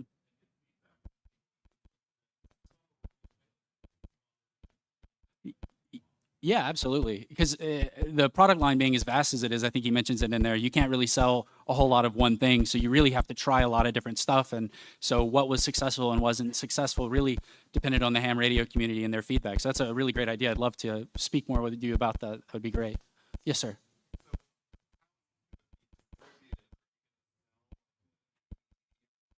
Yeah, so I'm hoping to do pay-per-view online. Granted, my partnership with the Southern Documentary Fund, there's opportunities for it to be picked up for broader distribution, potentially streaming platforms and things like that. So it kind of depends on the waves that we're able to make with the funding rounds. But my goal is to have discounted rates for clubs and organizations if you want to do group showings, and then it'll be free for any educational or historical purposes if people want to watch it. And then, of course, if you want to watch it at home for a small fee, it'll be available online. I haven't. Yeah. That's a great idea. We should definitely look into that. We haven't done an official like Kickstarter or anything like that. It's through the Southern Documentary Fund's website. So what we can and can't distribute kind of goes into that. But that's not a terrible idea at all. I really like the idea of distributing a copy. Anyone who donates, distributing a copy to them. I can't make any promises now, but I do love that idea. Anything else? Also, yeah.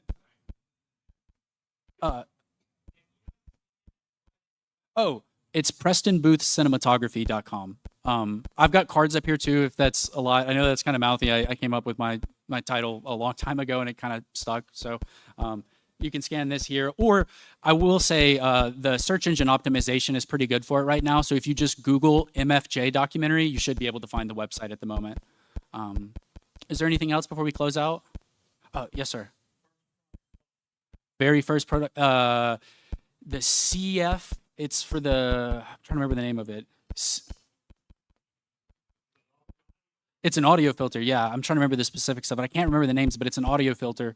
This is one of my favorite stories, and I'll try to make it really quick, but his very first production line, when he was a teacher there at MSU, he would offer extra credit to his students and wave around a little bag of parts and say, if you put this together for me, I'll give you extra credit on your exams.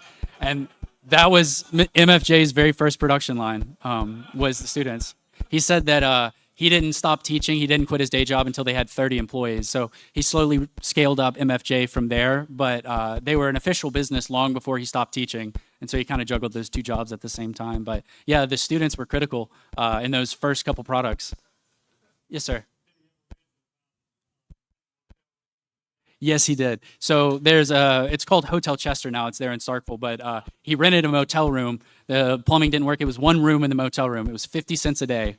and he was manufacturing all of the products in that hotel room until eventually, in his own words, they made so much racket and they were stinking up the place so much that they eventually kicked him out, and then they moved to, I think they rented a trailer after that. Awesome. Well, I don't want to bleed into the rest of anyone's time, but thank you guys so much. This has been so much fun, and I really appreciate all the feedback.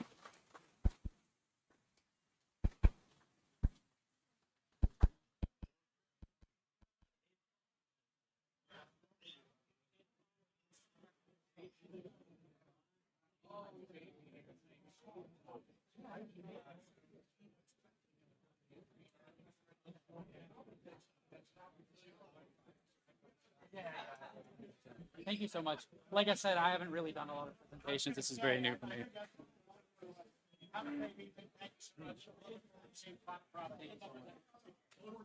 Sorry, let me. Thank you so much. Yeah. Sorry, let me get all my stuff out of it.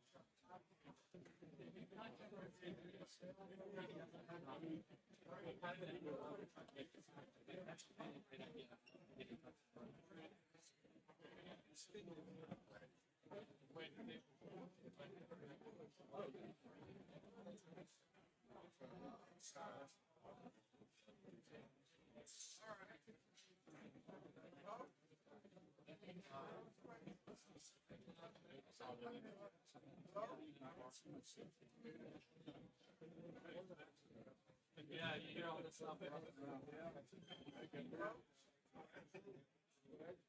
Oh, I'm so sorry. I can't go over it. Good job.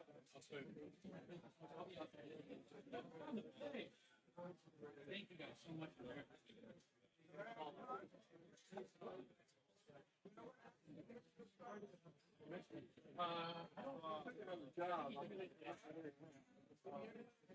Yes, he did. Yeah, actually, I think older guy, and he worked there for a while, but I think he went ahead and retired last year.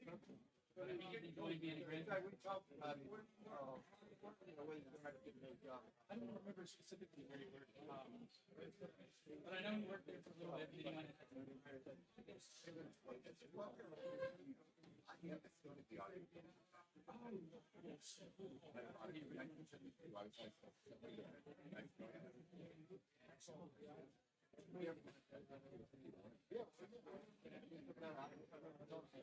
They just trying to leave anything.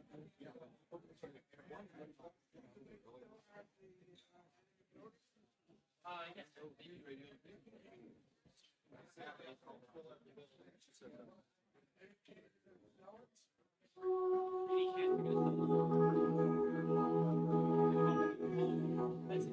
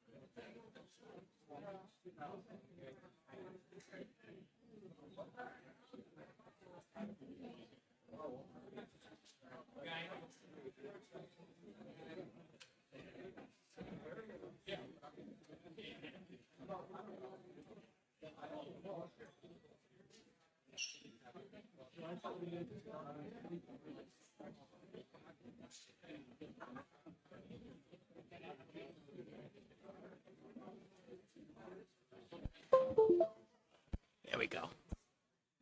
Let me make sure I got sound.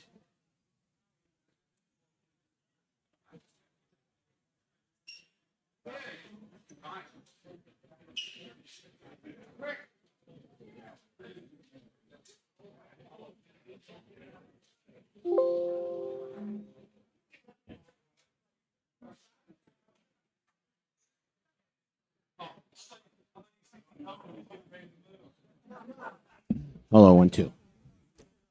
1, 2, 1, 2.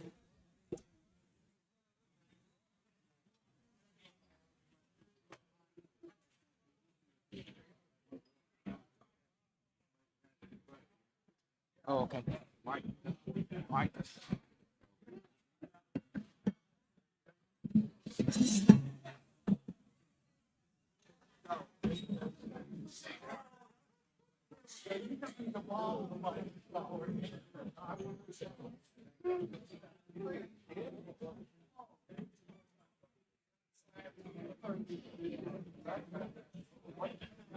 Okay, everyone take a seat. The bus leaves in 2 minutes flat.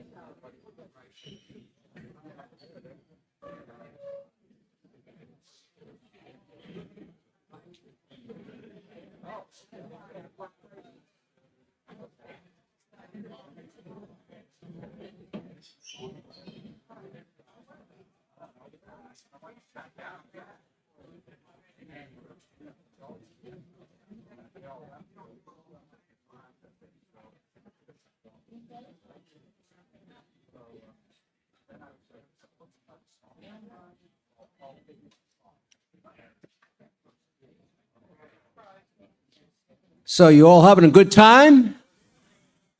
Come on, you can do better than that. You all having a good time? That's been enjoying that rain out there? That rain was done as a prop to show you what it's like during field day.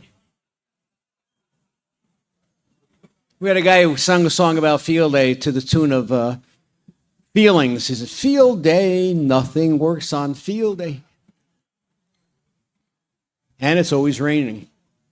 So by show of hands, how many of you are super field day operators? You go to field day every year. Oh, not much for you guys to learn. How many have gone like a couple of times? A few don't want to admit to it. How many have never gone? All right, you guys are going to learn the most. How many have gone and think it's just really a waste of time? Oh, so hopefully we will change your mind. So we'll wait for these guys talking outside to come on in here because we have important stuff that they don't want to miss. So what we're going to do here is talk about what my group does at Field Day. My club is the Radio Amateurs in Northern Vermont. So yes, I'm from up north in Vermont.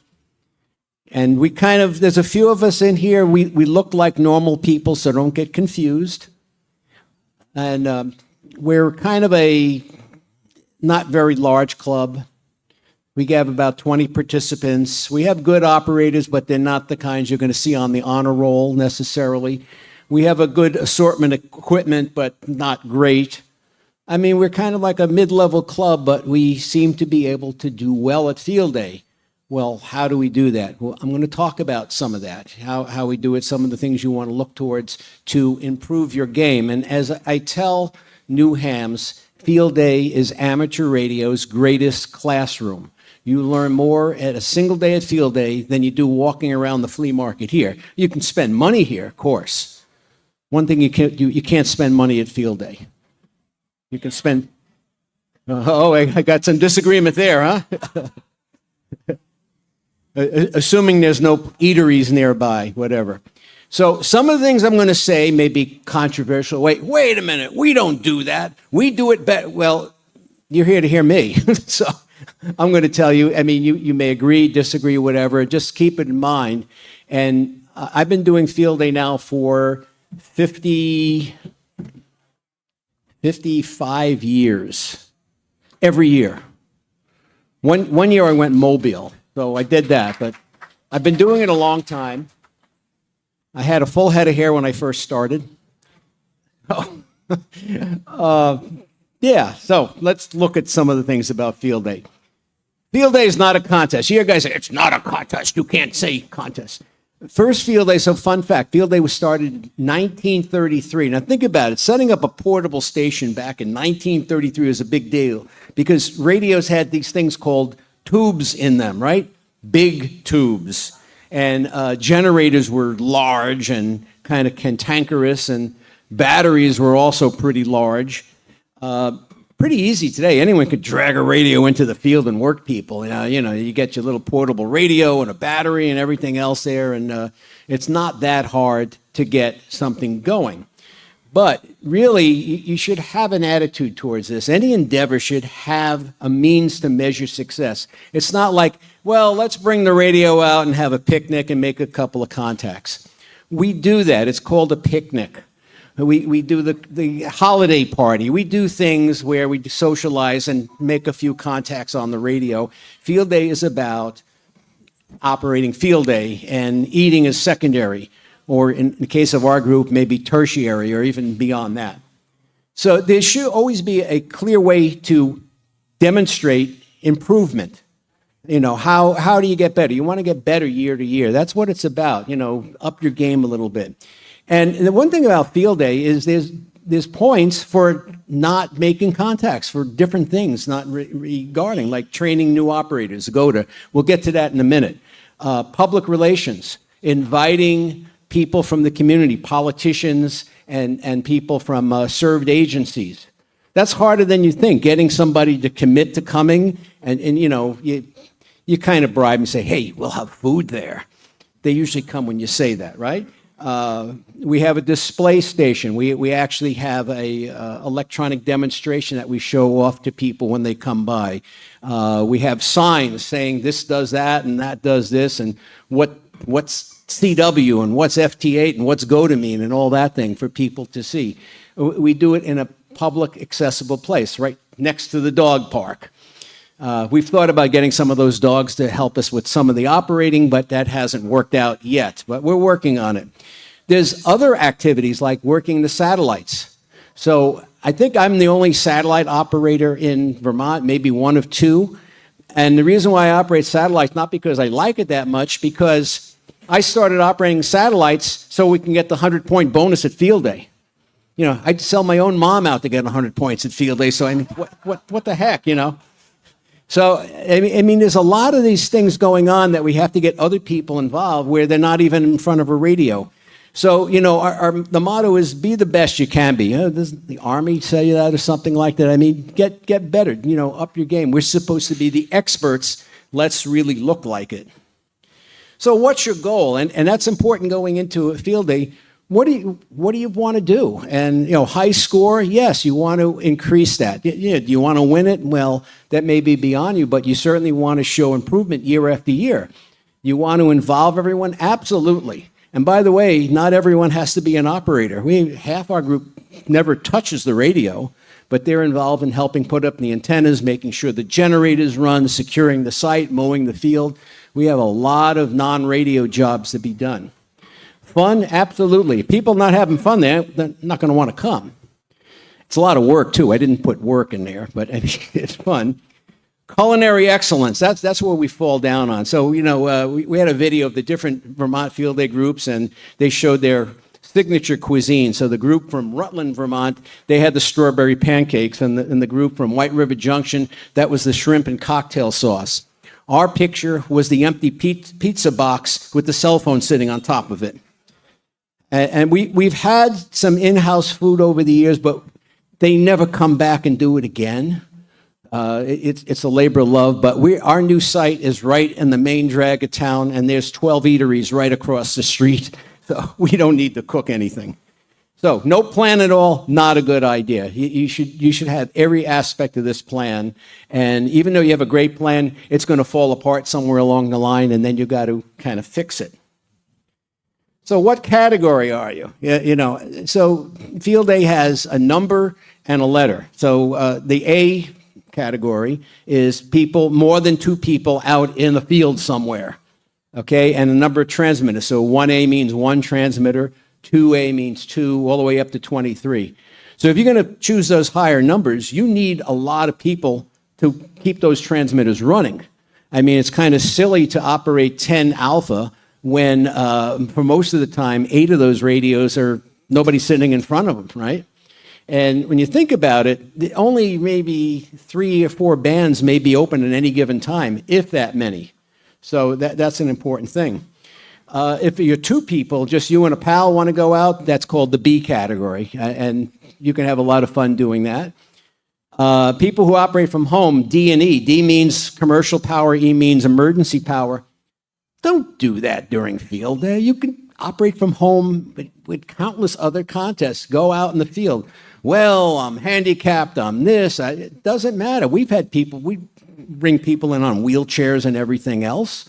I mean, that is the thing to get out. Now, yeah, if the weather is inclement, that could be a problem. And then you have people operate from the agencies, their emergency operations center or whatever. That's good. I mean, that's the real place where the emergencies take place. Now, what kind of power are you going to use? You need to do something, right? Commercial power. Again, why would you do this? You can do that all year round. You want to be running on something that's not commercial. You want to simulate a real emergency when there's no power. And you know what? We had 2 field days, I remember, over the years, where the commercial power went out. We were the only lights in town. It was a problem because we couldn't buy any food because all the cash registers were down also.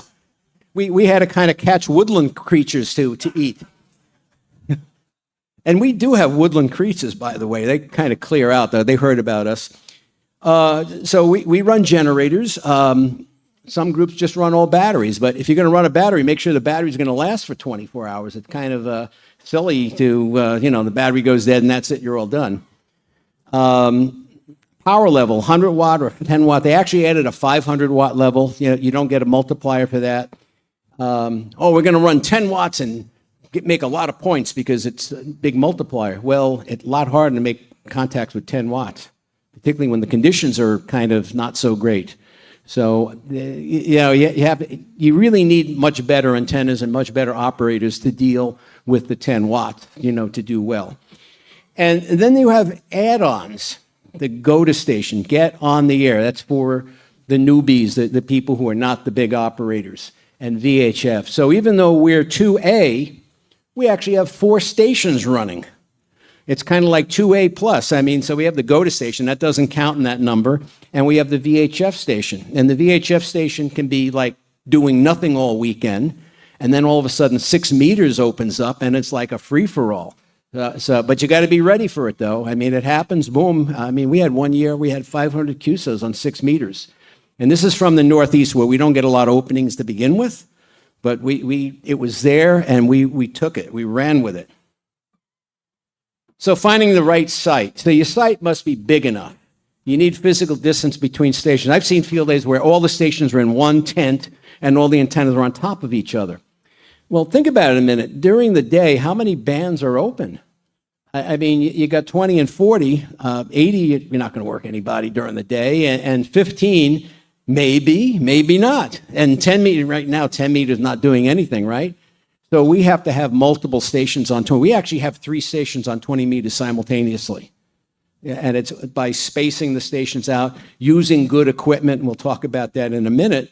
You need a big area. If you kind of scrunched in, one station is going to talk to the other, and you're not going to have a lot of fun. The site has to be easily accessible.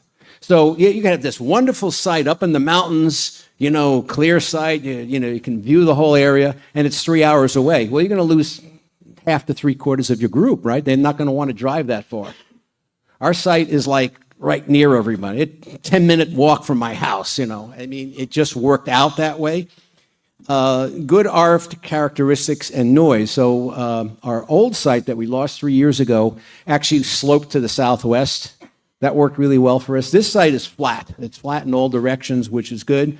And no noise. If you have a power line barking away at you, that is going to be a long weekend. So we had noise. We got after the powers that be to fix it. And so, it works.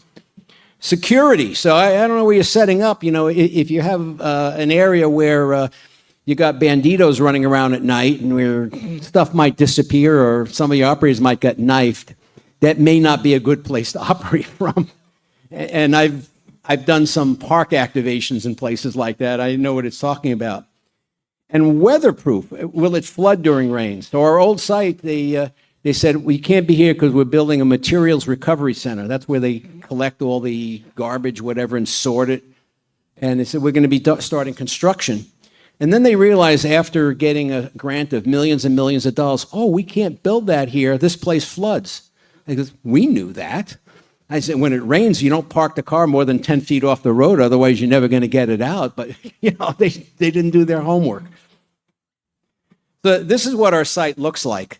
North is straight up. This street right here, this is Vermont Route 15. That's the main drag through our town. And we put our phone station in the middle because I'm the phone operator. And we have the GOTA station out this way and the CW out that way. We switched them, but where the CW guys are, they don't really want us driving there very much. So we tell the CW guys, you kind of have to walk, and they get mad about it. They sometimes drive the car, I have to yell at them. But the GOTA is where most people go to visit, so that's like on a parking lot, at the gravel lot there. Ideally, you want the stations in a line so that the Aggies or dipoles or whatever are end-to-end. That minimizes the interference. So these are off by 45 degrees, not the best, but we have something like 900 feet between CW and GOTA. And why 900 feet? Well, because the CW guys are at 14035, and the GOTA guys, if they're on FT8, they're on 14074. They're pretty close together. It used to be they would bother each other, and the CW guys would throw the GOTA guys off the air, and it was always a big fight that we had to kind of fix and whatever. And so that's how it's set up. This is like a place called the Tree Farm. They used to grow trees here, whatever, and now the state just took it over. These are just state buildings and whatever, and they're not there on the weekends, so we can do the thing. And right over here is the dog park. That's where the doggies go, and we can hear them barking all day long. So equipment, generators have lots of backup. How much backup? Well, I'll tell you what happens if you have generator problems. The first field I ever went to was in 1971, and we had a generator out of a refrigerator truck, and it ran, it's good. We had a little gas tank mounted on it and the whole thing there, and we were going away. We were running 4A. We had 4 transmitters going, and then the generator started like slowing up a little bit around 5 o'clock or so, 6 o'clock, and we're playing with it, and then it stopped. And we go to pull the cord to get it going again. You can't pull the cord. It was seized. Glorious field day over. And there's no plugs, there's no power, there's no nothing. We didn't have no batteries or anything. We were done and in bed by 8 o'clock. That was not our, that was a long time ago. That was not our highest thing. So ever since then, we have 6 generators on site, running different sites and whatever. So everything is backed up.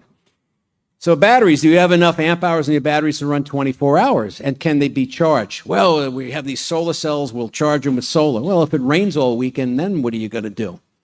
All right, so you're going to get the guy with the bicycle out and run a generator. We do that sometimes. Transceivers, reliable and clean. Not every transceiver is clean. I have an IC718. They still sell that. Nice little transceiver. I use it in the car. It's banned from field day. Brought the field day and got into every radio. Just drove everyone nuts. So be careful what you bring. Test it out, because we turned that thing on and everyone heard it. Have a backup radio for each station. Stuff happens. We'll get into that. What happens when radios stop working. You just scratch your head, give up, and just slide another radio right into place and keep going.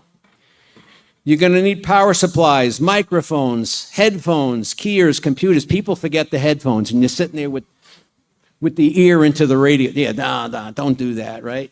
Again, have lots of backups. These things break, and test each computer for noise and RF issues. You'd be surprised how much noise computers, monitors, and the like make. You don't notice it until you go work a week guy, right? And all of a sudden, you hear this noise and say, hey, try unplugging this computer. And then the guy comes in clear as a bell. And we run into that in park activations. I've banned Chinese switching supplies because they kind of whistle up and down the band. It's like, no, I'll use that for VHF. So this is what the generator looked like. We use the Honda 2000Is, right? We got 2 of them at each site. So we have the 3 sites, phone, CW, and GOTA. Each one has their own power area because they're so far apart. And we run an external gas tank. So a Honda 2000 will run about 8 hours or so on a single tank of gas. It's about 9/10 of a gallon. We put a 6-gallon tank on there. You have to put the tank higher and run the line. We have the caps made so it'll suck into the tank.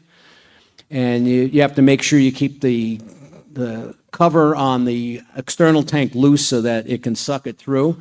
And that thing will run all weekend. Okay, we don't have to worry. Now, some people, we'll just fill the generator and runs out. You're not supposed to fill a generator while running. Yes, we've all done it, but you're not supposed. Our safety officer gets on our case for that, right? If you spill the gas in the wrong spot there, then you have to have the firefighting equipment. And no, we don't have fire extinguishers either, by the way. We got to fix that. So that's how that works. We have the 2 generators. And we have a UPS in the station. So if the generator quits for whatever reason, the UPS just takes over. And we call on the radio, hey, we got generator down on phone. People come running over. And the first thing they do is start the other generator and just cross-plug it and get it going. Then they figure out why the main generator went out. Oh, it's not feeding fuel or something like that, and we get that going. So housing, where are you going to put your stuff, right? Well, tents are usually the best option. Why is it the best option? Well, first of all, use a large enough tent. You don't want like 2 operators sitting there making love to one another, right? You kind of want a little space, should be roomy, and don't use the plastic camping tents. They're small and hot. Use the old-fashioned canvas tents. Where do you find them? It's hard. You got to find something really old. So the tent we use for our phone station has a insignia there from Ted Williams. Ted Williams played for the Boston Red Sox in the 1940s. So let's just say it's a canvas tent. It's been repaired multiple times, and that's what we use every year. For CW, we use one of those vinyl garage things that you use. Trailers or motorhomes. So people use a motorhome. Motorhomes are not as accessible. It's hard to move around in them. They're kind of cramped because they're for living, not for playing radio. And they usually have AC. And I'm a purist. AC during field day should not be allowed. Banned. You don't get your multiplier. And the guys in Florida, well, we need to, listen, I operated field day when it was 100 degrees. You just get enough fans blowing on you and it's fine. If you have an available cabin on site, that's great. Just make sure you have a way to get the cables from the antenna into the cabin. They may not have windows that open. And they probably, whoever owns a cabin would kind of frown upon you drilling holes in the side of it, right? Picnic table. How many operate field day from a picnic table? Well, are you guys from around here? I mean, you notice like what it does here, it like rains, and we get rain and wind and all that garbage in Vermont. And as soon as I put the radio on the table, rain or wind, and like, no, I don't want to, well, we'll just move it. No, I don't want to be moving it in the middle of everything. You're at the mercy of the weather, and the weather here is, you know, if you're in Hawaii, that may work, but, you know, in the Northeast, forget about it. Antennas. This is the most important consideration. And this is where some of you guys will start throwing things at me. If you're using a vertical or a loaded whip, how many use verticals or loaded whips? A few out there, and then a few others that won't admit it. Vertical's good for a flagpole. Okay, whip. So whips, you use whips and chains that the dominatrix uses those things. That's a ham radio. And a tripod. Tripods are for cameras, not for antennas. So the first problem with a vertical is that you need a ground system on it. You don't just stick it in the sand, unless you're in a saltwater swamp. Then that'll work, then, right? You need to start rolling out, 10, 20, 30 ground radials all over the place. Well, if you do that, you might as well put up a real antenna. And then you could put the vertical up as a ground plane where you put it high up in the air and you have radials coming out. That wouldn't work too bad. That's good. But if you're going to operate 40 meters during the day, that you want high angle skip for that. What does a vertical do? Low angle, doesn't radiate straight up. So you're hurting yourself daytime 40 meters. If you don't operate daytime 40 meters, it'll probably be okay like on 20 or 15. Mag loop, no. I walk into the building, the mag loop people are going to start throwing things at me. Mag loop is an expensive way to get a poor performing antenna. It's good if you have noise and you want to null the noise out. That's good on receiving, but it's not that great on transmitting. And so, well, I have this antenna. I work people. Yeah, I can work people with a piece of wire lying on the ground too. But I mean, when you do the comparisons, I use reverse beacon network and I compare antennas. It's pretty obvious which ones are working well and which ones are not. End-fed half wave. Again, the league is going to disown me because they sell tons of those. That's great if you put the thing up high. But what do people do? They put one end of it 5 feet off the ground where their radio is, and it runs to a shady tree 20 feet, 20 feet up. You need height, and I'm going to show you why you need height here in a minute. So it's okay. And by the way, you need a counterpoise too. You don't do that without a counterpoise. So if you want to use that kind of antenna, that will work, but you have to do it correctly, not do it kind of Mickey Mouse. So if you want a cheap, dirty antenna, a dipole, flat top dipole, fed in the middle, 40 feet high, at least 40 feet high, higher is better. And what will happen is that height will determine where you're working towards. And when I say a dipole, you feed it with open wire line with a tuner, and it will go just about anywhere with the tuner. Okay, but you have to use open wire line. Use coax. I did that for a number of years and couldn't work anybody. But if you're lucky enough to have a Yagi at your disposal, that works even better. You put it up on a 40, 50-foot tower, you can do quite well, but you're going to need robust support. You're going to need manpower. You're going to need all that stuff to get that stuff in the air. So what do we talk about with antennas? The top picture is an antenna quarter wavelength high. It shows the vertical radiation pattern. So a quarter wavelength is 17 feet on 20 meters, 34 feet on 40 meters. This antenna radiates up. This is a good antenna daytime on 40 meters. Not so good on 20 meters because it depends on who you're working. So where we are in the deep Northeast, if the band is working right, sometimes the band is horrible and we're not working anyone, but if the band is right, we're working a boatload of W9s and W4s. Indiana, Illinois, one right after the other in the Carolinas, bang, bang, bang the whole time. Ohio a little bit. Ohio is a little bit short. And that is kind of like mid-range skip. That's like around here. Well, you can see that this antenna is not very great for like 30 or 20 degrees, right? You really want this scenario here where you have a lower angle of radiation. You're going to be louder. But this is now a 20-meter antenna at 35 feet.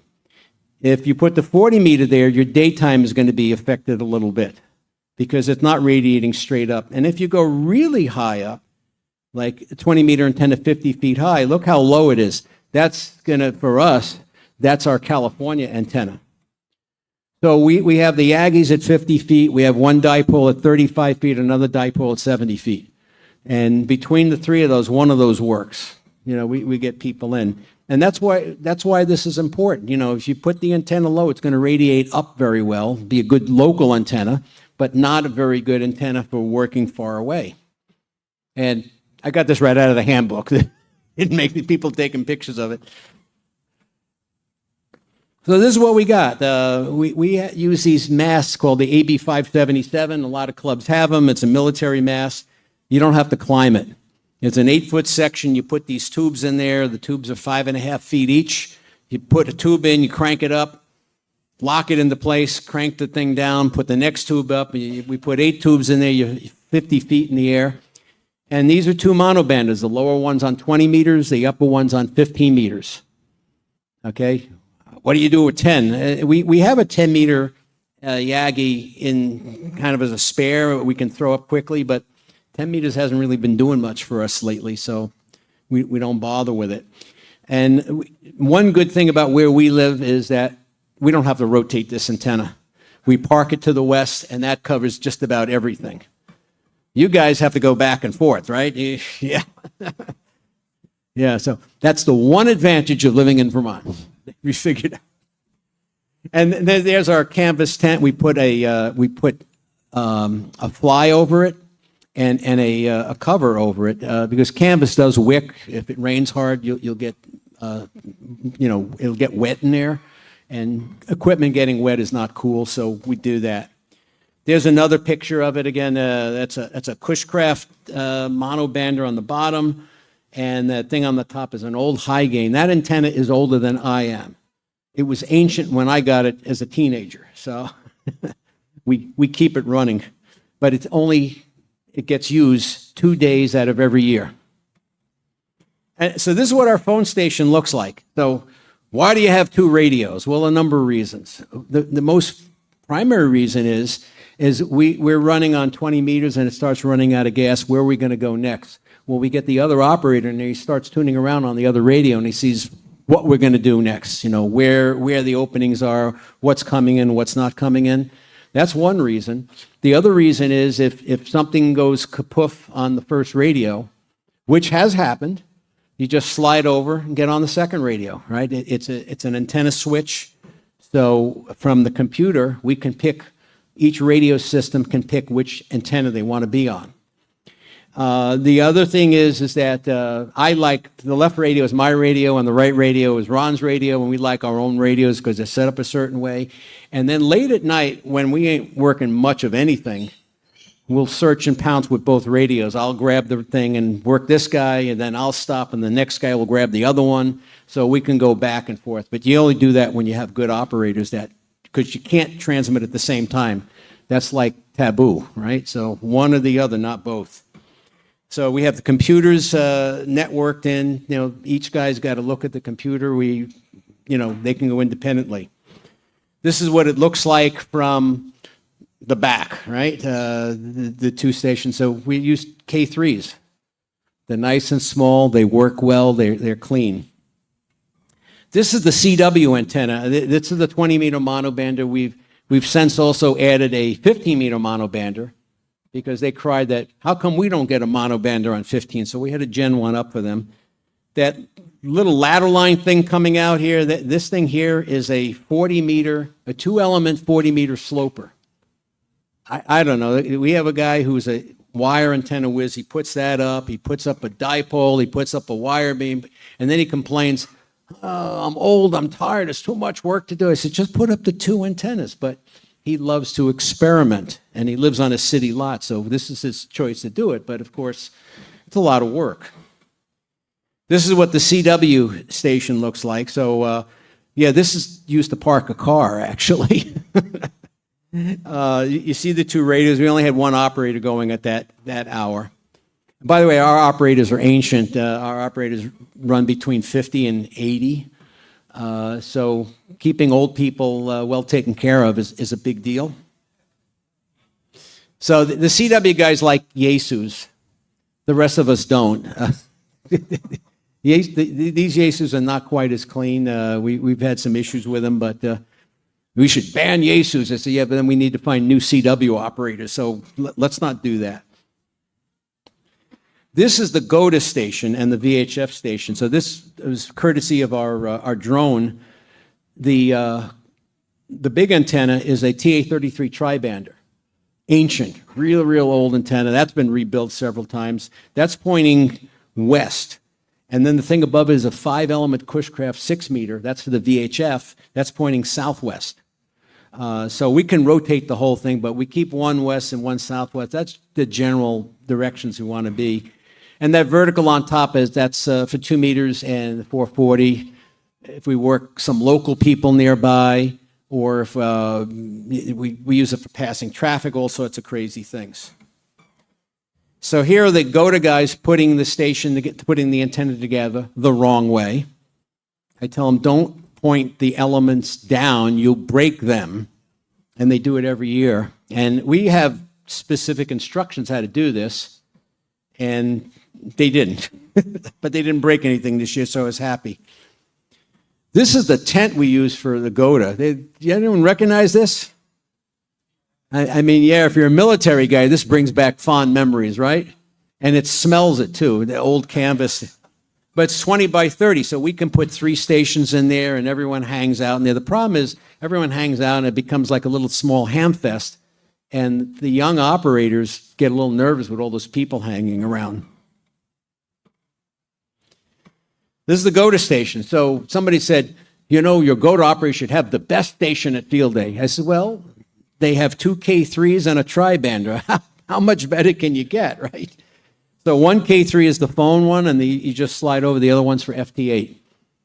Yeah, you don't have to sit there, play with cables or whatever. You slide over, and boom, you pick one or the other. And how do we get those dipoles in the trees? Well, we shoot a cannon. This is a compressed air launcher. We can launch a weighted tennis ball about 80 feet into the trees. And assuming you don't lose the ball or get the thing tangled or whatever, it works really well. So we have a network. So you got to understand how this worked. 3 years ago, we didn't have a network. We had 3 individual fiefdoms that had little to do with each other. So the CW guys, they use N1MM. And the GOTA guys, they use N3FJP. And then you got me at phone. I use NA. Anyone heard of NA contest software? Date back to 1990. Oh, what are you? And there's no more source code. There's no more support. The guy who wrote it's no longer with us, whatever. Why do you use that? It says because I've made 500,000 queues on it, never lost a queue. I trust it. And the guy said, where's the mouse? I said, oh, the mouse. Oh, the cat ate the mouse. I don't have no mice on this thing. It'll run on a wet sponge, and it runs pretty well on DOS, too. So we decided, we really need to have all the computers networked together. Not that we care about what the other guy's doing. So the logs are shared across all the stations. So when you log, it appears on every computer. And it gives you information, who's on where, what the rates are. We have a master thing in our GOTA tent where we can see who's operating what. We see what frequency they're on. We can use it for spotting. By the way, we operate at a POTA park. It says a POTA, so we're at US 5564, and then we start getting pileups and whatever. So that's our dummy station to monitor people, and we have a leaderboard. So we get the bragging rights, who's got the best rate this hour. And then one guy comes in, the CW guy says, that's wrong. I have more. And he writes on a piece of cardboard on the thing, no, I had more. Hams are silly. We have a messaging system. The problem is that the GOTA people are not on that network. They're using a different call sign. If they got on the same network last year by mistake, and what happened is every time I'd work somebody, they would show up as a dupe because it was the same call. So they have to be separate, unfortunately. So we have statewide ether or site-wide Ethernet intranet through this, so we can post things online, whatever. We can switch things, and then afterwards we can analyze the logs, which is what good contesters do. So here's pictures of our 4 stations, right? Where did the points come from? We found some really interesting things. Who's making the most points? Who's the best operator? Who's making the most contacts? Who has the best rates? Which is the best stations, QSOs, uptime? When I'm doing phone, I'm watching the CW guys, and I feel obligated to make twice as many contacts as they do. I got to make 2 contacts for every one of theirs, because they get 2 points. I only got single. So, then it becomes a competition thing, which is good. A little competition's fine. So this is a stat from 2 years ago. Who had the most QSOs, the uptime, the whole thing like that. But look at this down here. This is really the surprising thing. Station QSO point contributions. The CW made 6,200 points, 36% of the score. GOTA made 6,027. That's pretty darn close. 2 years, it was not last year, 2 years ago, GOTA made more points than phone or CW. 5 points bonus plus the 2 points for every phone. It's 7 points for every Q, 9 points for every FT8Q. Now all you got to do is get a GOTA operator that can make contacts, though. you don't get that for showing up. You have to do the work. And that year, the GOTA guys were on their game. The GOTA station made, I think, 1,100 contacts. These are newbie guys. We kind of gave them a little lesson at the beginning. We had phone in there. We wetted our head off doing that amount. That's all you can do on phone. And VHF, no opening that year, so that was the best we had. So we have a network. We have these little microwave dishes that go across the network because that's 900-foot run. Wi-Fi ain't going to make it that far. So we put the dishes up so that all 3 stations can see what's going on. So training of participants. This is really, really important. What we do is potentially dangerous. You got something 50 feet in the air, and as a physicist, I'll tell you that we got this thing called gravity that makes things want to accelerate towards the ground and towards your head unless something holds it in place. And that's kind of important. So everyone's trained what to do, what not to do, how to put those towers up safely, not to take shortcuts, not to screw around with it. And we have a 26-page manual on how to do that. That's updated every year. The manual shows the tower and antenna deal, what the locations were. We used to put a tower up and it was close to a power line. You remember the question on the technician test, how far should an antenna tower be from a power line? It's like, in case it falls. It's like, why would you ask a question like that? And we put it up and guys said, it's too close. No, it's not. Yes, it is. And we'd have this big, massive argument and the napkins would come out and we'd draw in the little trig diagrams. No, it's going to hit there. And then after about 20 minutes of arguing, we pick the whole 60-foot high tower up and move it back 10 feet, which in itself is pretty stupid. So, that should be kind of worked out ahead of time. So site setup is a discussion at prior field day meetings. Know exactly what you're going to do. We have that map. This is where it goes. All that other stuff. Antenna detail. And I'll show you in a minute what the manual looks like. We have details on proper contest procedures.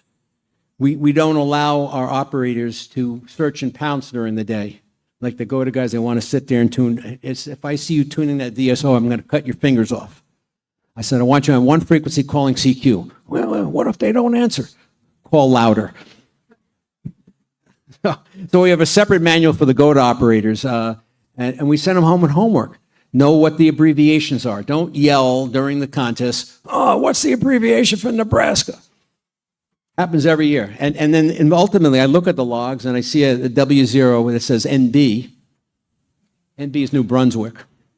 Long way from Nebraska. Or the guys in Arkansas that says AK, which is Alaska. and a few other things. We have things that don't even look like call signs in the log. Yeah, we deal with it. So yeah, we try to teach them as much as we can. Learning the abbreviations, and we tell them when your rate drops out, it's either because you're on a bad frequency. Because I sure go to a guy calling on top of somebody else. They go, well, what are you doing?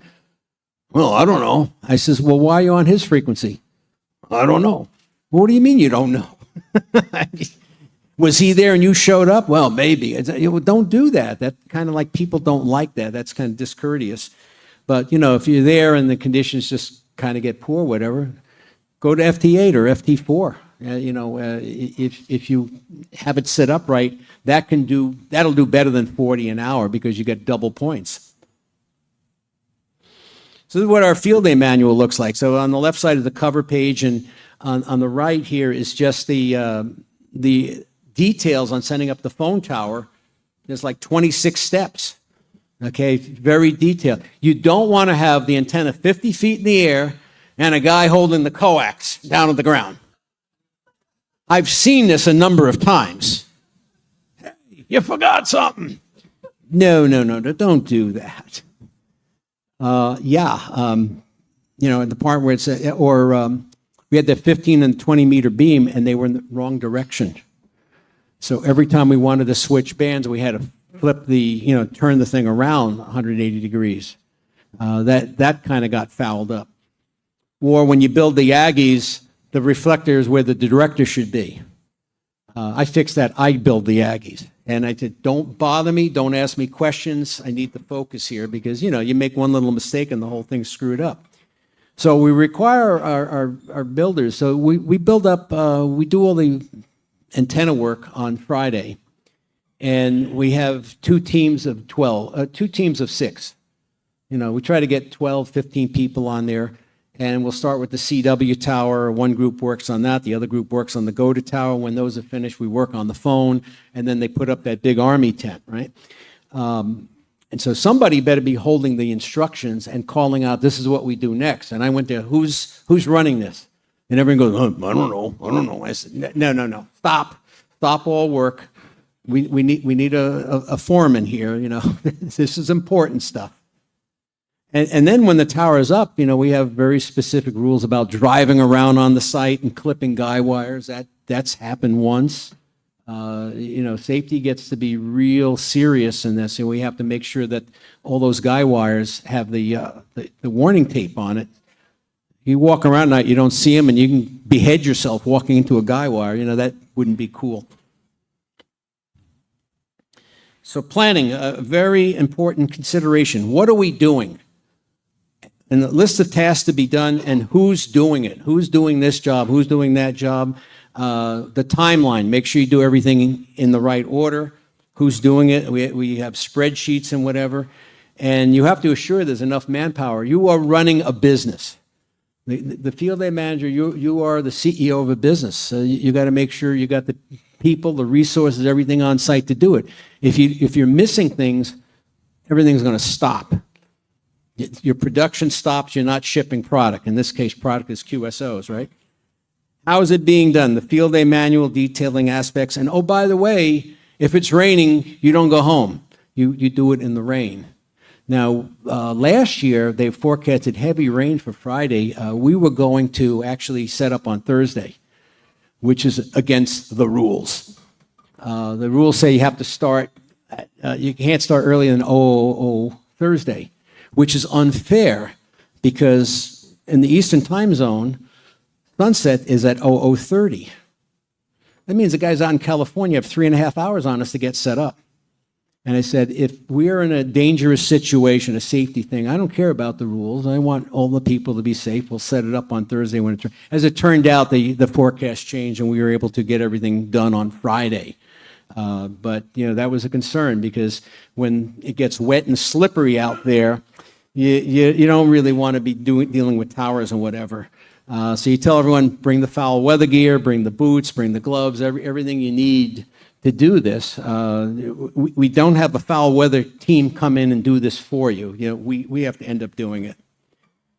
So we have this spreadsheet. So this spreadsheet here down on the left side shows the call signs of all the people. You can see we don't have that many people, 20 people. The phone number. And so this green thing, that's a Thursday. So on Thursday, what we do in a half hour is build the Yaggies and stick the ground rods in. That's about all we can do, and then it gets dark. This is Friday from 10 to 6. Who's going to be there, who's not? So we know that we have enough people to do any particular job. This is the Saturday morning setup where we set up the towers and the tents on Friday. And then on Saturday, we basically put all the stations together, which takes a while. You got to move all the stations in. You got to ground everything. By the way, who doesn't ground their field day stuff? One hand. You're all liars. We never grounded stuff, and then people brought computers and things in there and networks, and you don't ground that stuff, boy, it's going to shut down on you real quick like. So this pink thing here in the middle, that's the actual operation. That's the Saturday and the Sunday. Who do we have available for operators? Now, we actually have a schedule of who's on, but we want to have people in reserve. You know, it's kind of like a ball game. You want to have relief pitches in the pen if something goes wrong, right? Somebody calls in sick or something, you want to have someone else to get on. And then finally, the most important part is takedown. By Sunday, everyone's tired. No one wants to go home. And you got 3 towers and umpteen tents and everything else to take care of here. And no, you can't leave. We got to take this stuff out of here. So you have to have your operators on duty for 24 hours. So pick a category consistent with how many people you have. So one of the guys said, we should go to 4A. He says, why? Well, we do so well. He said, yeah, but we don't have the operators to do it. I operate 10 hours. That's enough. I don't want to do a 24-hour thing here. So you want to make sure the operators have basic skills. So what we're doing this year is we're actually doing park activations. We're getting people on the air. So don't learn at field day where at the 3-ring circus. They're at a park activation where it's kind of more controlled. Put the ops on at sensible times. So Saturday afternoon and evening, we put the heavy hitters on, the guys who can run. If conditions are right, and they haven't been for a while, I can do 200 the first hour. 200. How the heck do you do that? It's called being a lion tamer. I sit there with the chair and the whip, and because you got everyone calling on top of everyone. It's just a free-for-all, and I kind of have to put people in their place. You shut up, you go. You have to maintain order, or you just lose it. And then as we get into Saturday night and Sunday morning, we put our other phone operators on, what I call the not ready for primetime players, who can hold the rate, but not really at insane speeds like some of us can. And then on GOTA, it's really a question of whether we want to be on phone or digital. And so we'll put, we get somebody that sits in there at 2 a.m. just keeping the GOTA station going. Not too much work to do. Yeah, and the thing about GOTA, like the ARRL rules say that the GOTA should be a generally inactive person. Well, our main CW guy only gets on once a year for field day. He could be a GOTA operator, but we're not going to waste him on GOTA. We're going to put him on CW. So we have a lot of extra class GOTA operators because they don't operate much. And they do their thing, whatever. We try to bring more and more people on. So we take the rule that if you're a regular contest operator, we don't want you in there. That makes you a ringer. That's not right. We put the people who are kind of very casual. So know the propagation. Be on the productive band. Don't be on a band that doesn't do anything. And be an expert on the rules. Unfortunately, the ARRL is not very good at writing rules. You got to bring your club attorney with you to understand what they mean. And we read it over several times, argued over it, and it turned out it didn't score right. And then I heard, well, we didn't mean this, we meant that. Well, write it. We're not mind readers here. How are we doing for time? We're getting there. Have enough water on site. It gets thirsty. So at the very least, have the water there. I think they have a coffee pot running somewhere. I don't know about that. The food, again, if it's made on site, that means somebody or some bodies have to be able to do that. We don't have a lot of people in the back to take care of that stuff. Have a safety plan. You get points for a safety officer. So a safety officer goes around yelling at people, no, don't do that. That's wrong. Don't have anyone do dangerous stuff like shimmy up the tower. Crazy things like that. You know, you keep an eye out, make sure everyone's doing it right.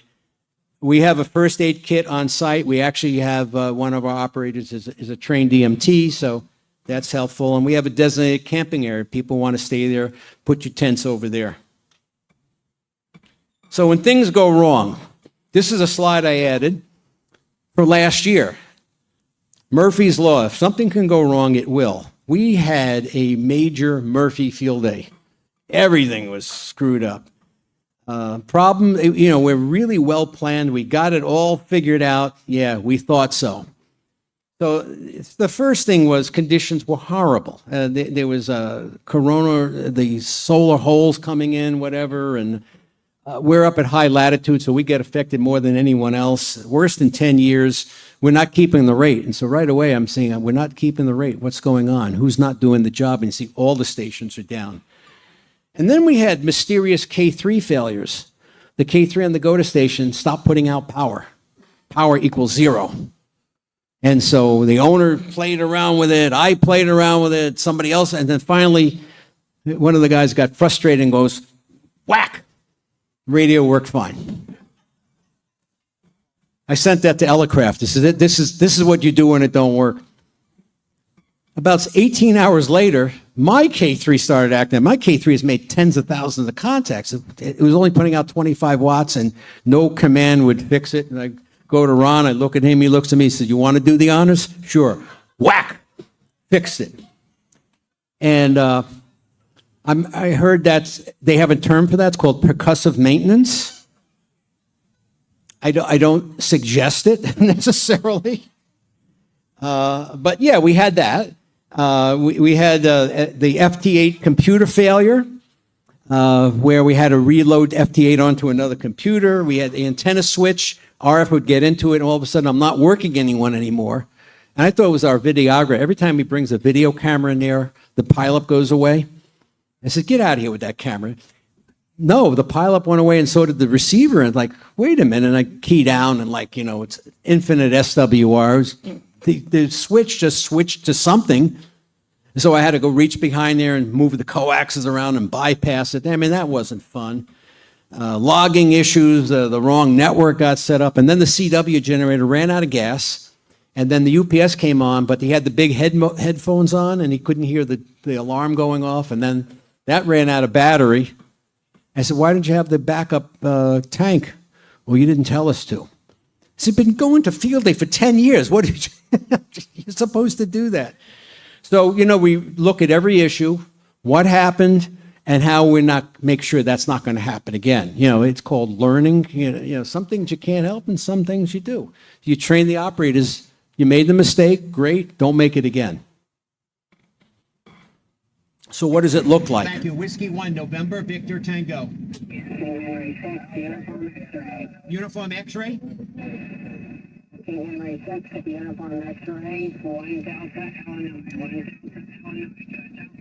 KH6UX or 2 Alpha Vermont. Thanks. Whiskey 1, November, Victor Tango.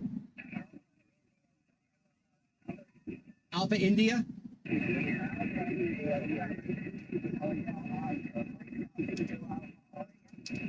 AI7HO, you're 2 Alpha Vermont. Thanks. Whiskey 1, November, Victor Tango.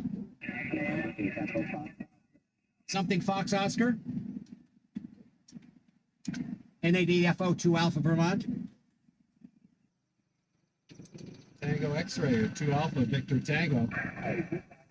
2 Alpha Victor Tango, you're 3 Alpha Charlie. Thanks, Charlie Oscar. Whiskey 1 November, Victor Tango, field day. November 9, Delta Echo Kilo, 2 Alpha Victor Tango. Okay, thank you. Whiskey 1 November, Victor Tango.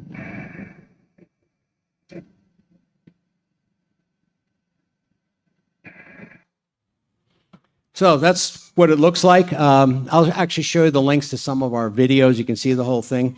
So when it ends, have a clear takedown plan. We usually don't. and it becomes a free-for-all. You want to make sure you capture and save the logs. That's really important. And you leave the site in pristine condition. You want to be invited back. And you want to make sure you get those logs in by, I don't know, July 21st or whatever it is, 30 days after it. Then what I have to do is clean and inspect all the equipment, make sure nothing is broken, review the rates, write up the critique, and we celebrate. So our thing is, if we win 2A, we get chocolate cake at our holiday party. So this was, we had one that was a three-peat, where we did it 3 in a row, and this was the 14-time 2A champions, and last year it was 5 in a row. So, that's the motivation. You want the cake, you got to do well. And here's like 3/4 of the guys that make it happen. So I hope you enjoyed it. What I'm going to do is see me down here at the bottom so I can get off of here and get the next guy on. If you want to ask questions, see me over there. Thank you for coming out, and enjoy the rest of Hamvention.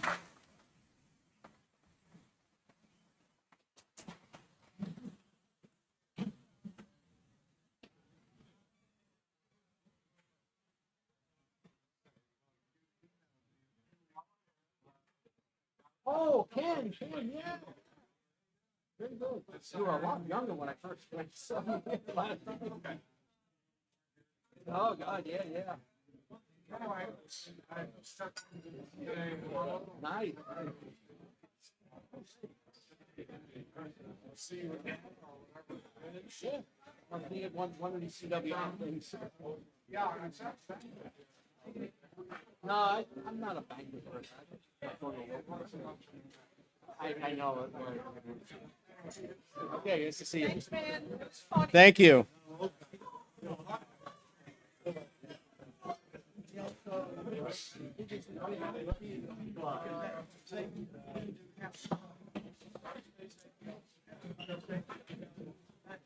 I'm an ex-show, and I worked at Golden State. I'm glad that you said that. I've never been on the air. My fault, I've never been on the air.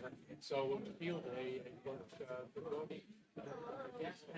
Yeah, that's how you get. We all kind of stunk when we first got on the air. Tell me, what's your budget? A budget? We didn't spend anything. Well, we don't. Some water, some drinks, or whatever. We don't spend a lot on this.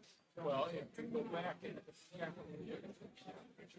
You've got what? Capital. I mean, that's a lot of. Oh, over the years we've spent some. Yeah. Those towers run about 8 million. But we've got the tiers more. So the club.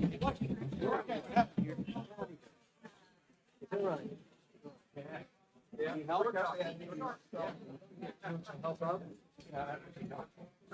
Arm. Let me get off. Okay. I got you. Okay. Get a chair. Yeah. That's good.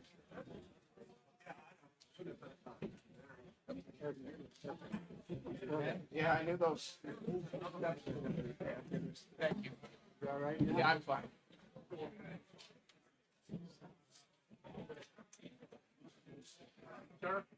Sir, you're the third person. Yeah, those steps are wobbly and you hit your toe underneath. There's another little half step.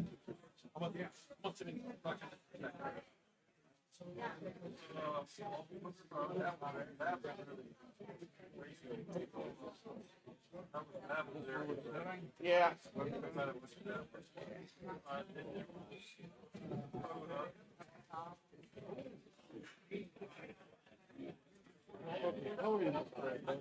Yeah, this is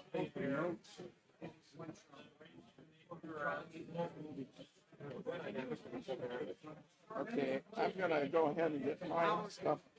I'm gonna hand you back yours. I'm gonna head get mine up and running.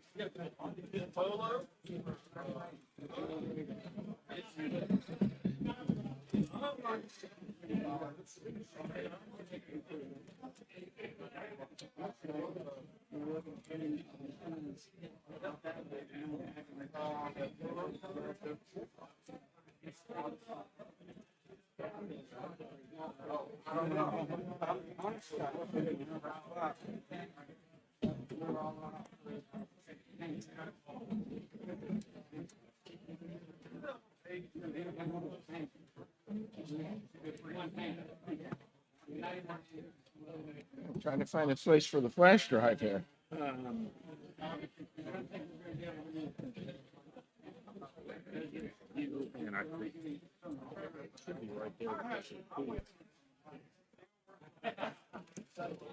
Okay, there we go.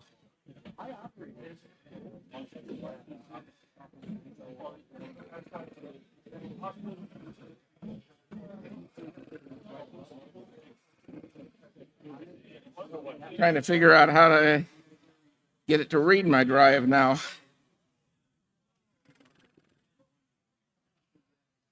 Ah, crap. We gotta. Oh.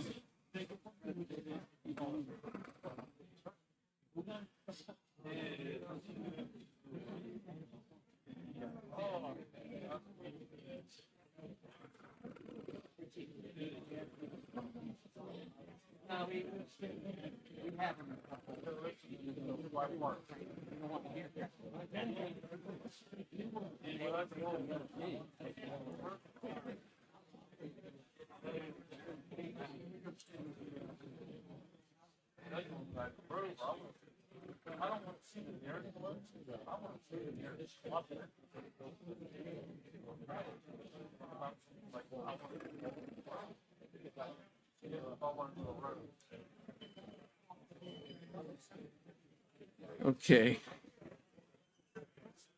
You ready to go, Eric? Yeah. I don't see the ARRL guy here, so I'll just go through his if he doesn't show. Yeah, I need to put it in slideshow. Give me just a second here. Someone's gonna have to show me how to do that. I don't run Microsoft products, so I don't know what the hell's going on. And I'm not finding a slideshow icon here. Okay.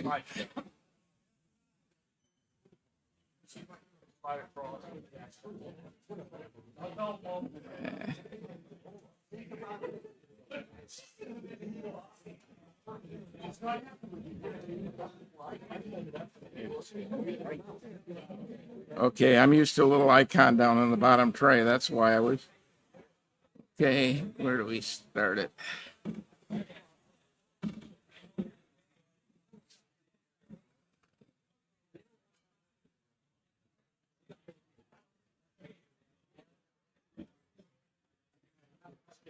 Okay, there we go.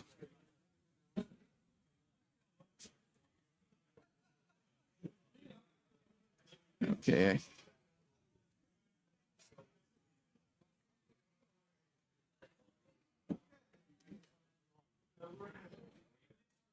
Good afternoon. I'm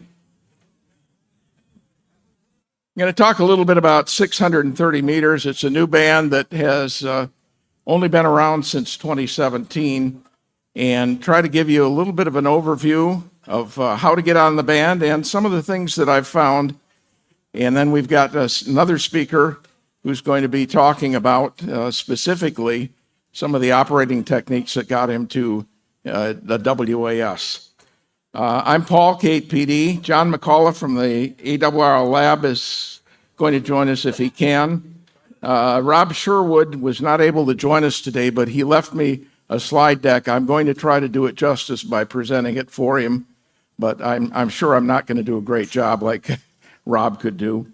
And then finally, Eric is with us, NO3M, who is the first person to achieve WAS on the band. So let's get started. Okay, not clicking. I'll just use it this way then. Okay, 630 meters. Why? Well, it's one of the new frontiers in amateur radio. And it kind of kindled my interest because I was working on designing AM broadcast antennas for the AM band. And we were designing all the way down to 530 kilohertz. And I figured, you know, if we can do a 530 kilohertz compact antenna, why not a 475 kilohertz? And one of the issues was there's really not a lot of transmit and receive equipment out there. You can receive generally, but transmitting has been problematic. But one of the things that I've noticed is that you can modify with the Mars modification for out-of-band transmit, a commercial transceiver, and utilize it along with an external low-pass filter. So today on the forum, I'm going to try to cover some things very quickly. We've got a short amount of time, do the best we can. Talking about operating on 630 meters, what to expect, some practical receive and transmit equipment for a band where you can't really go out and buy a transceiver for it, operating without some impossibly large antennas, modes and operating procedures, and getting the required clearance from the Utilities Commission so that you don't have to be concerned about interfering with their line monitoring software and RF that they're using to monitor the transmission lines. So it was all about overcoming obstacles.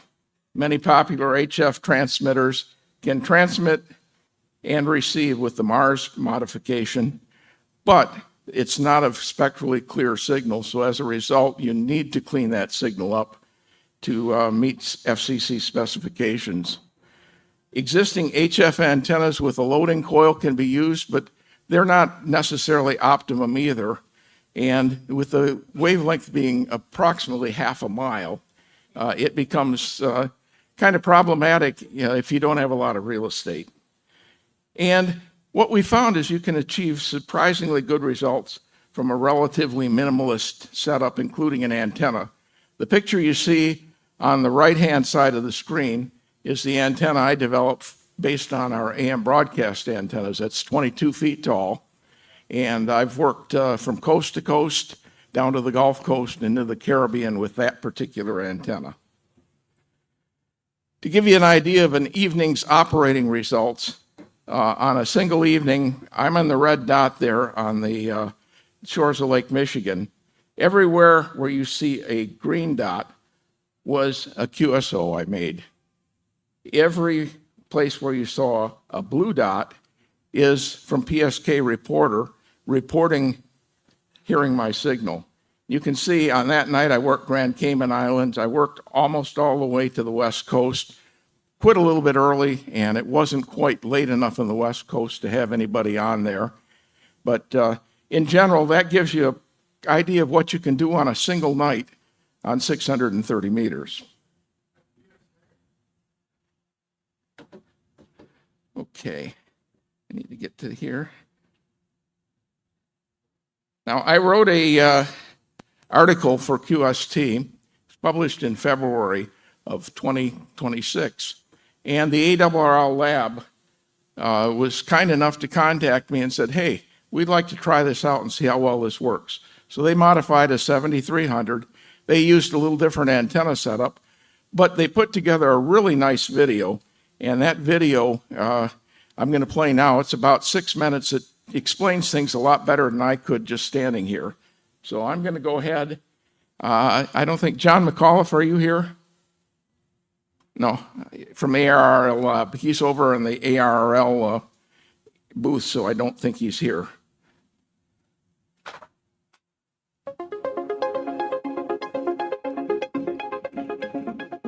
Hello, I'm Joe Karsha, NJ1Q. And I'm John McAuliffe, W1DRF. Today, we're at W1AW taking a practical look at getting on the 630 meter band as a companion to the February 2026 QST article by Paul, Kilo 8, Papa Delta. In this video, we'll walk through a real-world 630 meter station from start to finish, including registration, equipment, antenna construction, filtering, matching, and eventually getting on the air. Everything you'll see here uses readily available parts and tools and highlights many of the same challenges and solutions described in Paul's article. For this demonstration, we started with an ICOM IC7300 that's been MarsCat modified for 630 meter operation. As the article points out, most HF rigs will produce some power at 475 kilohertz. However, they're not designed for this band, so filtering is important. In our testing, we found that the 7300 does not meet FCC regulations on 630 meters, which means there is a need for external filtering. The trade-off is that the radio only puts out at least 5 watts of power, which we have proven is enough to be heard with our antenna system on 630 meters using digital modes.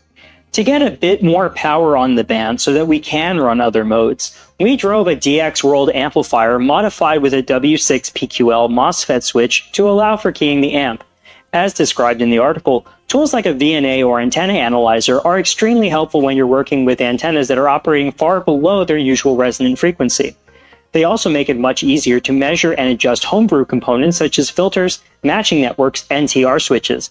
If you're putting together your own 630 meter station, expect to build at least a few things yourself. A VNA will make that process much smoother. Because of the EIRP limits, having a reliable and accurate power meter is also a must to make sure that you're complying with FCC rules.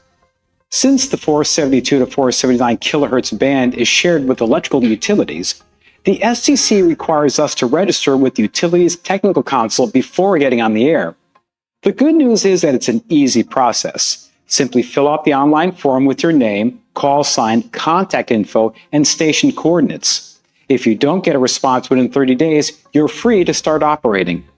The article points out that full-size antennas for 630 meters can be well over 1,000 feet long, clearly not practical for most of us. For this project, we used a much more manageable approach. Our station uses a 196-foot doublet made from 14-gauge TAHN wire, fed with 450 ohm ladder line and supported about 50 feet above ground.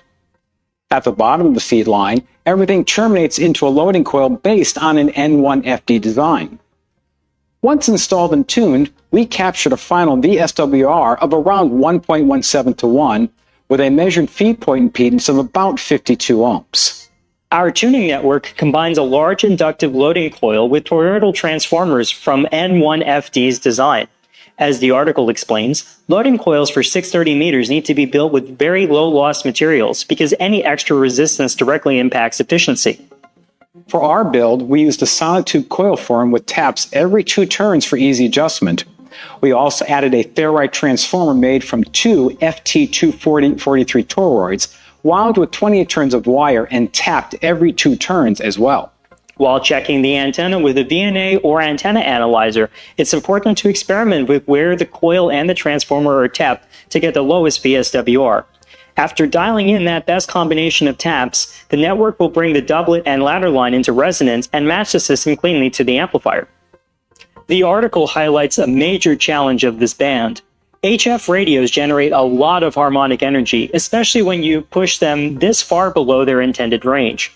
To comply with the FCC rules, which require spurious emissions to be at least 43 dB below the fundamental, you really do need a proper low-pass filter, especially when you're adding an external amplifier to the mix. We copied the design from the author, which created a low return loss functional filter for this band. It is helpful to not only keep the coil windings tight to the toroids, but also closely spaced together for best VSWR performance. This is where VNA becomes invaluable. You can measure return loss, adjust winding spacing accordingly, and verify that the first harmonic is properly attenuated using the 2-port feature. With filtering in place, the station can now meet FCC requirements for spurious suppression. We did the Mars cap mod on the 7300 to open up the 630 meter band, which does not come enabled by default. We did run into one problem that others may encounter. On our 7300, diode D419 was missing from the control board. Without D419, the radio will not transmit below 1600 kHz even after the Mars mod. If you find that D419 is missing, you can simply move diode D416 into the D419 position. This follows the same principles described in the article. Whisper is an excellent way to check how well your antenna is receiving before you ever transmit. With everything tuned, the spots we received across the region confirmed that the system was performing as expected. After all, you can't work them if you can't hear them. On 630 meters, the FCC limits stations to 5 watts EIRP. Because compact antennas are inherently inefficient and EIRP accounts for those losses, you'll often need more than 5 watts at the transmitter to reach the limit. Using our measured impedance and antenna dimensions, we used VK1SV's Marconi calculator to determine the correct transmitter power. For our setting, staying under the legal limit worked out to about 95 watts. 630 meters may sound intimidating at first, but as the article shows and this build demonstrates, it's entirely within reach. With a practical antenna, proper filtering, and the gear you already own, you can operate effectively on this fascinating band. For schematics, additional construction tips, and more performance data, be sure to read the full article in the February 2026 issue of QST. Once again, this has been John McAuliffe, W1DRF, and Joe Karsha, NJ1Q. Thank you for joining us, and we hope that this article and digital video content inspire you to explore 630 meters for yourself. 7-3.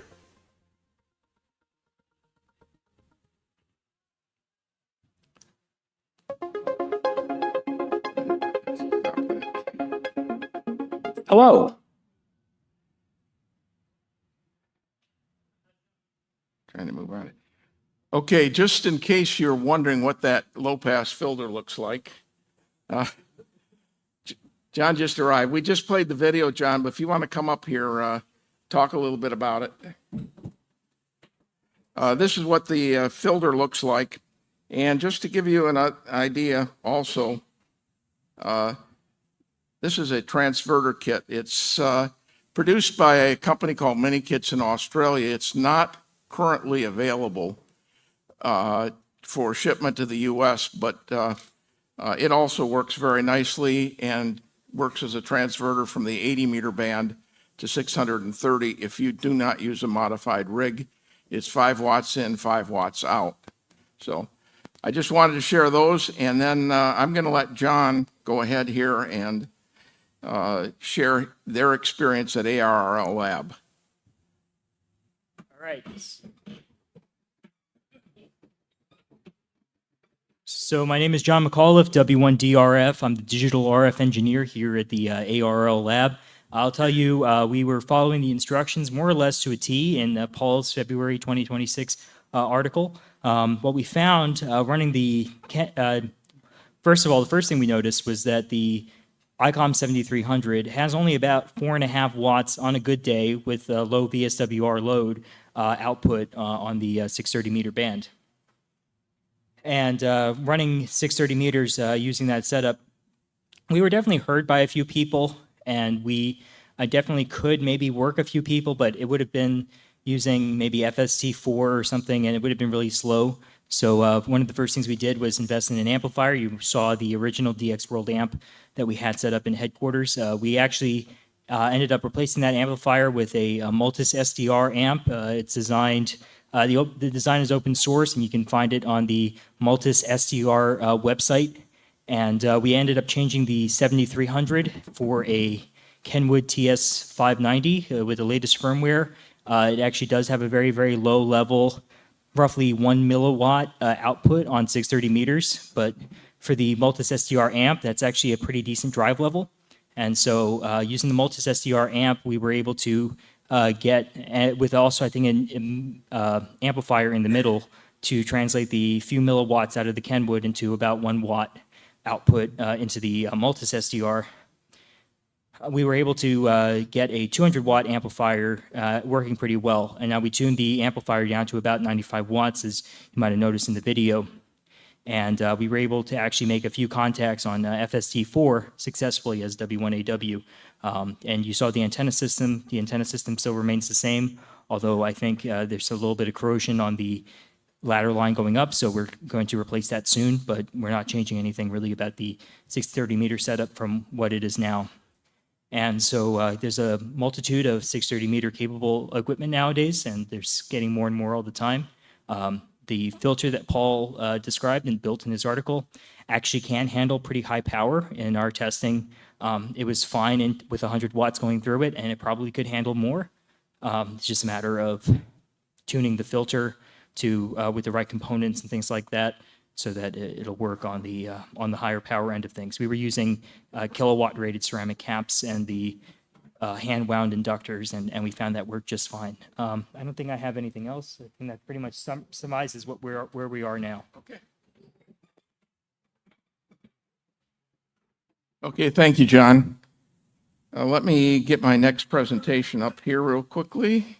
And this, as I mentioned, comes from, okay, where's my cursor? There it is. You can tell I'm not a computer guy. I was born before computers. Okay. No, I want to open.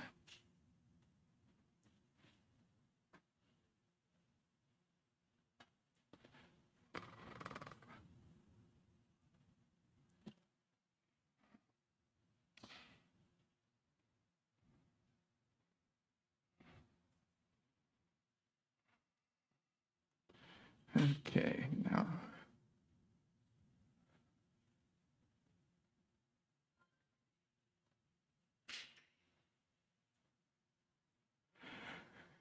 Okay, Rob Sherwood, many of you have heard of him because he's done the receiver measurements, and Rob is considered to be quite an expert in the receiver area in his Sherwood engineering.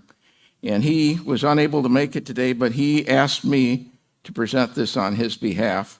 And again, if I skip over something or can't answer something, please bear with me because Rob could do a much better job, I'm sure. Okay, the first point that Rob wanted to make is you've got to sign up with the UTC for these bands. He signed up for both of his QTHs, and he figured he's never going to probably operate out of Denver, but once you sign up, you're good to go forever. So as a result, if you think you've got a second QTH where you want to sign up, maybe you've got a little bit more room or whatever, consider doing that because once you do it, it's good for life. So how do you get on 630 meters? Well, as I mentioned before, there's some challenges. First of all, a functional antenna. And in this case, Rob had a Marconi T at 160 meters, so that was simple. And the picture that I'm going to show you next will kind of show you his setup. But all he needed was something to tune it. And what did he have to transmit on 475 kilohertz? Nothing. So he searched, and at the time there was a company out of Australia called Monitor Sensors that was making a nice transverter that came in on 160 meters with 5 watts and went out with 60 watts on 630. So that's how Rob got on 630 meters. This is looking at his site. He's got this very dream site for most of us who live in a more urban environment. It's out where there's not a lot of noise, and the 2 towers with the arrows, there's a wire strung between them, and then a wire dropping in the center that compose his Marconi T. One of the things that Rob pointed out, and I think this is a really great slide, if you look at that solid light on the bottom, that's the receiver performance in terms of receiver sensitivity. And then going across from left to right, you've got from DC to 30 megahertz. And you see that what happens as you get to the lower bands, particularly below 5 megahertz, you start seeing a tremendous amount of rise in noise level, which means that your receiver itself is going to be challenged not by its sensitivity, but rather by the noise level that you're operating under. So sometimes having a receive-only antenna like a loop or something that's a lower noise antenna, if you've got a separate receive antenna capability, may be very desirable. Basically, the further into an urban setting you get and the more congested it gets, the worse that situation becomes. So how did Rob match his antenna on 475 kilohertz? We needed a coil, some series inductance, and figured it was going to be about 200 to 300 microhenries. He had measured the antenna with RF bridges. He came up with a 4 ohm minus J850, and that included his ground losses. So his efficiency, he figured, was a few percent.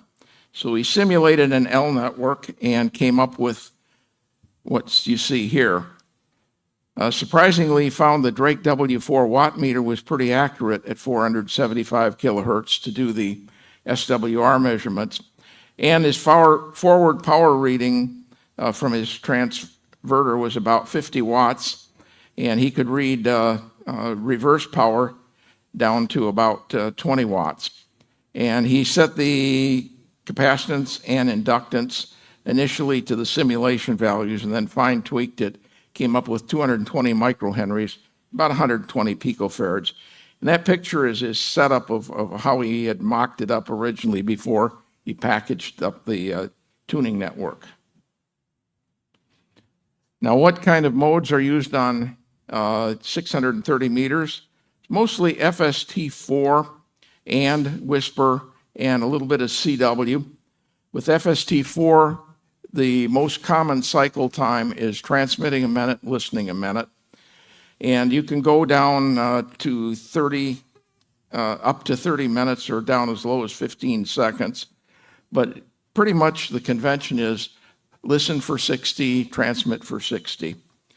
And it also, with the FST4, it sequences it so that once you start a QSO, you click on a station that you hear, and you send, it sends back, and it sequences through all the QSO and the reporting of the signal levels, so forth, and completes the QSO.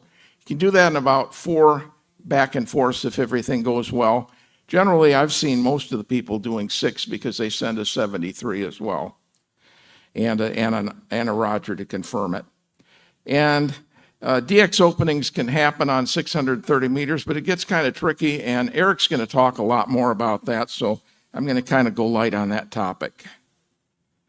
So what does it look like? This is what a screen looks like on WSJTX. That's a mouthful. And this was Rob working Eric, who's sitting right here on the stage, 60 seconds per transmission. And you can see that by the yellow and the red lines, they did 3 exchanges. Rob sent a -16 level and received a -9 level from Eric. Now, Rob is pursuing WAS. He's not quite there yet, but this is kind of what he's been able to work so far. And the numbers you see in each state are the number of different QSOs with different stations that he's worked. As you can see, he's got a few blanks up there around Montana, Idaho, and Wyoming, and down in Louisiana and Mississippi. And part of that is because there just aren't stations there, and the only way you're going to get that is if you've got a rover. And he's also worked Grand Cayman Islands, as I did with my modified 7300 and the compact antenna. So I've had pretty good success with that. So one of the goals that he had was to work Roger in Australia. Roger was the designer of the monitor systems transverter, by the way. And he finally did that. And he, since then, has had a couple more QSOs with him. But it's required some careful scheduling and careful choosing of time and date in order to make sure that everything would work. It's not like falling off a log. So what's Rob's next goal on 630? Well, he wants WAS. He's 38 down, 12 to go. And one of the things that all of us that have worked 630 say is we need more hams on the band. A lot of people have shied away from it because they've said, I can't do this. It requires equipment I don't have. It requires an antenna too big for my situation. And that's not the case. We proved it with a compact antenna, a modified transceiver without an external amplifier, and a low-pass filter. So what it says is, this is very achievable for someone who doesn't have a lot of space or a lot of equipment or a lot of technical skill to build their own. Rob has worked Hawaii, Alaska, and Maine from Colorado, so that gives you kind of an idea of what is achievable. And this is just Rob's final slide. He runs Sherwood Engineering, and I'm sure that if you asked for this or his expanded presentation that he gave to a local club that we took this slide deck from, he'd be happy to share it with you in PDF form.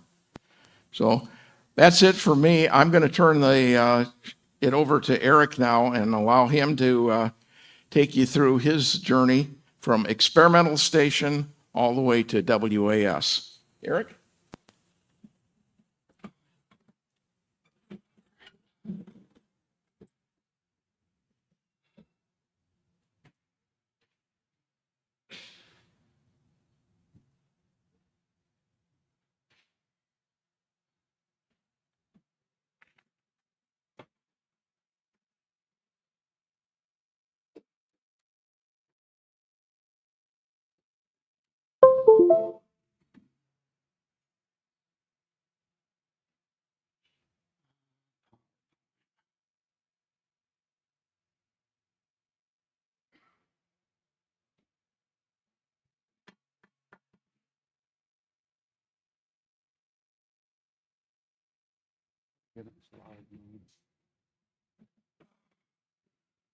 Just hit enter. I don't know. And then hit present. What's that? You got it ready into the other window. Yeah.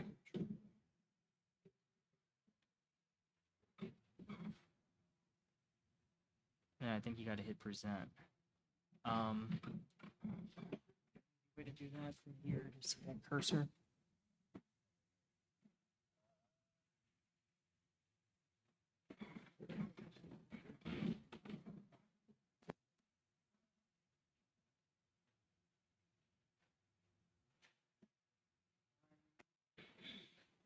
Where are we at here? Any PowerPoint experts?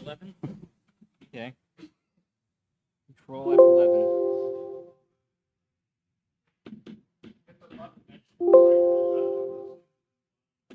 Something about the zoom in the bottom right.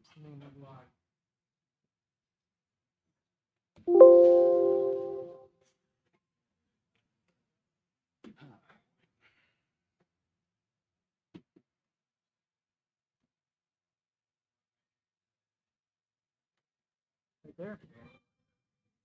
All right, and then we're saying Control F11. 5 maybe.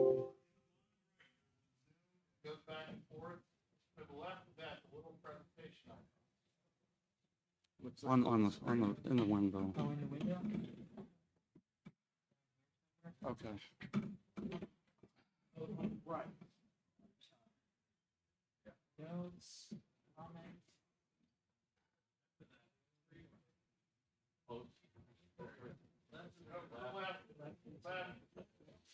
That.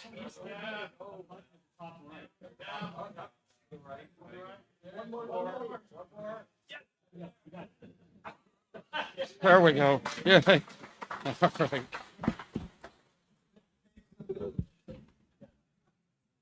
Yeah, I'm a Linux guy, so no knowledge of Microsoft products. Okay, so I'm going to talk a little bit about 630 meter, I guess more extreme operating, working all states, DXing, things people don't generally think about when the topic of 630 meters comes up. But I will go through and demonstrate that it is more accessible to average stations than a lot of people first think. All right, so a little background about myself. I've been operating on 630 meter frequencies for about 14 years. Started with an ARRL sponsored experimental group that had been, I think, operating since 2006 or 7, something like that. And then probably not more than 6 months into it, I applied for my own Part 5 experimental grant. Was given the call sign WG2XJM, and then continued to operate under that grant until we received amateur privileges on the band in September of 2017. So we've had the band for about 9 years or so now. In the time that it has been a ham band, I've had 2,867 total QSOs. 447 of those are CW, 13 single sideband, and amongst those almost 3,000 QSOs, there were about 225 uniques. And that kind of, that at the moment I last checked, there is a list that's maintained to show all the active operators on the band. As of Monday of this past week, it appears that there's 55 active stations. So I've probably worked, not the last 2 years, but prior to that, probably 90% of everyone that ever showed up on the band. So if we consider there may be, somewhere about 250 total stations that have been on the band, and there's still only 55, you've got roughly, a 4/5 dropout rate. And most stations in that category will be around for maybe a month or two, and then never heard from again. I also have 3 distance world records, one for 630 meter overall between myself and VK4YB. And that was back in 2017, the QSL card's up there. I also have the 630 meter CW distance record. That was with KH6K9FD in Hawaii. And the 2200 meter CW distance record with W7IUV in Washington State. I also have 17 unique DX entities that cover 4 continents. The only ones I don't have are South America, Asia, and Antarctica. And as far as I last knew, there was an active station in South America. I don't think they were receiving, but just transmitting on Whisper. And there are some JA stations active as far as Asia. I'm not aware that anyone in the US has actually worked any of them yet. And then, of course, the first issued Worked All State certificate. Currently, there's only 2 operators that hold that. The other one is W0SD in South Dakota, who achieved his around the same time. And there is at least one, possibly more, that are only 1 state away. And as far as I know, that's Montana. And W0SD will be making a trip to Montana and Idaho this coming fall. So we should see some new operators join the ranks there as far as working all states. And then this is just a sample of some QSL cards I've received. Netherlands, England, France, and Mexico.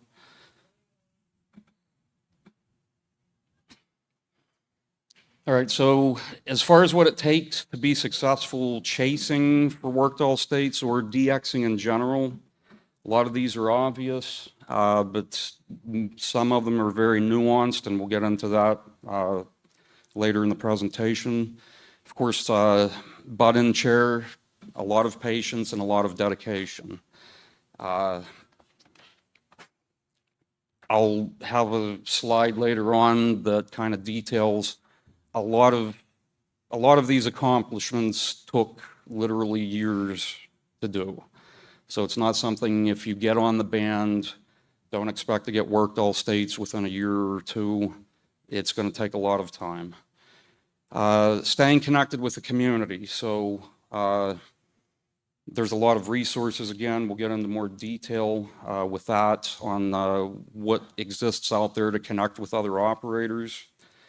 Mining information, and this includes not only monitoring from your own station, but watching other reporting networks, understanding and knowing the band, specifically propagation and how things work, and this will help putting together schedules with other stations so that you're not wasting each other's time.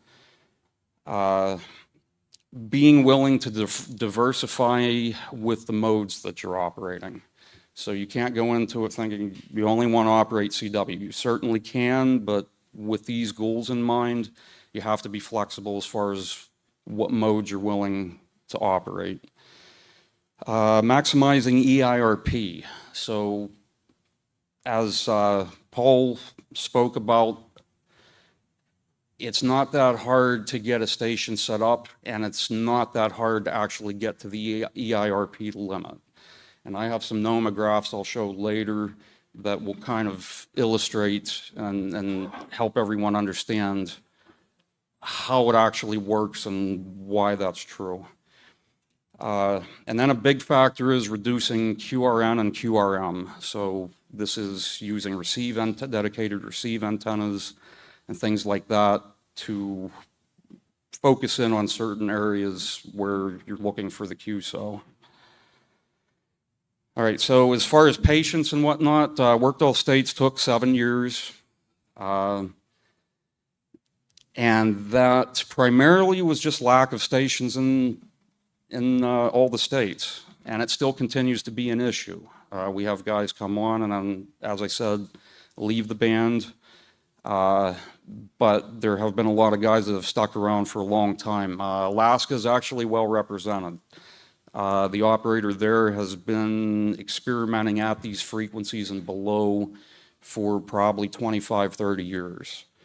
And he continues to be a mainstay. So unfortunately, Hawaii is going to be one of those tougher ones in coming years because the operator there became a silent key.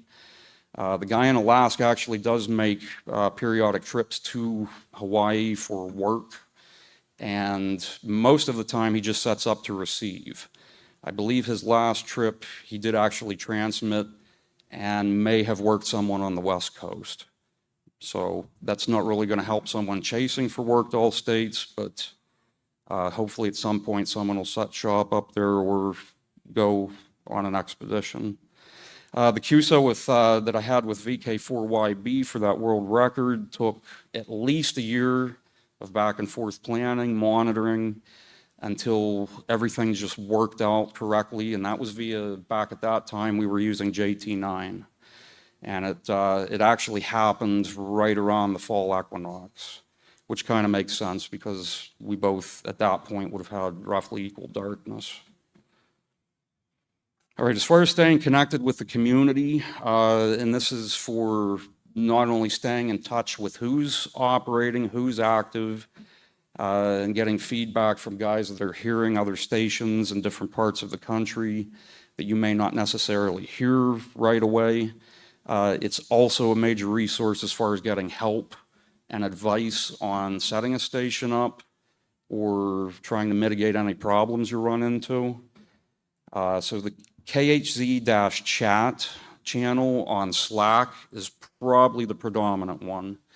I would say 90% of all active operators at any point in time are active in that chat and available, again, to help and just constantly provide feedback and ideas and kind of just keep the pulse on what's going on with the band.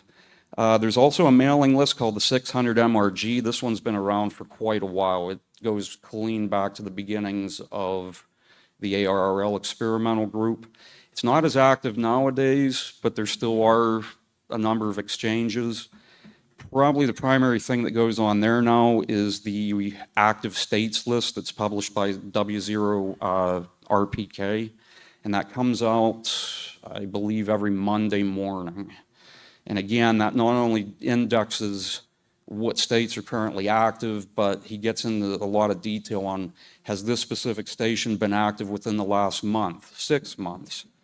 If any given station is inactive for more than 4 years, they get purged off the list.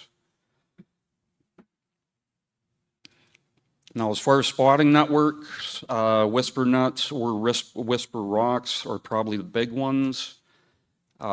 Whisper is just a really good mode, again, to keep a pulse on band conditions and propagation, just to see what things look like on any given night in real time. PSK Reporter, as Paul mentioned, is another good one, especially for monitoring QSO activity and who's hearing who. Ham spots is another one, not as high on the list as the other ones, but it can be a good resource. CWRBNs, there are actual CW monitors connected into the RBN network down on 630 meters. And they actually hear reasonably well. So if there's CW activity and it meets the criteria to get spotted, someone will generally show up. And the DX cluster is another possible resource, but I would say that's probably the least used. I don't see a lot of spots, at least in the time I've been on the band. Actively monitoring from your own station. Now, this is probably going to excess, but this is 160 are not deaf experience silicon counties. The band does tend to settle even at the propagation at least for a couple hours, 3 hours. It is definitely late if you're getting serious, you a little sleep. Most of the time, judging QRM. In general, it's about 60 greater than one. Kind of tail how important it can be. Decent amount of shortly. Daytime decks, I've had several QSOs with Texas and South at today, and as well. One WS there is so between my NJD and of course band characterization and with ordering and things like it can help to kind of schedule that you withstanding his and your own, and obviously planning a thing. If you're an AM, you've experienced this before, but they're very prominent QSB side. One is a steeper one, and the other one is a fast hollow that's super. So seeing the what actually happens, and you'll get these line indicates the mental signal or discernible signal if you're doing CW or what. You get these peaks. I on that to some extent, anywhere between 8 and 15 a given night really starts to settle like so. If you get a but to facilitate Q so and then you see a time later able to make it, you're going to see him whether you're going to finish or not. You know, it just you're a lot of time. So kind of funny because I was in the chat each other and they're bot and just reporting each other. I heard you there. I'll chime in 5 minutes. A lot of significant portion of the finish that time period. So that's on in real time. So Paul Tuss T4 modes specific these and frequencies in the more K1JT at the time. A lot of feedback didn't. So he didn't, you know, civic bands. As Paul 6 or 120 times, but that's for the things like that. A good bit of CW. T9 is dead.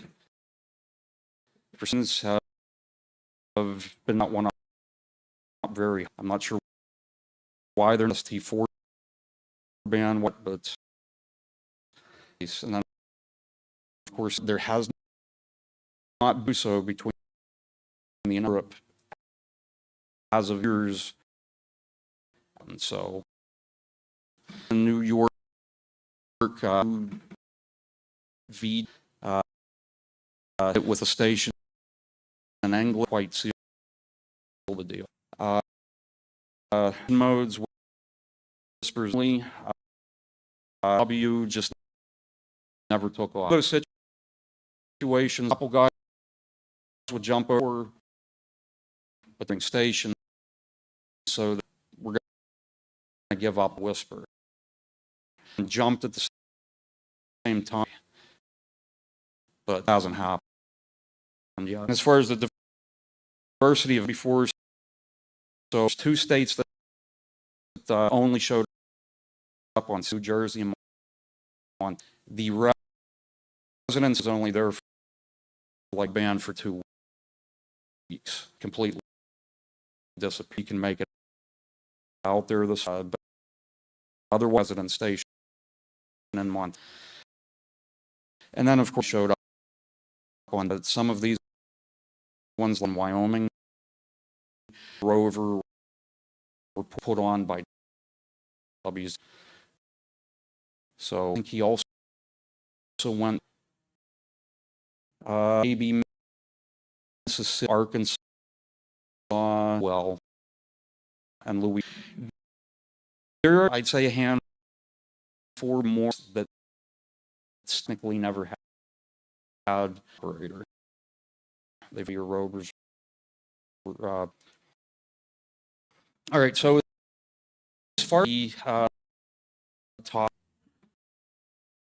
you want to drive the antenna kind of village is very capable what EIR. So basically 3, we have an EI which deals with basic field antennas. We have a transmitter power which is obvious dealing with on.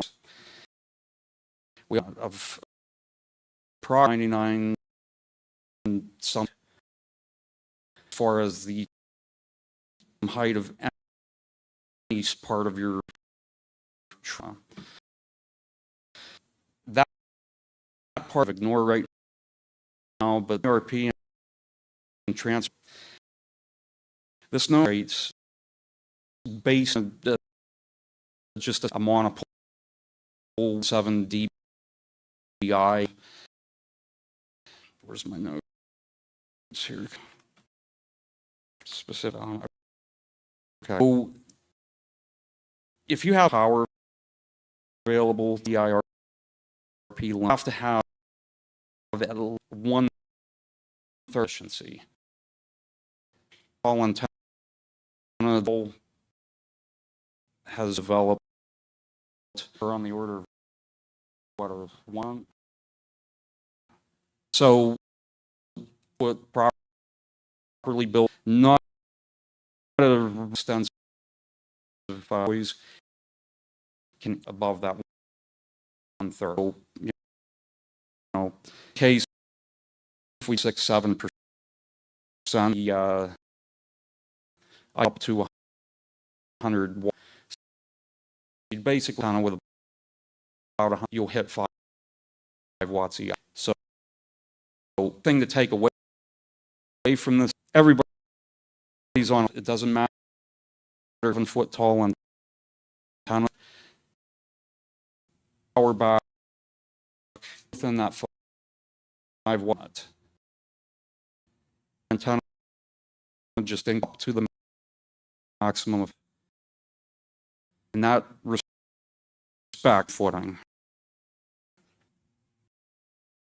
Picture though, after I did a lot of field strength measurements, my own distances and account for 6 dB. The average that off that gate over an ice stroke. So when we're calculating that monopole gain, end up with base here 100 watts efficient watts EIRP, 100 watt what's done will hit this IRP equation a little bit. But again, still achievably anyone can get any sort of up. Now, one thing they're thinking, at least on H's, maximize ability to in a certain direction. We generally think there's, yeah, Maggie, like that. Phased on 630 5-watt directional antennas don't, and they're really actually what you're doing if you're the sphere illustration here, the for density of an isotrope. Any direction of transmitting and its power density within that than or equal that same power isotropic rate, 5 watts. So the right hand substrate is a pattern antenna. Now we have directivity, but power within that sphere, losing gain and another, which range. So a vertical rate always the band and 2200 and argue use my transmit antenna so on. You can actually more compact active receive with low efficient smaller foot then you can to do that antenna. Transmit antenna you still have to efficiency at some degree, and we'll talk a little more about receive antennas. Receive fall into two categories: a merit factor, and those you take the tone of the antenna against in a specific direction, and you get this merit factor. And generally falls at 10 low is more of a sort of noise, which you'll see in the left hand side. That's the POE. Speaking, you're in null out noise somewhere. That's such a wide forward. The second category, 10 dB of these are more direct point antennas. Averages the element vertical out. And then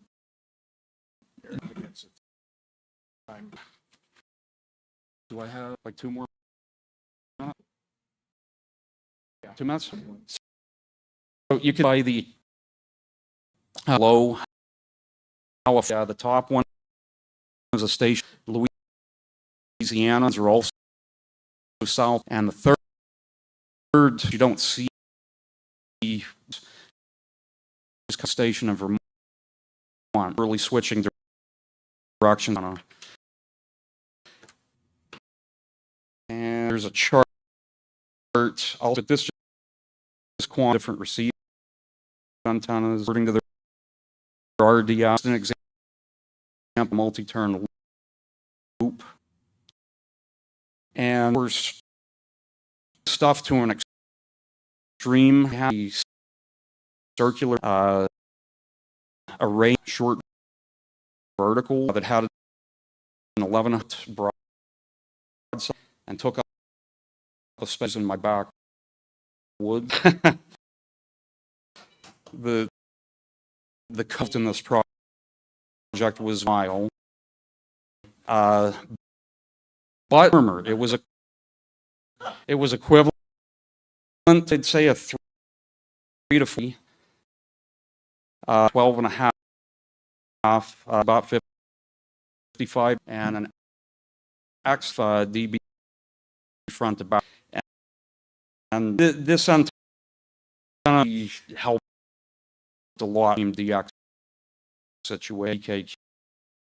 So thing I want to throw flame is actually maintained in that one slide preview. Maybe I see a list of things prepared to fix things on the stuff will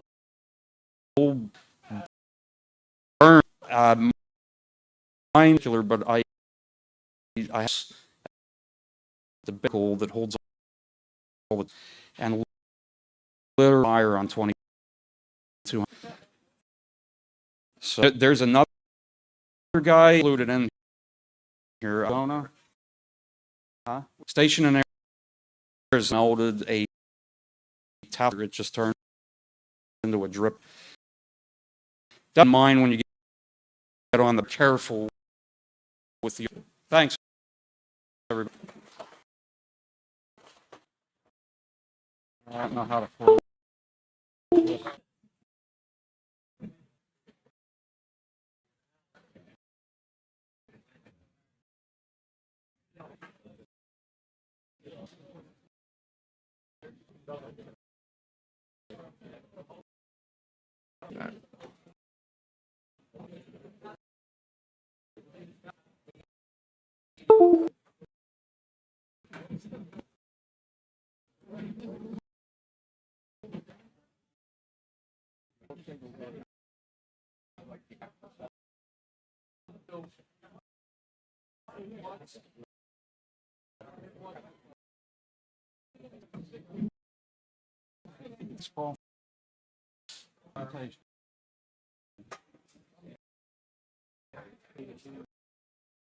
Had this one.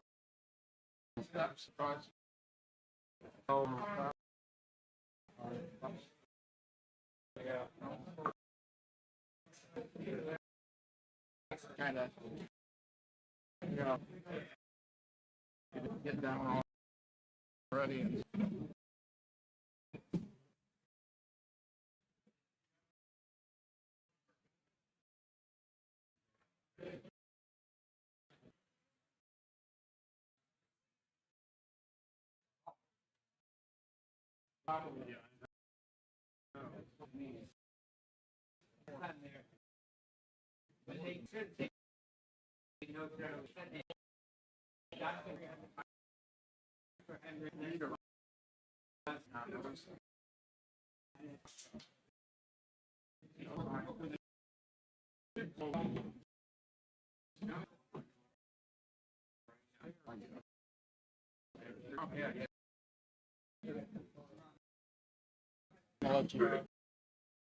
Look at right there.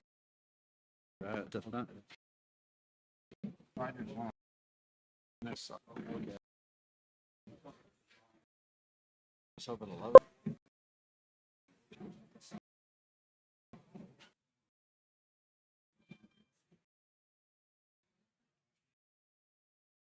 Where's the mouse at?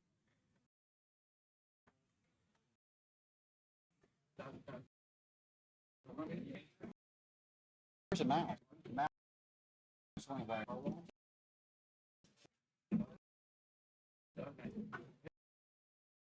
Do anything.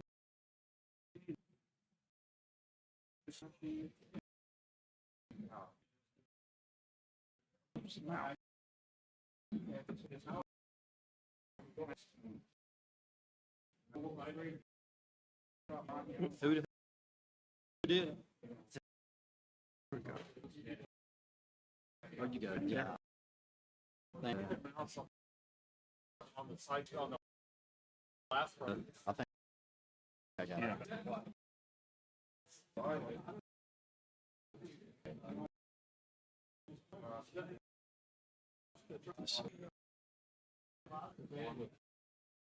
Meet me.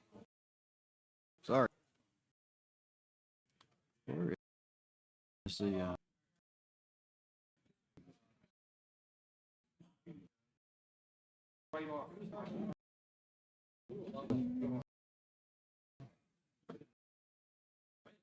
there's usually a little thing.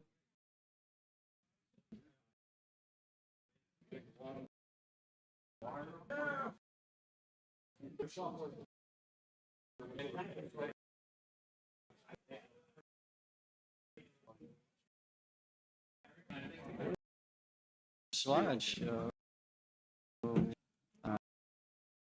from the beginning. Yeah. Right.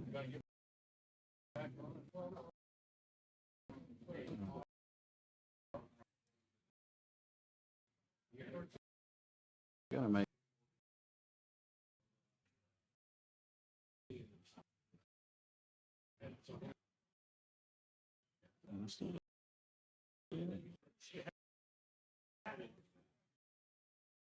Full screen.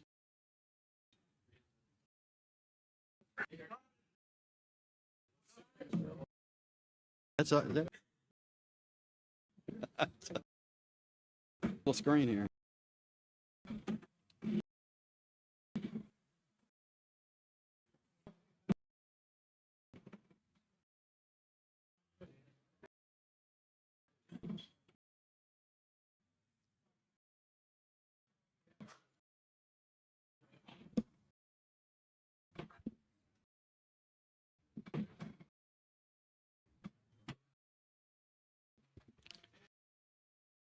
We'll go ahead and get started. About past. Each of you stay humble that you have.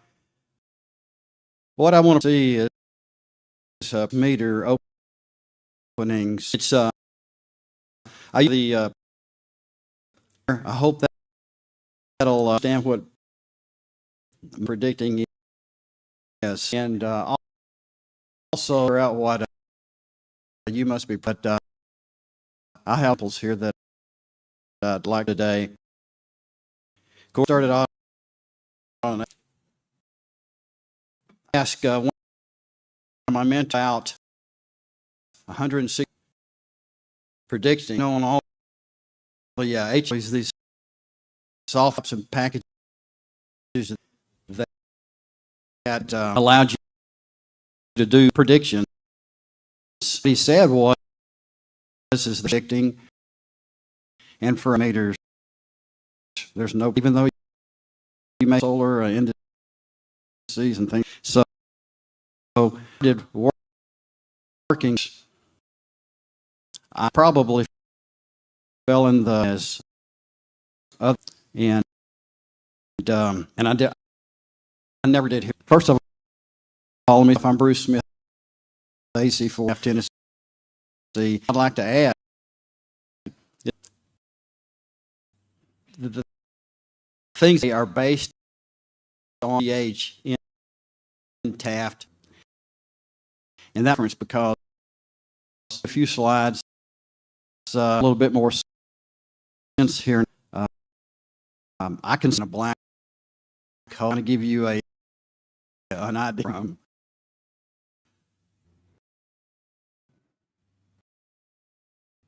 All to some folks yesterday that they were excited for him because they were just now getting into been on 6 million and things like that, but having any luck. I kind of feel like I know I'm not the more experts out there. Just bear with me. And, maybe what I'm trying to. So, as a picture there, recently, someone can try to but anything on it. Sit there to explain what and why anything, and maybe the things that really that's what is sharing what I leaders with, and if you have anything, more than welcome to. So we're going to 6 meter like station. It motivated me meters, especially within the past few. And as examples, and people I've got. You probably won't see till we get it. Makes so examples. My age that hey, you're just bragging. I have no other what I've experienced past that.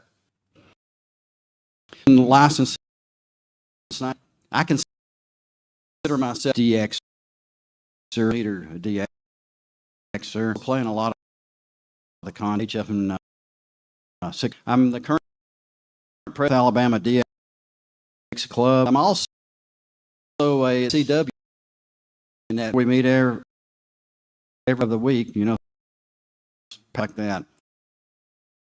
6 meter act out of 1996. I wanted to get on, purchased E-beam, an 846, and I was making a few. My job took me to the Marshall Islands, brought my equipment, and from there I take the island, get awake, work, both HF, and I'm currently Little Tennessee Echo Mike game, and as the most hacks have been in duration with regard to contact. ARRL spectrum, as you see, the leaders lies amateur combined with HF. People have said that is similar, and about that, there's one's open and 6 is, and when you're working, for example, it comes at my location every day that it's open. Also, when we have 6 Japan, I've noticed mimics similar meters. So the times I've been in the morning, 100 to 40 in South America in the morning, afternoon is with them. The band playing a DX station. You're going to 110 for side band, a little different. 100 for 25. When I went over there, in these frequent folks in the Marshall, you can't do that. The DX, you got to use other repeater here lately, digital modes, and for because the CW coherent and digital will get. Thing to note is our band is open, amateur, ready, extra general technique. You can operate, which is a great thing to be first getting into.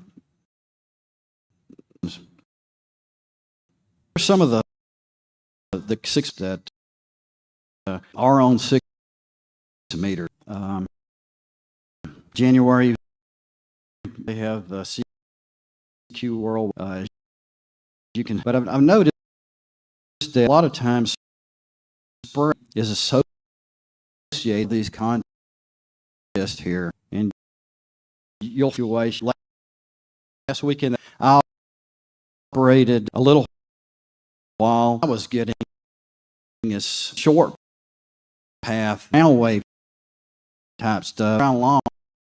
I got, and later, after the sporadic he picked up, I guess he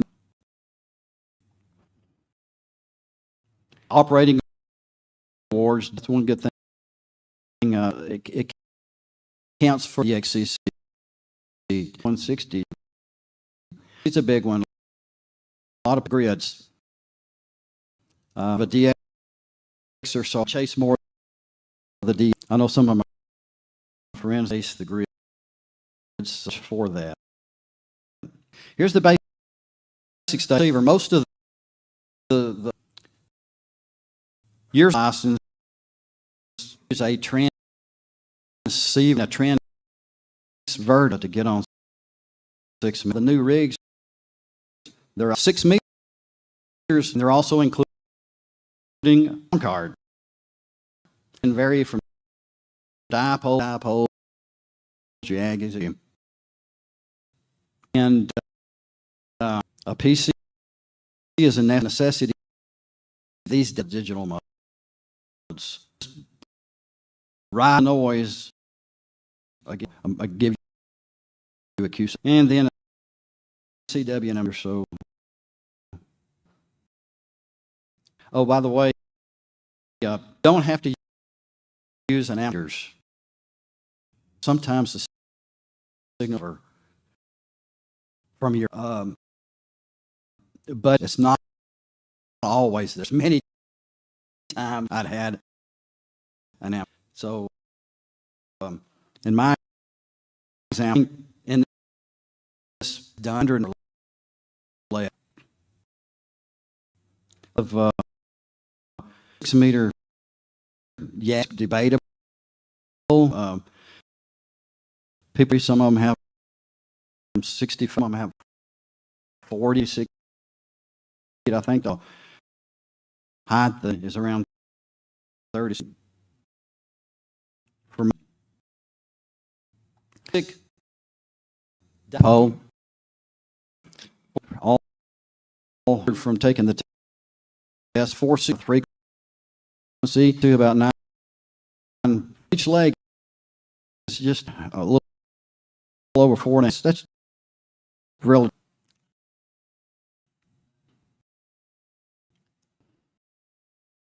Here is an antenna that going to wake up or Munson. A guy, I forget his contact, antenna that I want you to take you.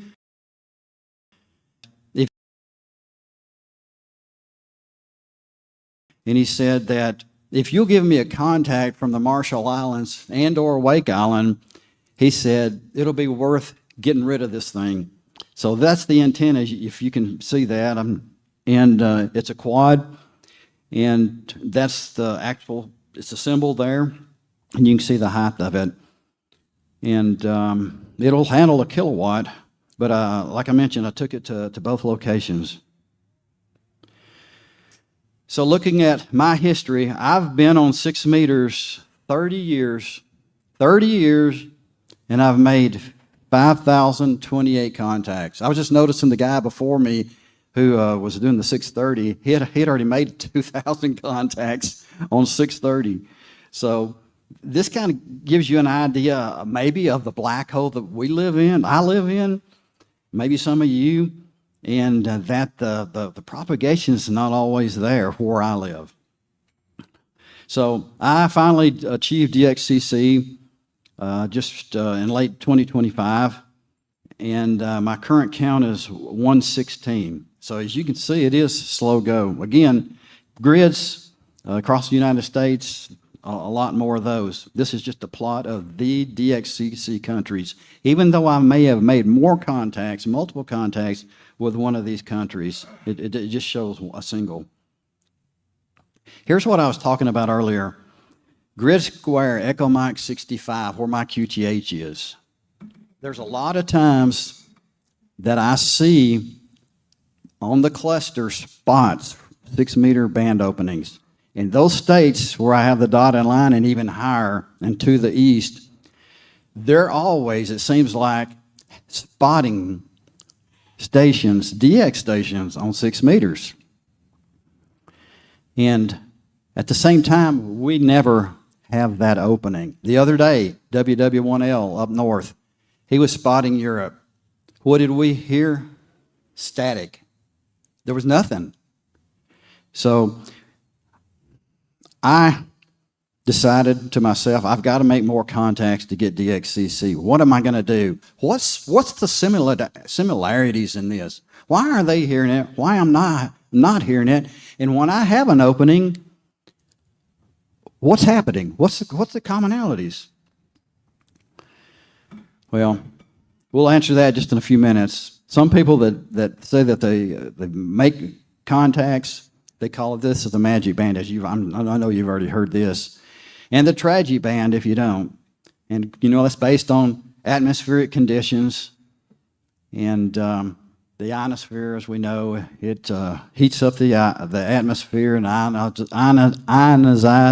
the ionosphere, and we start having propagation. But some of the propagation modes can be combined. So, just some, I first labeled this facts. Maybe it's not facts. Some of it is facts. Solar minimums. We are in a solar maximum now. Solar minimums favor the low bands like 80 and 160.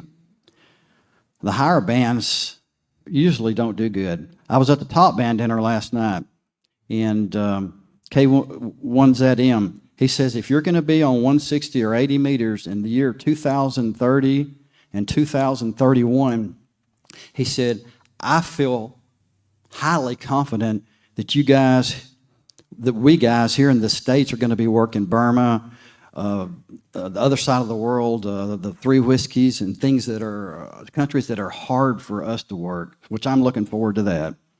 And of course, the solar maximums favor the high bands, 10 and 12. So if you're not on 10 and 12 meters now, if you're an HF operator, shame on you, because it's going to be going away in a few years. The D layer absorption can also affect the propagation. If the D layer is bad, it'll degrade all. It can degrade all of the bands. F layer can divide into an F1 and F2 layer, maybe even another layer, depending on the high solar flux indices. In 2024, that was the peak of cycle 25. And now we are almost a couple of years on the downside of this sunspot cycle. So we've gone up, we've peaked, and now we're kind of at the top, just crossing the hump, fixing to go down. Some of the parameters that I monitor, as you can see on this chart on the right, are the solar flux, the A, the K, the MUF, of course, and the BZ, and solar winds. Of course, the flux is just as a measure of the radiation, and then you have the K indices, which measurement is a measurement of the disturbances, and the averaged over or taken over 3 hours. The A is just an average of 8 K readings that are taken over 8 hours. The BZ is the direction and the velocity of magnetic particles coming from the sun. So that BZ can go negative, and that solar winds can increase. That gives you an indication if a CME is coming. If it's a negative BZ, that means the magnetic field is coming from the sun to the earth. And if those winds are high, it's coming fast. And it just so happens in this example, which just a few days ago, the solar winds were 549. Notice the solar flux. It's 153. It's been as high as, I want to say at the peak around, I want to say 365. I don't really recollect, but it was very high. And I've got an example of where a guy near me worked India with this high indices. So let's look at some propagation modes for the newbies. Ground wave. Basically, that is just from station to station in a local area. As you can see here, I'm myself as an example. I'm talking to N4BCD. He lives on the north side of the county. probably 15 miles away. That's kind of an example of ground wave. It can be extended. I mean, the other day in a contest, I believe the ground wave went out to from us to Atlanta. You have tropospheric ducting, and that's similar to the 2 meters. We're all familiar with that in the summertime when we have an enhancement. Meteor scatter, so when you bounce your signal off the meteor trails. And then the sporadic E, to me, the sporadic E is the workhorse band. It can be single hops, double hops, and it can concur from the, actually, I have here midday, I've had it open up in the mid-morning as well. One time I was sitting there doing something in the shack in the morning, and all of a sudden I'm hearing CW come in, and it's SO1WS in Western Sierra, just booming in there. And then he's there for a while, a little while, a few minutes, 5 minutes, and he's gone. Enough to work him. Then there's the transequatorial propagation where we work South America. And next is the F layer. The F layer, as I mentioned, at a high flux can develop into a couple of layers or more. And the result of that is worldwide DX, 11,000 miles. I mean, you can get work stations long path. Then there's the Aurora, where we have that magnetic disturbance, and I have an example of that. And we've all taken pictures of the aurora.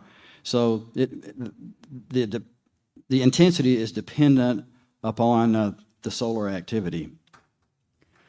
So since sporadic E is the workhorse, I wanted to mention that it forms at around 100 K.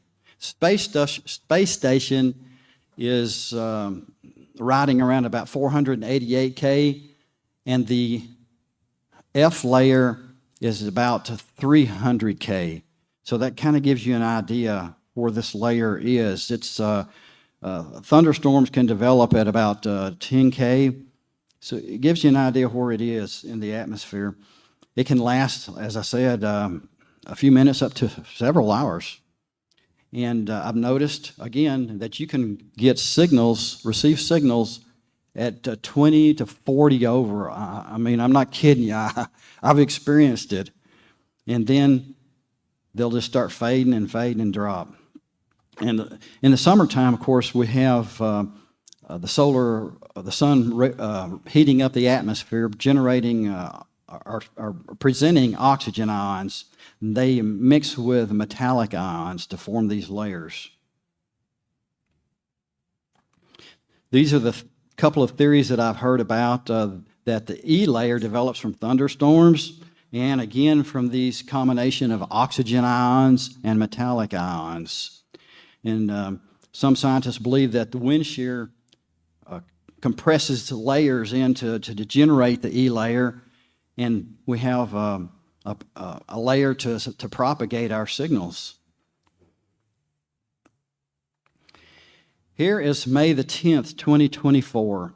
There were 6 CMEs ejected towards us.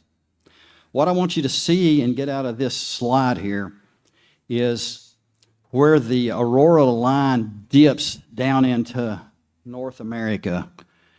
It also is a good chart because it shows the attenuation level of the bands. If you look at the top, like 40 meters is attenuating at 35 dB. 6 meters is attenuating at less than 5 dB. In other words, there's no attenuation on 6 meters. So there's a possibility we could, if we had an opening, we could make contacts. 40 meters, if you were to go up to 40 meters, unfortunately, you may not be able to work anything. Here is a recording, but it probably won't work. But as you can see there, May the 10th, 2024, those are some of the, that's June, when the sporadic season is in effect. And you can see some of the contacts I made during that aurora opening. Those are just stateside openings. Okay, here goes.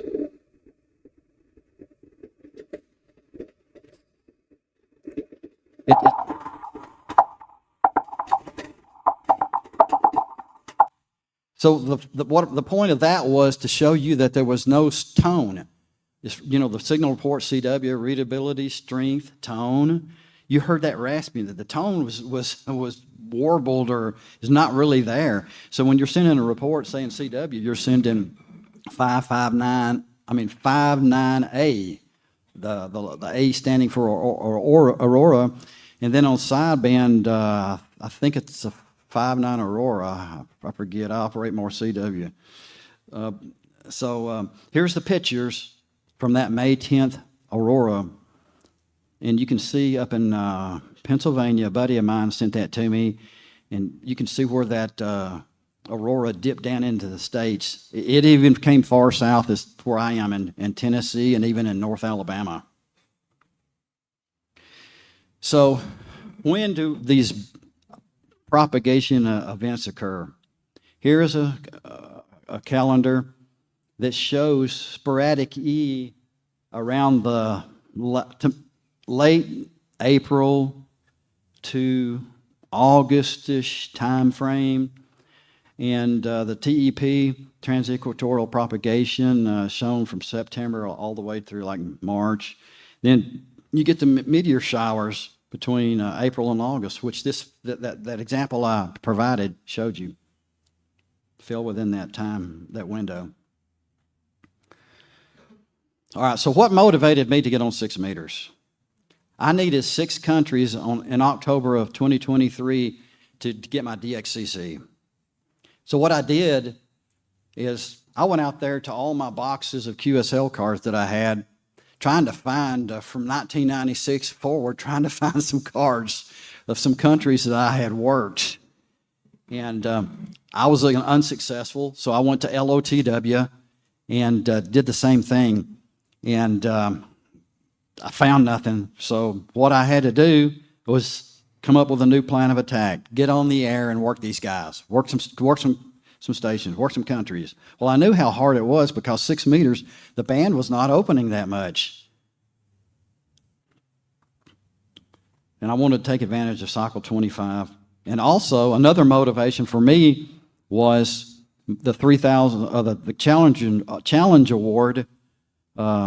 I'm approaching close to 3,000, so I'm not doing it on HF. It's just too slow, so I'm hoping that 6 meters will help me. So as I started trying to work these stations, when I would work DX, I would get on our club's repeater and I would share it to the members. And one afternoon I began receiving Australia, a VK, and New Zealand on FT8. In my grid, Echo Mike 65, for 20 minutes, and believe it or not, these signals were 20 over. And so I made the contact. I announced it on the repeater. Nobody responded. And it was quickly confirmed. Another evening, I began receiving New Caledonia. In the evening, I meant around late afternoon, and I think the Australians were after it had reached darkness at my site. But so they were here for 5 minutes. I worked them. I put it out on the repeater. The signal faded out. It was confirmed. No one worked them. Steve, who's here today, AG4W, he said, Bruce, you were present to win. You were there. You were on the air. And I thought, well, you're right. So I'm trying to work more, and I'm trying to get on the air and trying to figure out what's happening, when to get on the air. And so in late January 24, some folks went to Clipperton Island. And while I was monitoring the cluster for HF, I saw a 6 meter spot, 5185, and I thought that's not the typical FT8 frequency. The typical FT8 frequency is 5313, and the EME frequency is 5189. So I QSY'd to 189. I thought, man, I'm desperate. I'm gonna see if I can hear the guy and go to QT65, JT65 or some mode and see if I can hear him. And so, which would probably have been doubtful if he'd have been on EME. But I started listening, and I started hearing some chatter, some tones. And all of a sudden, this station, TX5S, started coming in at all of a sudden plus 24. And so by that time, I guess there were other people spotting him, and I made the contact. And then it wasn't too long that he faded out. And I had to be at the right place and right time.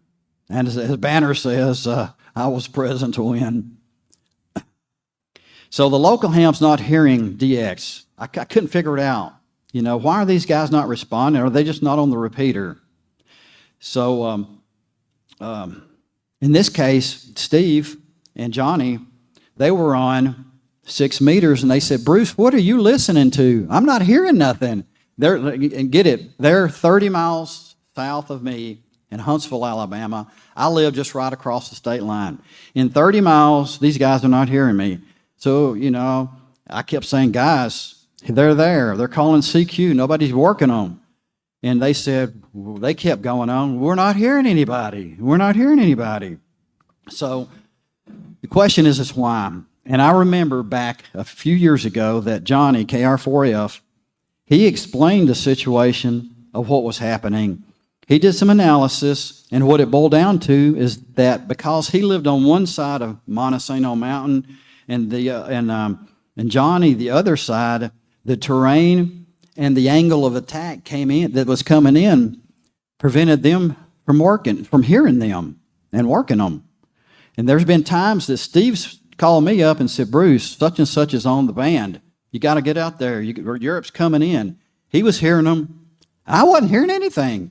And other times I would do the vice versa, do the same thing. And Steve would say, I'm not hearing them. So all I can explain in this case is that the terrain, angle of attack, perhaps something else is causing us not to be able to hear that close. So that's why I call 6 meters a magic band. It can just suddenly occur. Again, you must be present to win. So here's a screenshot of the FT8 contact I made. I just happened to make a screenshot of it. And I was tickled exhilarated, actually, to get that in the log. Here's another example of a sudden entity. 7Q6 Mike in Malawi, Africa. This opening was approximately for an hour, and best I remember, that was in the morning around 10 o'clock, our time, Central Time, in Tennessee. And I was able to log that one. And I was there. I made the contact. I was tickled.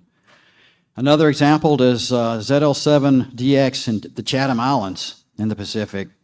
That window was approximately 15 minutes long, again, FT8. And I can't see what I gave them. You can probably see it on the screen, but you can see the signal reports there. And I happened to be there. And why am I here at these certain times? I'll tell you in a few minutes.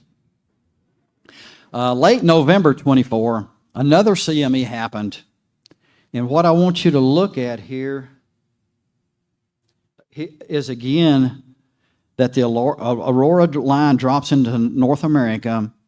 7 megahertz, 40 meters is again attenuated, but 6 meters is not attenuated that much.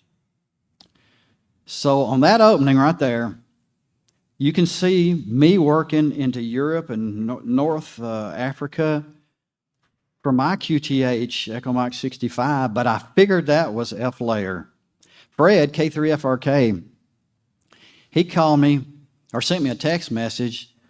And on a Sunday morning, I was out. He was actually out, and he got home, and he was able to make a contact with VU2 in India over the pole.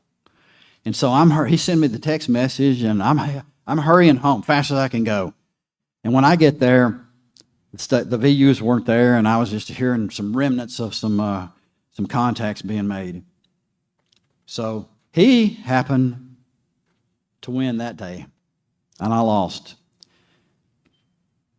So what am I doing when I'm finding some of these rare DX? People say, how are you finding some of these? Well, what I'm doing is, first thing I'm doing is I'm monitoring the indices that we just went over. And I'm making sure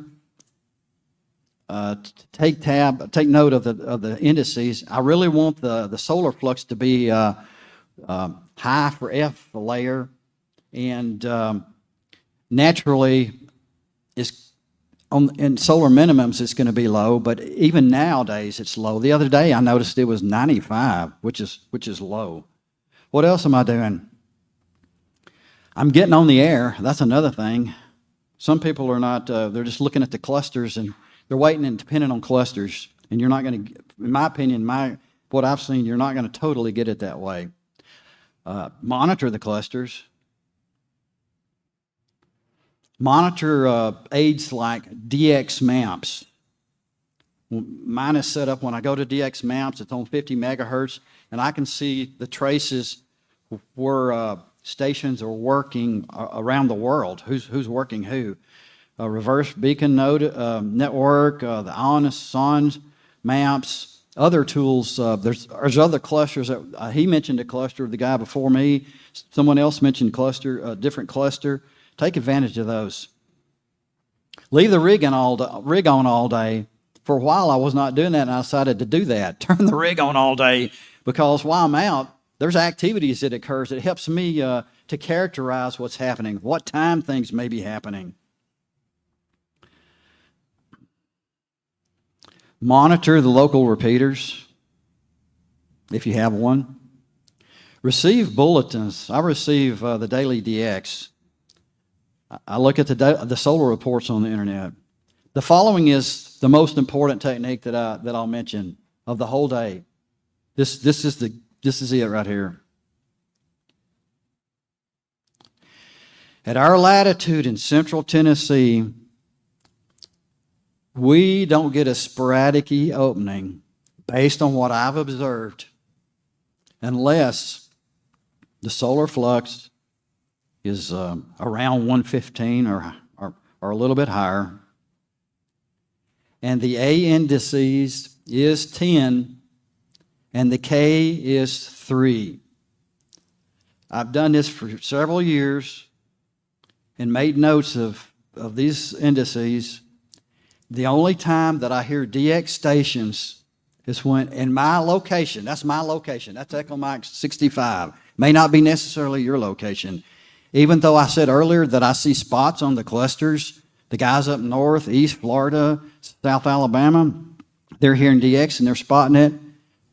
I don't hear anything unless the A is 10 and the K is 3. Of course, F layer, it could happen at any time, so it really doesn't apply.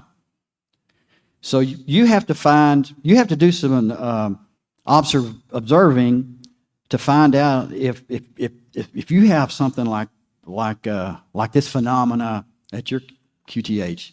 So what I like about the Daily DX is W3LPL. He'll put a blurb in there. He talks about HF, but then he'll put a blurb in there about 6 meters. As you can read there, today the northern states are going to have some possible propagation. That helps me a lot. Another one is DX maps. I get that visualization. You can see the openings there in the central U.S. going down to South America and other places. Here's one March 23rd of 24. It's a screenshot just to show that South America is working Europe. There's some activity within the states. There's a few guys working South America or VP8 to Falkland. But we're not receiving nothing, no activity. I listened. April the 12th, same thing. Another shot of DX maps, no activity. You can look at the solar flux on that chart there. And the A is 6, the K is 1. We don't have no activity. Onasond is another map that is very useful because it provides you with a MUF. The the chart that I showed, or the solar indices table that I showed you earlier, it also shows the MUF. One thing about it is it'll show you the MUF, where it is, and it'll also give you an indication if it's going to be poor, good propagation, etc., or no propagation. Here is an Aurora event, May the 11th, 2024, and again, the flux is 214 here. The A is 203, which is very high. If I didn't say the flux is just a measure of the radiation coming to the Earth. The K is the 3 hour. I think I'd said this already, but it's the 3 hour indication of solar disturbance. So as you can see here, no activity echo Mach 65, even though other people were spotting things. And the flux is high, 291, that's high. So August the 8th, 2024, you can see the flux, 336. A is 8, K1. Again, people in the States are spotting openings. Nothing for us. The A is not 10, and the K is not 3 for me. That's my formula. Desiceo, it was on just a few in January, a few months ago. And of course, the band opened up. There was folks on the East Coast, my location, several of us in North Alabama made the contact. And the folks out west were making contacts. And it made a lot of folks happy because it was a new country for us. But was that TEP? Was that E? Or was it a combination? I do know that it did not meet my formula. My formula was 10 for A, and here the A is 143. So does it work every time? Probably not. But it most of the time it does. So here's all of my activity on 6 meters. And I show you this just to show you when we had openings to the best of my knowledge, because most of the time I was there to check on these. And you can, I'm not going to go through all these, but you can see Norfolk Island, VK9, DX, TX9A, Japanese openings. We had one opening in 25. European openings, one in June of 25. Africa, November 25. What else? Some South Americans. You see all the dates for South America for 25 and 26. These are the only openings that we had at my location. So you can see and understand why it takes so long for folks in my area to get and achieve DXCC. That's why it took me 30 years. So in conclusion, take advantage of the transceivers you have and find a formula. Find your formula. Find the formula that's in your area by observation. When you see that there are stations coming in, jot down the A, the K. There may be other characteristics that may be inherent only to you and not me and others. There's something, we can't predict it. I've not seen any prediction tools. And there's something out there that is undefined that prevents us from doing the predictions. And if you have a prediction formula or know something more about this and can do it, let me know. So the question is, in summary, what's your formula? Remember, in order to win, you got to be there. I've spent many hours in the seats there monitoring all this stuff. And like I said, some of those just pop in, you make the contact, and they're gone. Most people don't do that. They're looking at clusters and depending on clusters. And in my opinion, it's not going to do it for you. Anyway, references there, and any questions? At what? I have worked a VK, and actually one night 3 or 4 VKs from Australia come in, and I've had a night, and so I had already worked them, so I didn't have to work them again. Same stations, and then ZL New Zealand, same thing. I worked them once, and then they came in again. Once in the afternoon, and then a couple of times at night. The JAs, I've seen some JA openings at night. No, it's not. It's not late in the evening. It's pretty close to gray line. That's a good point. 10 meters, I mean, the gray line. Yeah.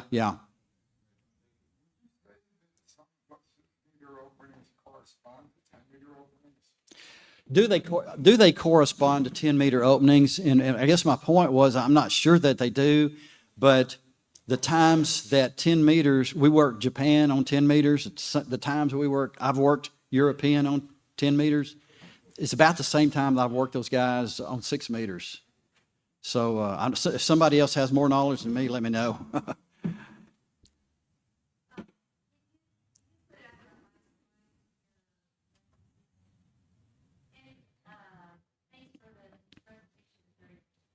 Okay, you're welcome.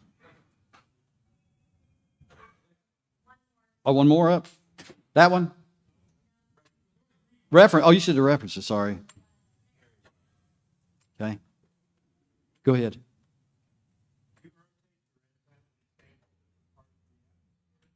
I do. I have a Yagi that I do, and I rotate it. I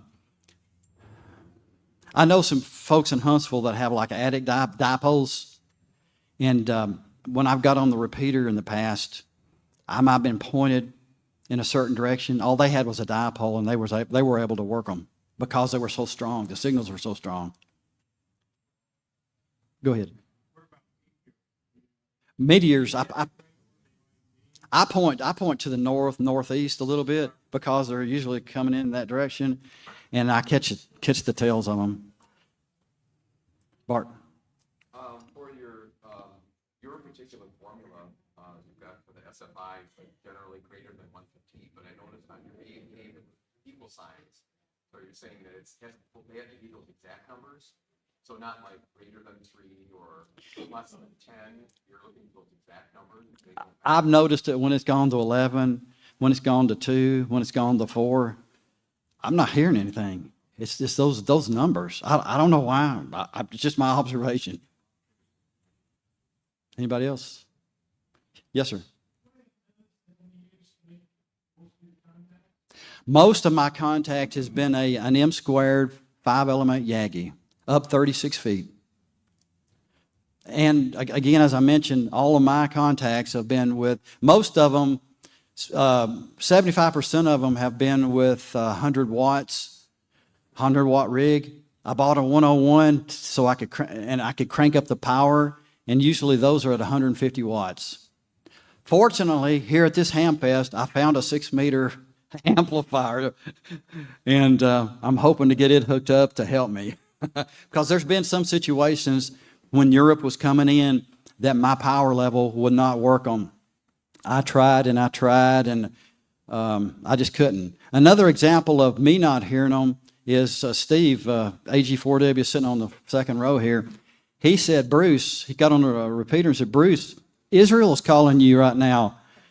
And I needed Israel. And so I'm sitting there listening, and I'm listening, and he said, Bruce, Israel's still calling you.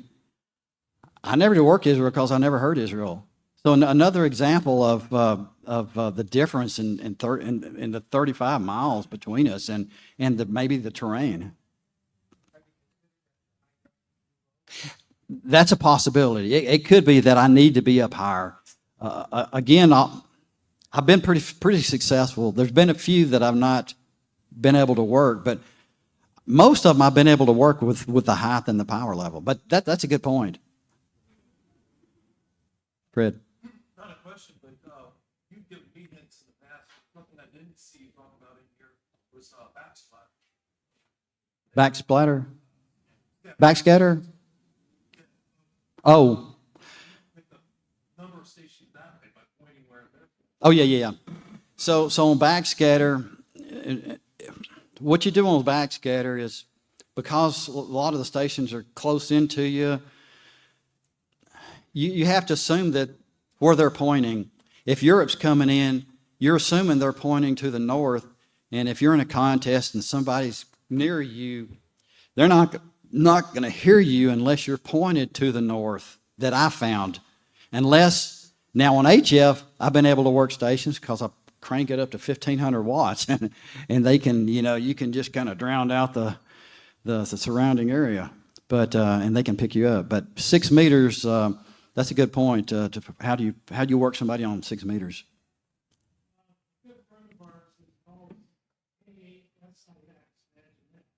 Oh, okay. I think I've seen his call. Oh, did he?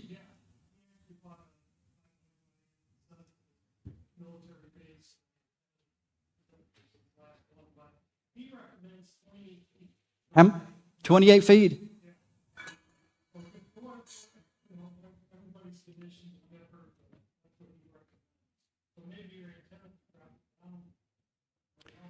It could be. I mean, let's see, 6 meters, and see, the multiple of it would be 12, 18, 24, 30, 36. That's one reason why I left it, because it was in a multiple. Yeah, I mean, maybe there's something to it. That right.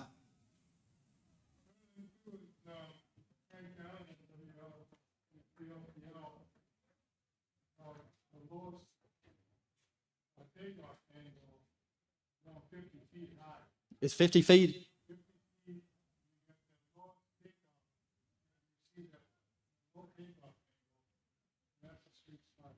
Okay. It's good to know.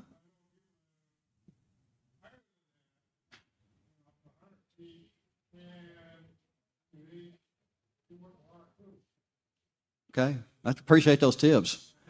Mike. So, Bruce, you were talking about the Israel thing. You're right. Do you believe that this is so weird that it's asymmetrical as far as power? In other words, they weren't using very much power, you couldn't hear them, or vice versa. In other words, if you take the same power to go to both directions, let's say east or west, or do you think it varies in a weird way?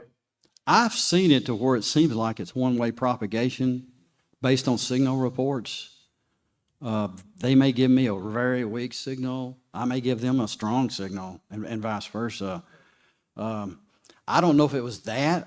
Actually, the band was full of people during that day when it was open. It could be that somebody was on top of me or below me, and I just didn't know it.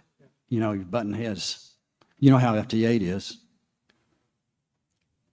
Anything else? Steve.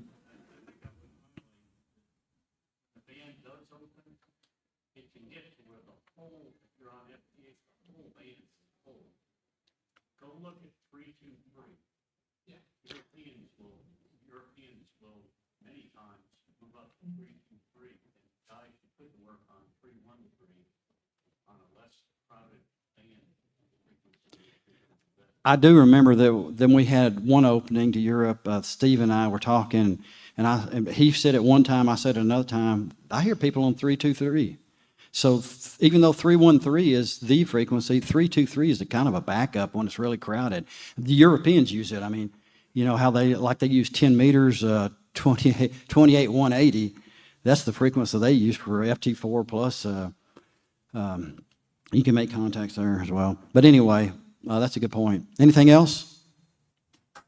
All right, I appreciate it. Thank you.